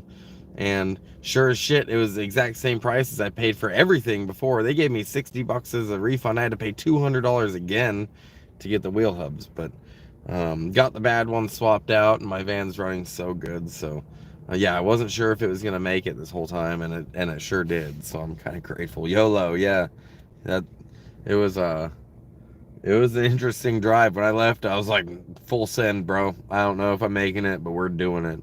I drove easy, you know, I was driving real easy on the van. I didn't, you know, push her at all, um, but now she's driving great. Best she's ever driven.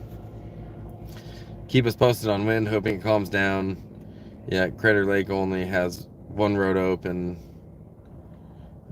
Scott's has living hell. You talking about driving like that or the desert? I'm not sure what the living hell is, but driving like that was it was a bit stressful.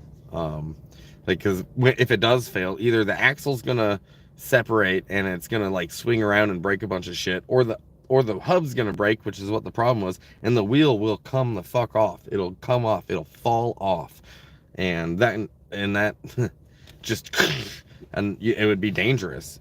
So it didn't happen.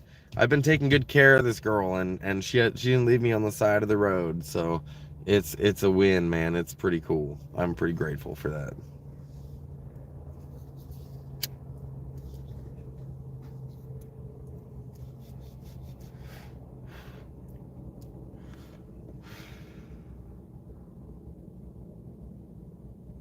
Gonna have a good sunset here in a little bit. Quartzsite's got some pretty spectacular sunsets. The deserts got the prettiest sunsets I've ever seen in the world. Um, and Quartzsite's no different. It's got beautiful sunsets, especially when it's cloudy. If it's cloudy, it's fantastic out here. Scott says, "Good luck in tweaker hell." What are you talking about? I'm wearing a hoodie, so it's not that hot, and I don't really have any problems with tweakers in Quartzsite.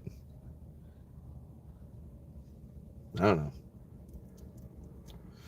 Tweaker, I challenge you guys to name one spot on Earth that there's no tweakers. There's nobody that does meth. Tell me where that's at, buddy.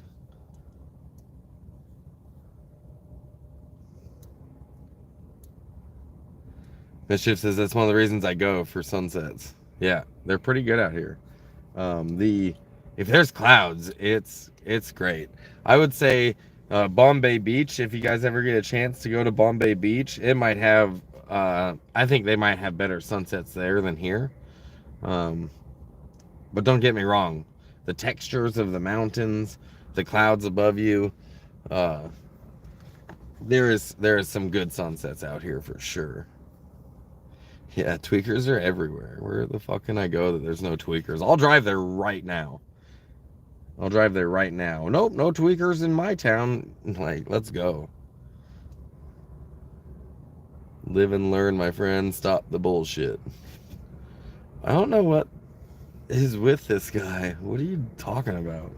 Do you just troll Quartzsite people? Because I just rolled into Quartzsite and I've never seen you before.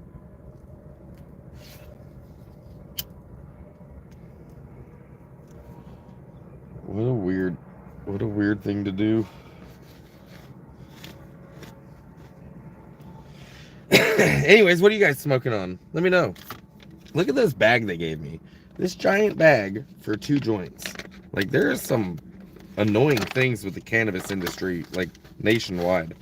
Like, they could have just handed me these and sent me on my way. But I know they have to do this legally because it's all, like, child-proof and stuff.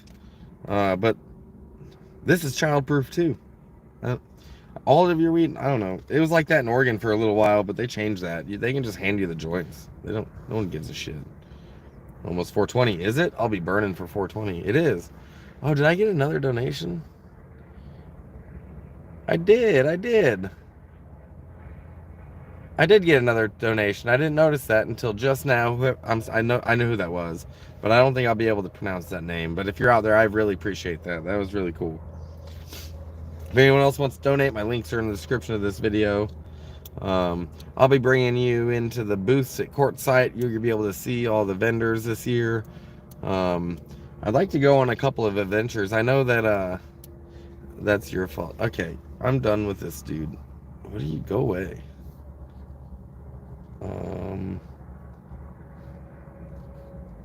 Yeah, you can shut up now.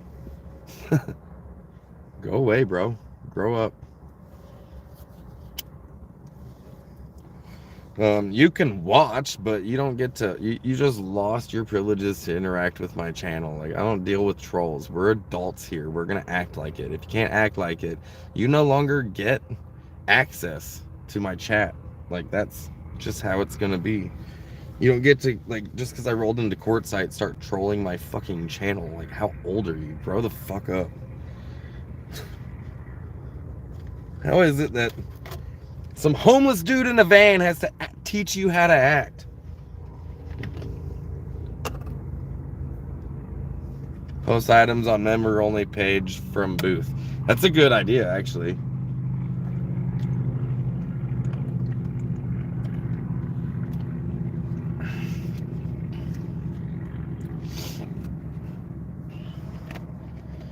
God, what kind of world do we live in where some fucking homeless dude in a van that eats food out of a can has to teach grown-ass adults how to behave and how to speak to each other? Ugh.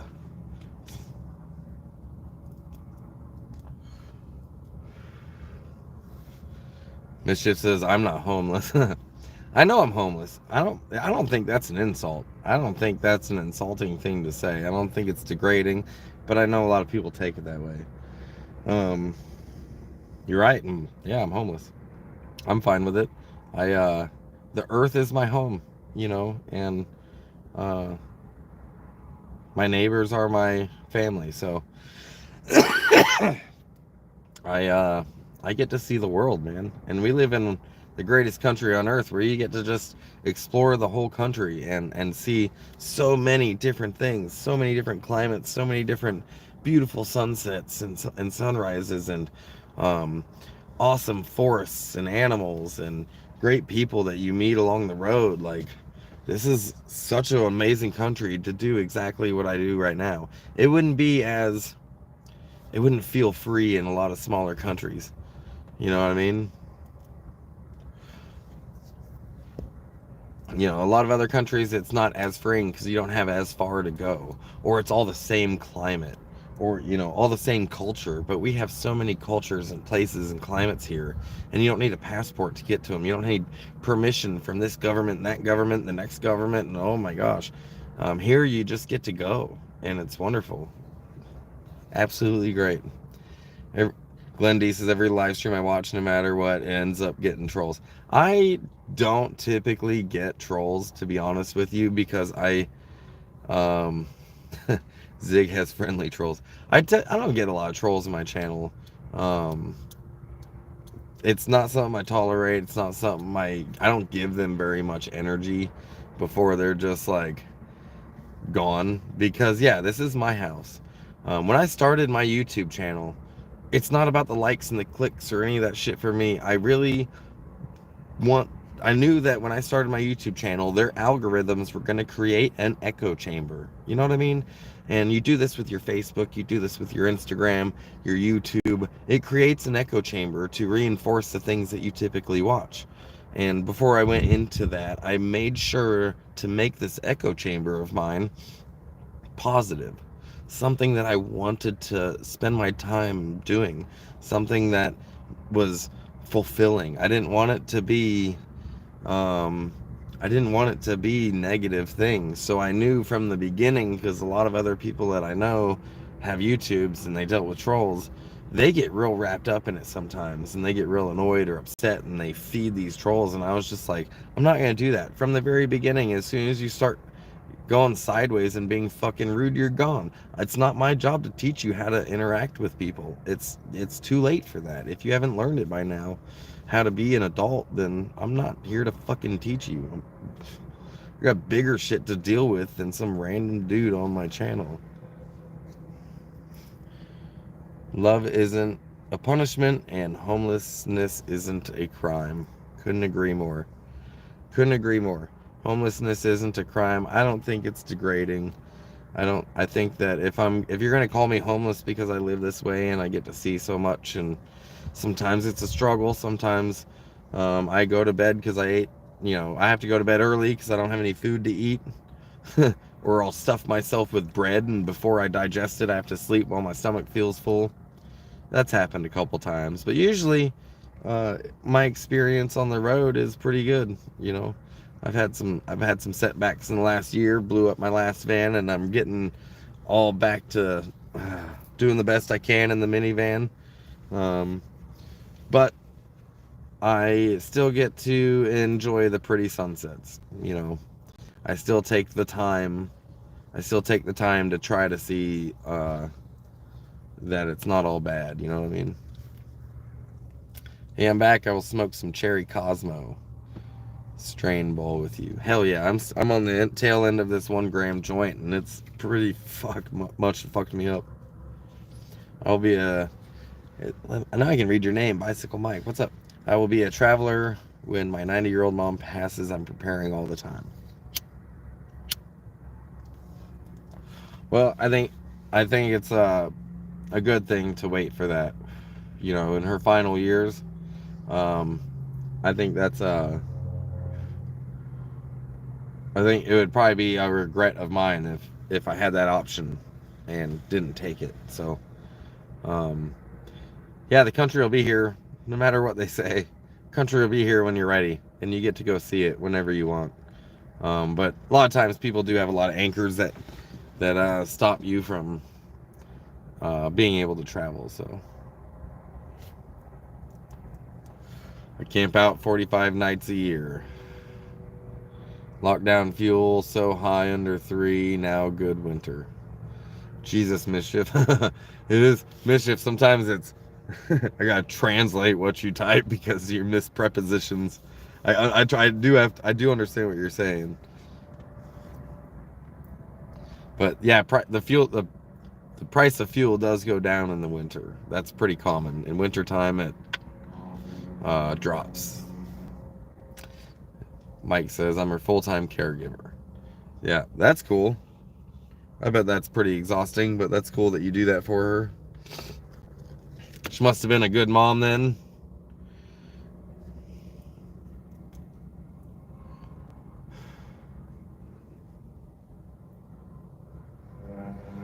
$2025 will be an oil glut. Prices will drop. Oil glue prices will drop. Yeah, we've been drilling. Our reserves are we've got plenty of oil. They're just not selling that oil. So our prices are still based on the world's economy instead of us jumping into our reserves. But once we jump into our reserves, I'll tell you 100% the government's gonna spike the cost of gas up themselves.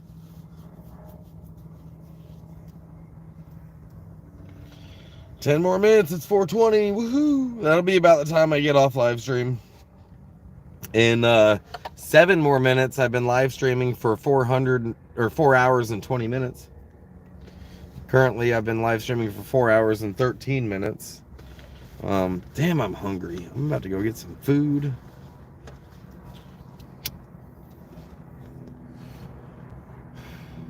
We are 68 of all oil production in the world. Yeah, I know. We're doing pretty. 68% of all oil production in the world. Yeah, I know. I know we're doing pretty good with that, but that's not going into anyone's gas tanks. That's going into our reserves. We're not actually like taking advantage of that. Or it goes straight into like the military. That's primarily, I bet, where most of the oil goes that we drill is our reserves and our military.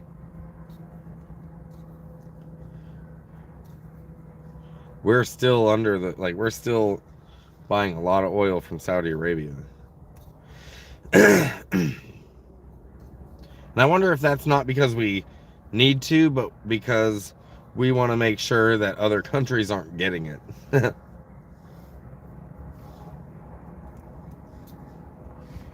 What should I go eat, guys? There's a Subway at Chester's Chicken. I saw Carl's Jr. There's a pizza joint here that's almost always packed, and it's a little pricey. There's a bunch of spots down at the tents, but I don't know what's open yet. So I'll probably... Oh shit, thanks for that kick down, dude. It's not much, but it's the thought, right? Absolutely, yeah. Yeah, dude. You ain't gotta be a baller to go donate $1. I appreciate that.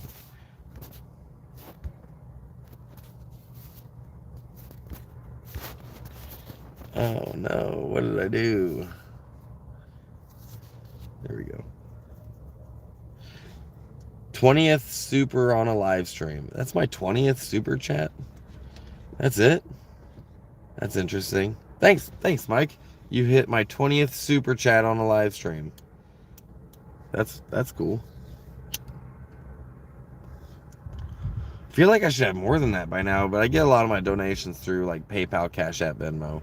Happy 420, everybody. We're 3 minutes late. That's what happens when you hang out with stoners. But to be fair, 420 lasts for 10 minutes because it's like sequels, right? It's like 420, and then there's 421, and then there's 422, and then there's 423. Oh, that's just him, not your total. I see. You gave me your 20th. Oh, it says let's celebrate their 20th super on a live stream. Hell yeah, dude. Happy 20. I'm just too stoned to read correctly.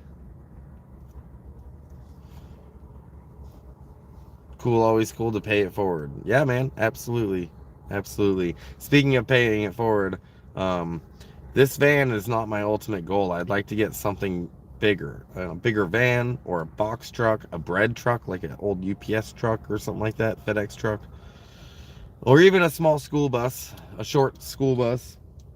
Although that might be the last of the options, but that's what I would like to upgrade into, one of those. Which is my goal this winter. I'm going to be grinding away this winter, vending, slinging jewelry. We got some events we're going to. We're going to be here in Quartzsite most of the year. Um, and then hopefully I get one of those vehicles by the end of the year. And then speaking of paying it forward, I'm going to be giving my van to somebody. I have no doubts that the universe will put somebody in my path who is in need of a vehicle. Maybe their vehicle broke down.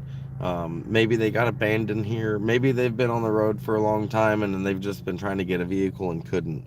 The universe will put that person in front of me and I'm going to give them my van. But first I got to upgrade myself. So I'm going to be grinding away this winter to do that. And I'm really honestly looking forward to finding that person, because I know what a struggle it was for me to get this van. And the only reason I have this van is because of the generosity of you guys on YouTube. You guys donated so much. You helped me out. I was able to get get a van, a $1,500 working van.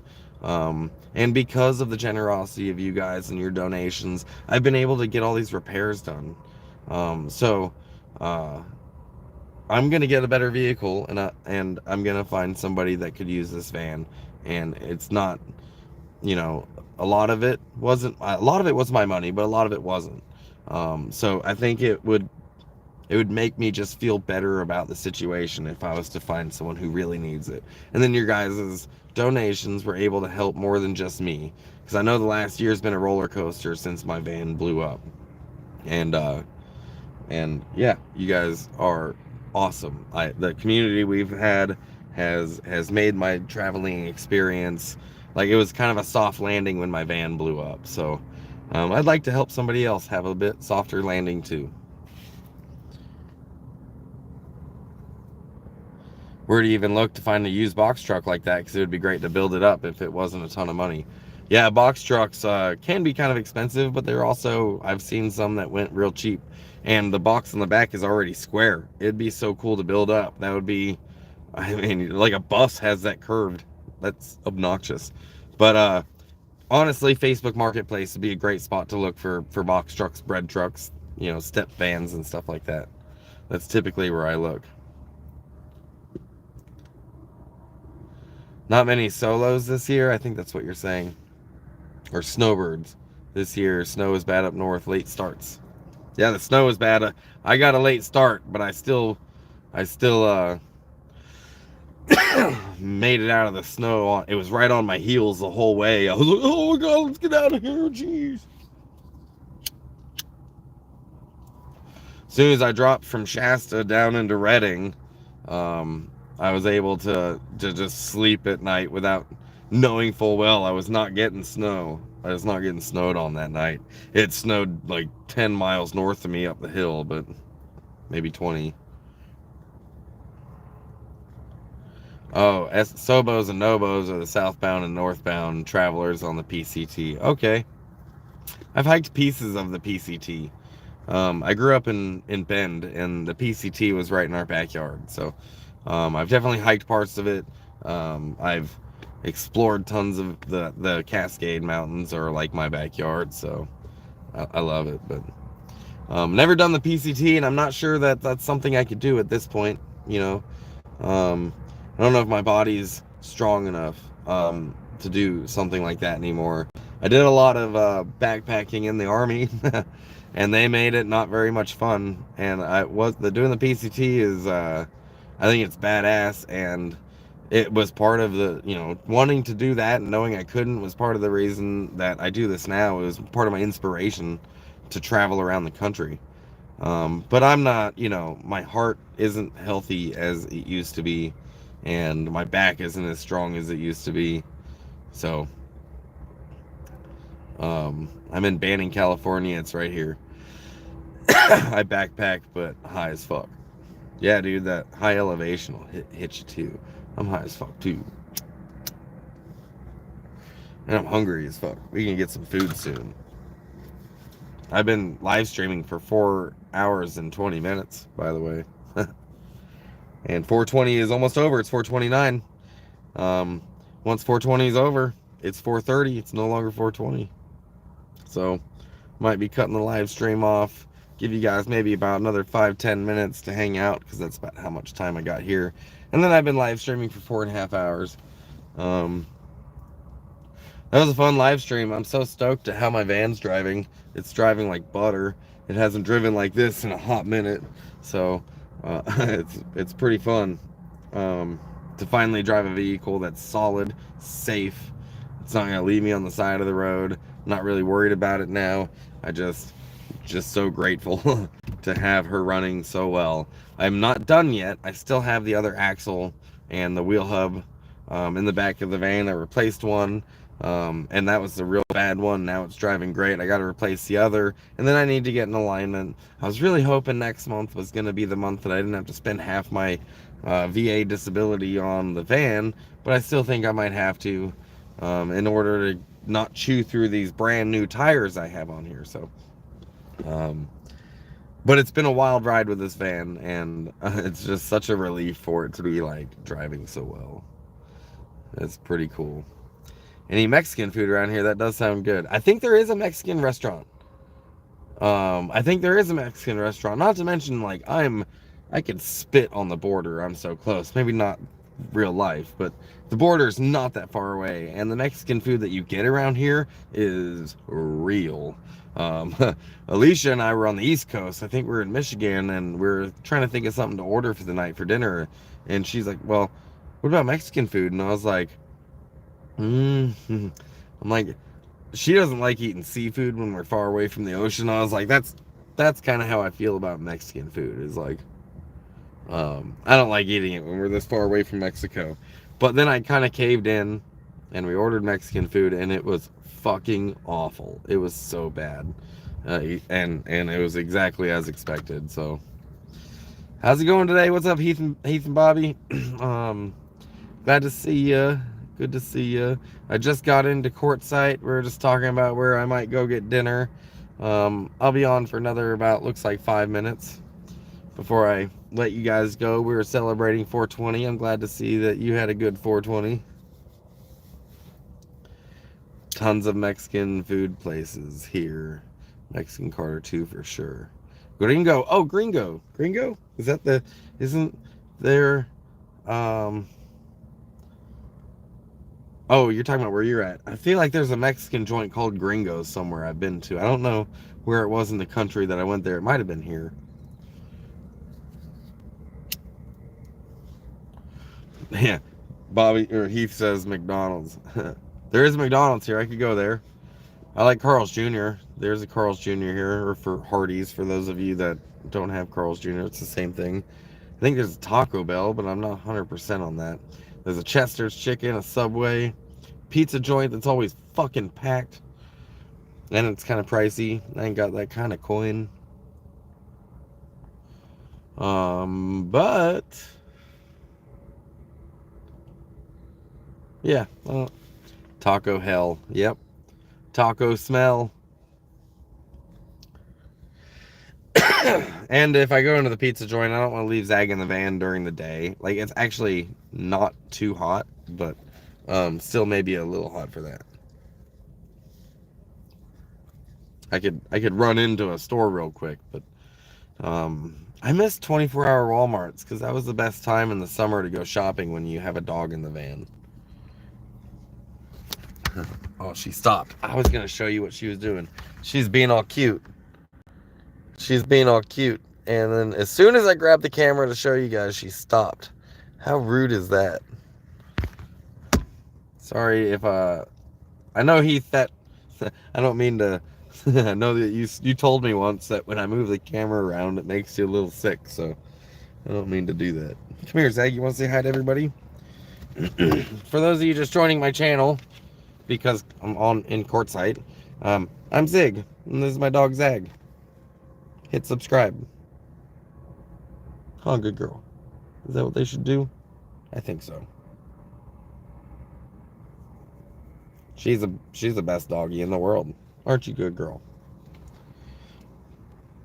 Always right on my heels. She's the only reason I don't travel alone right here. She looks similar to my Midnight. Yeah, I definitely can't find her at midnight because she blends in. He says, it's awesome you made it. Yeah, dude. Not only did I make it, the van is driving great. The van is driving so good. It was really exciting. You guys got me for another 3 minutes. Thanks for joining me on the trip. Super stoked. Obviously, that was the highlight of this trip, is the van's driving well. Got to stop by the dispensary. And made it here safely. I appreciate you guys. I appreciate my road dogs. Zag, the queen of the road dogs. She's the best road dog I've ever had. And the only one. And I don't think I'll ever have another road dog. But I do have you road dogs. And if you want to be one of my road dogs, hit the join button on my channel. $5 a month, that's all it costs. But you can pledge more if you'd like. Gives you 24-hour access to my videos. Or 24 hours early, rather. And we're going to have some members only live streams. Hopefully this year, once I get enough. I'd say about 20 is the amount that I'd want. If once I get 20 road dogs, I'll start doing members only live streams. Yeah, this was a good drive. It was a good live stream. I appreciate everyone who donated. Appreciate your super chats. Zag and I are gonna go get some food in us. So until next time, miles of smiles, guys.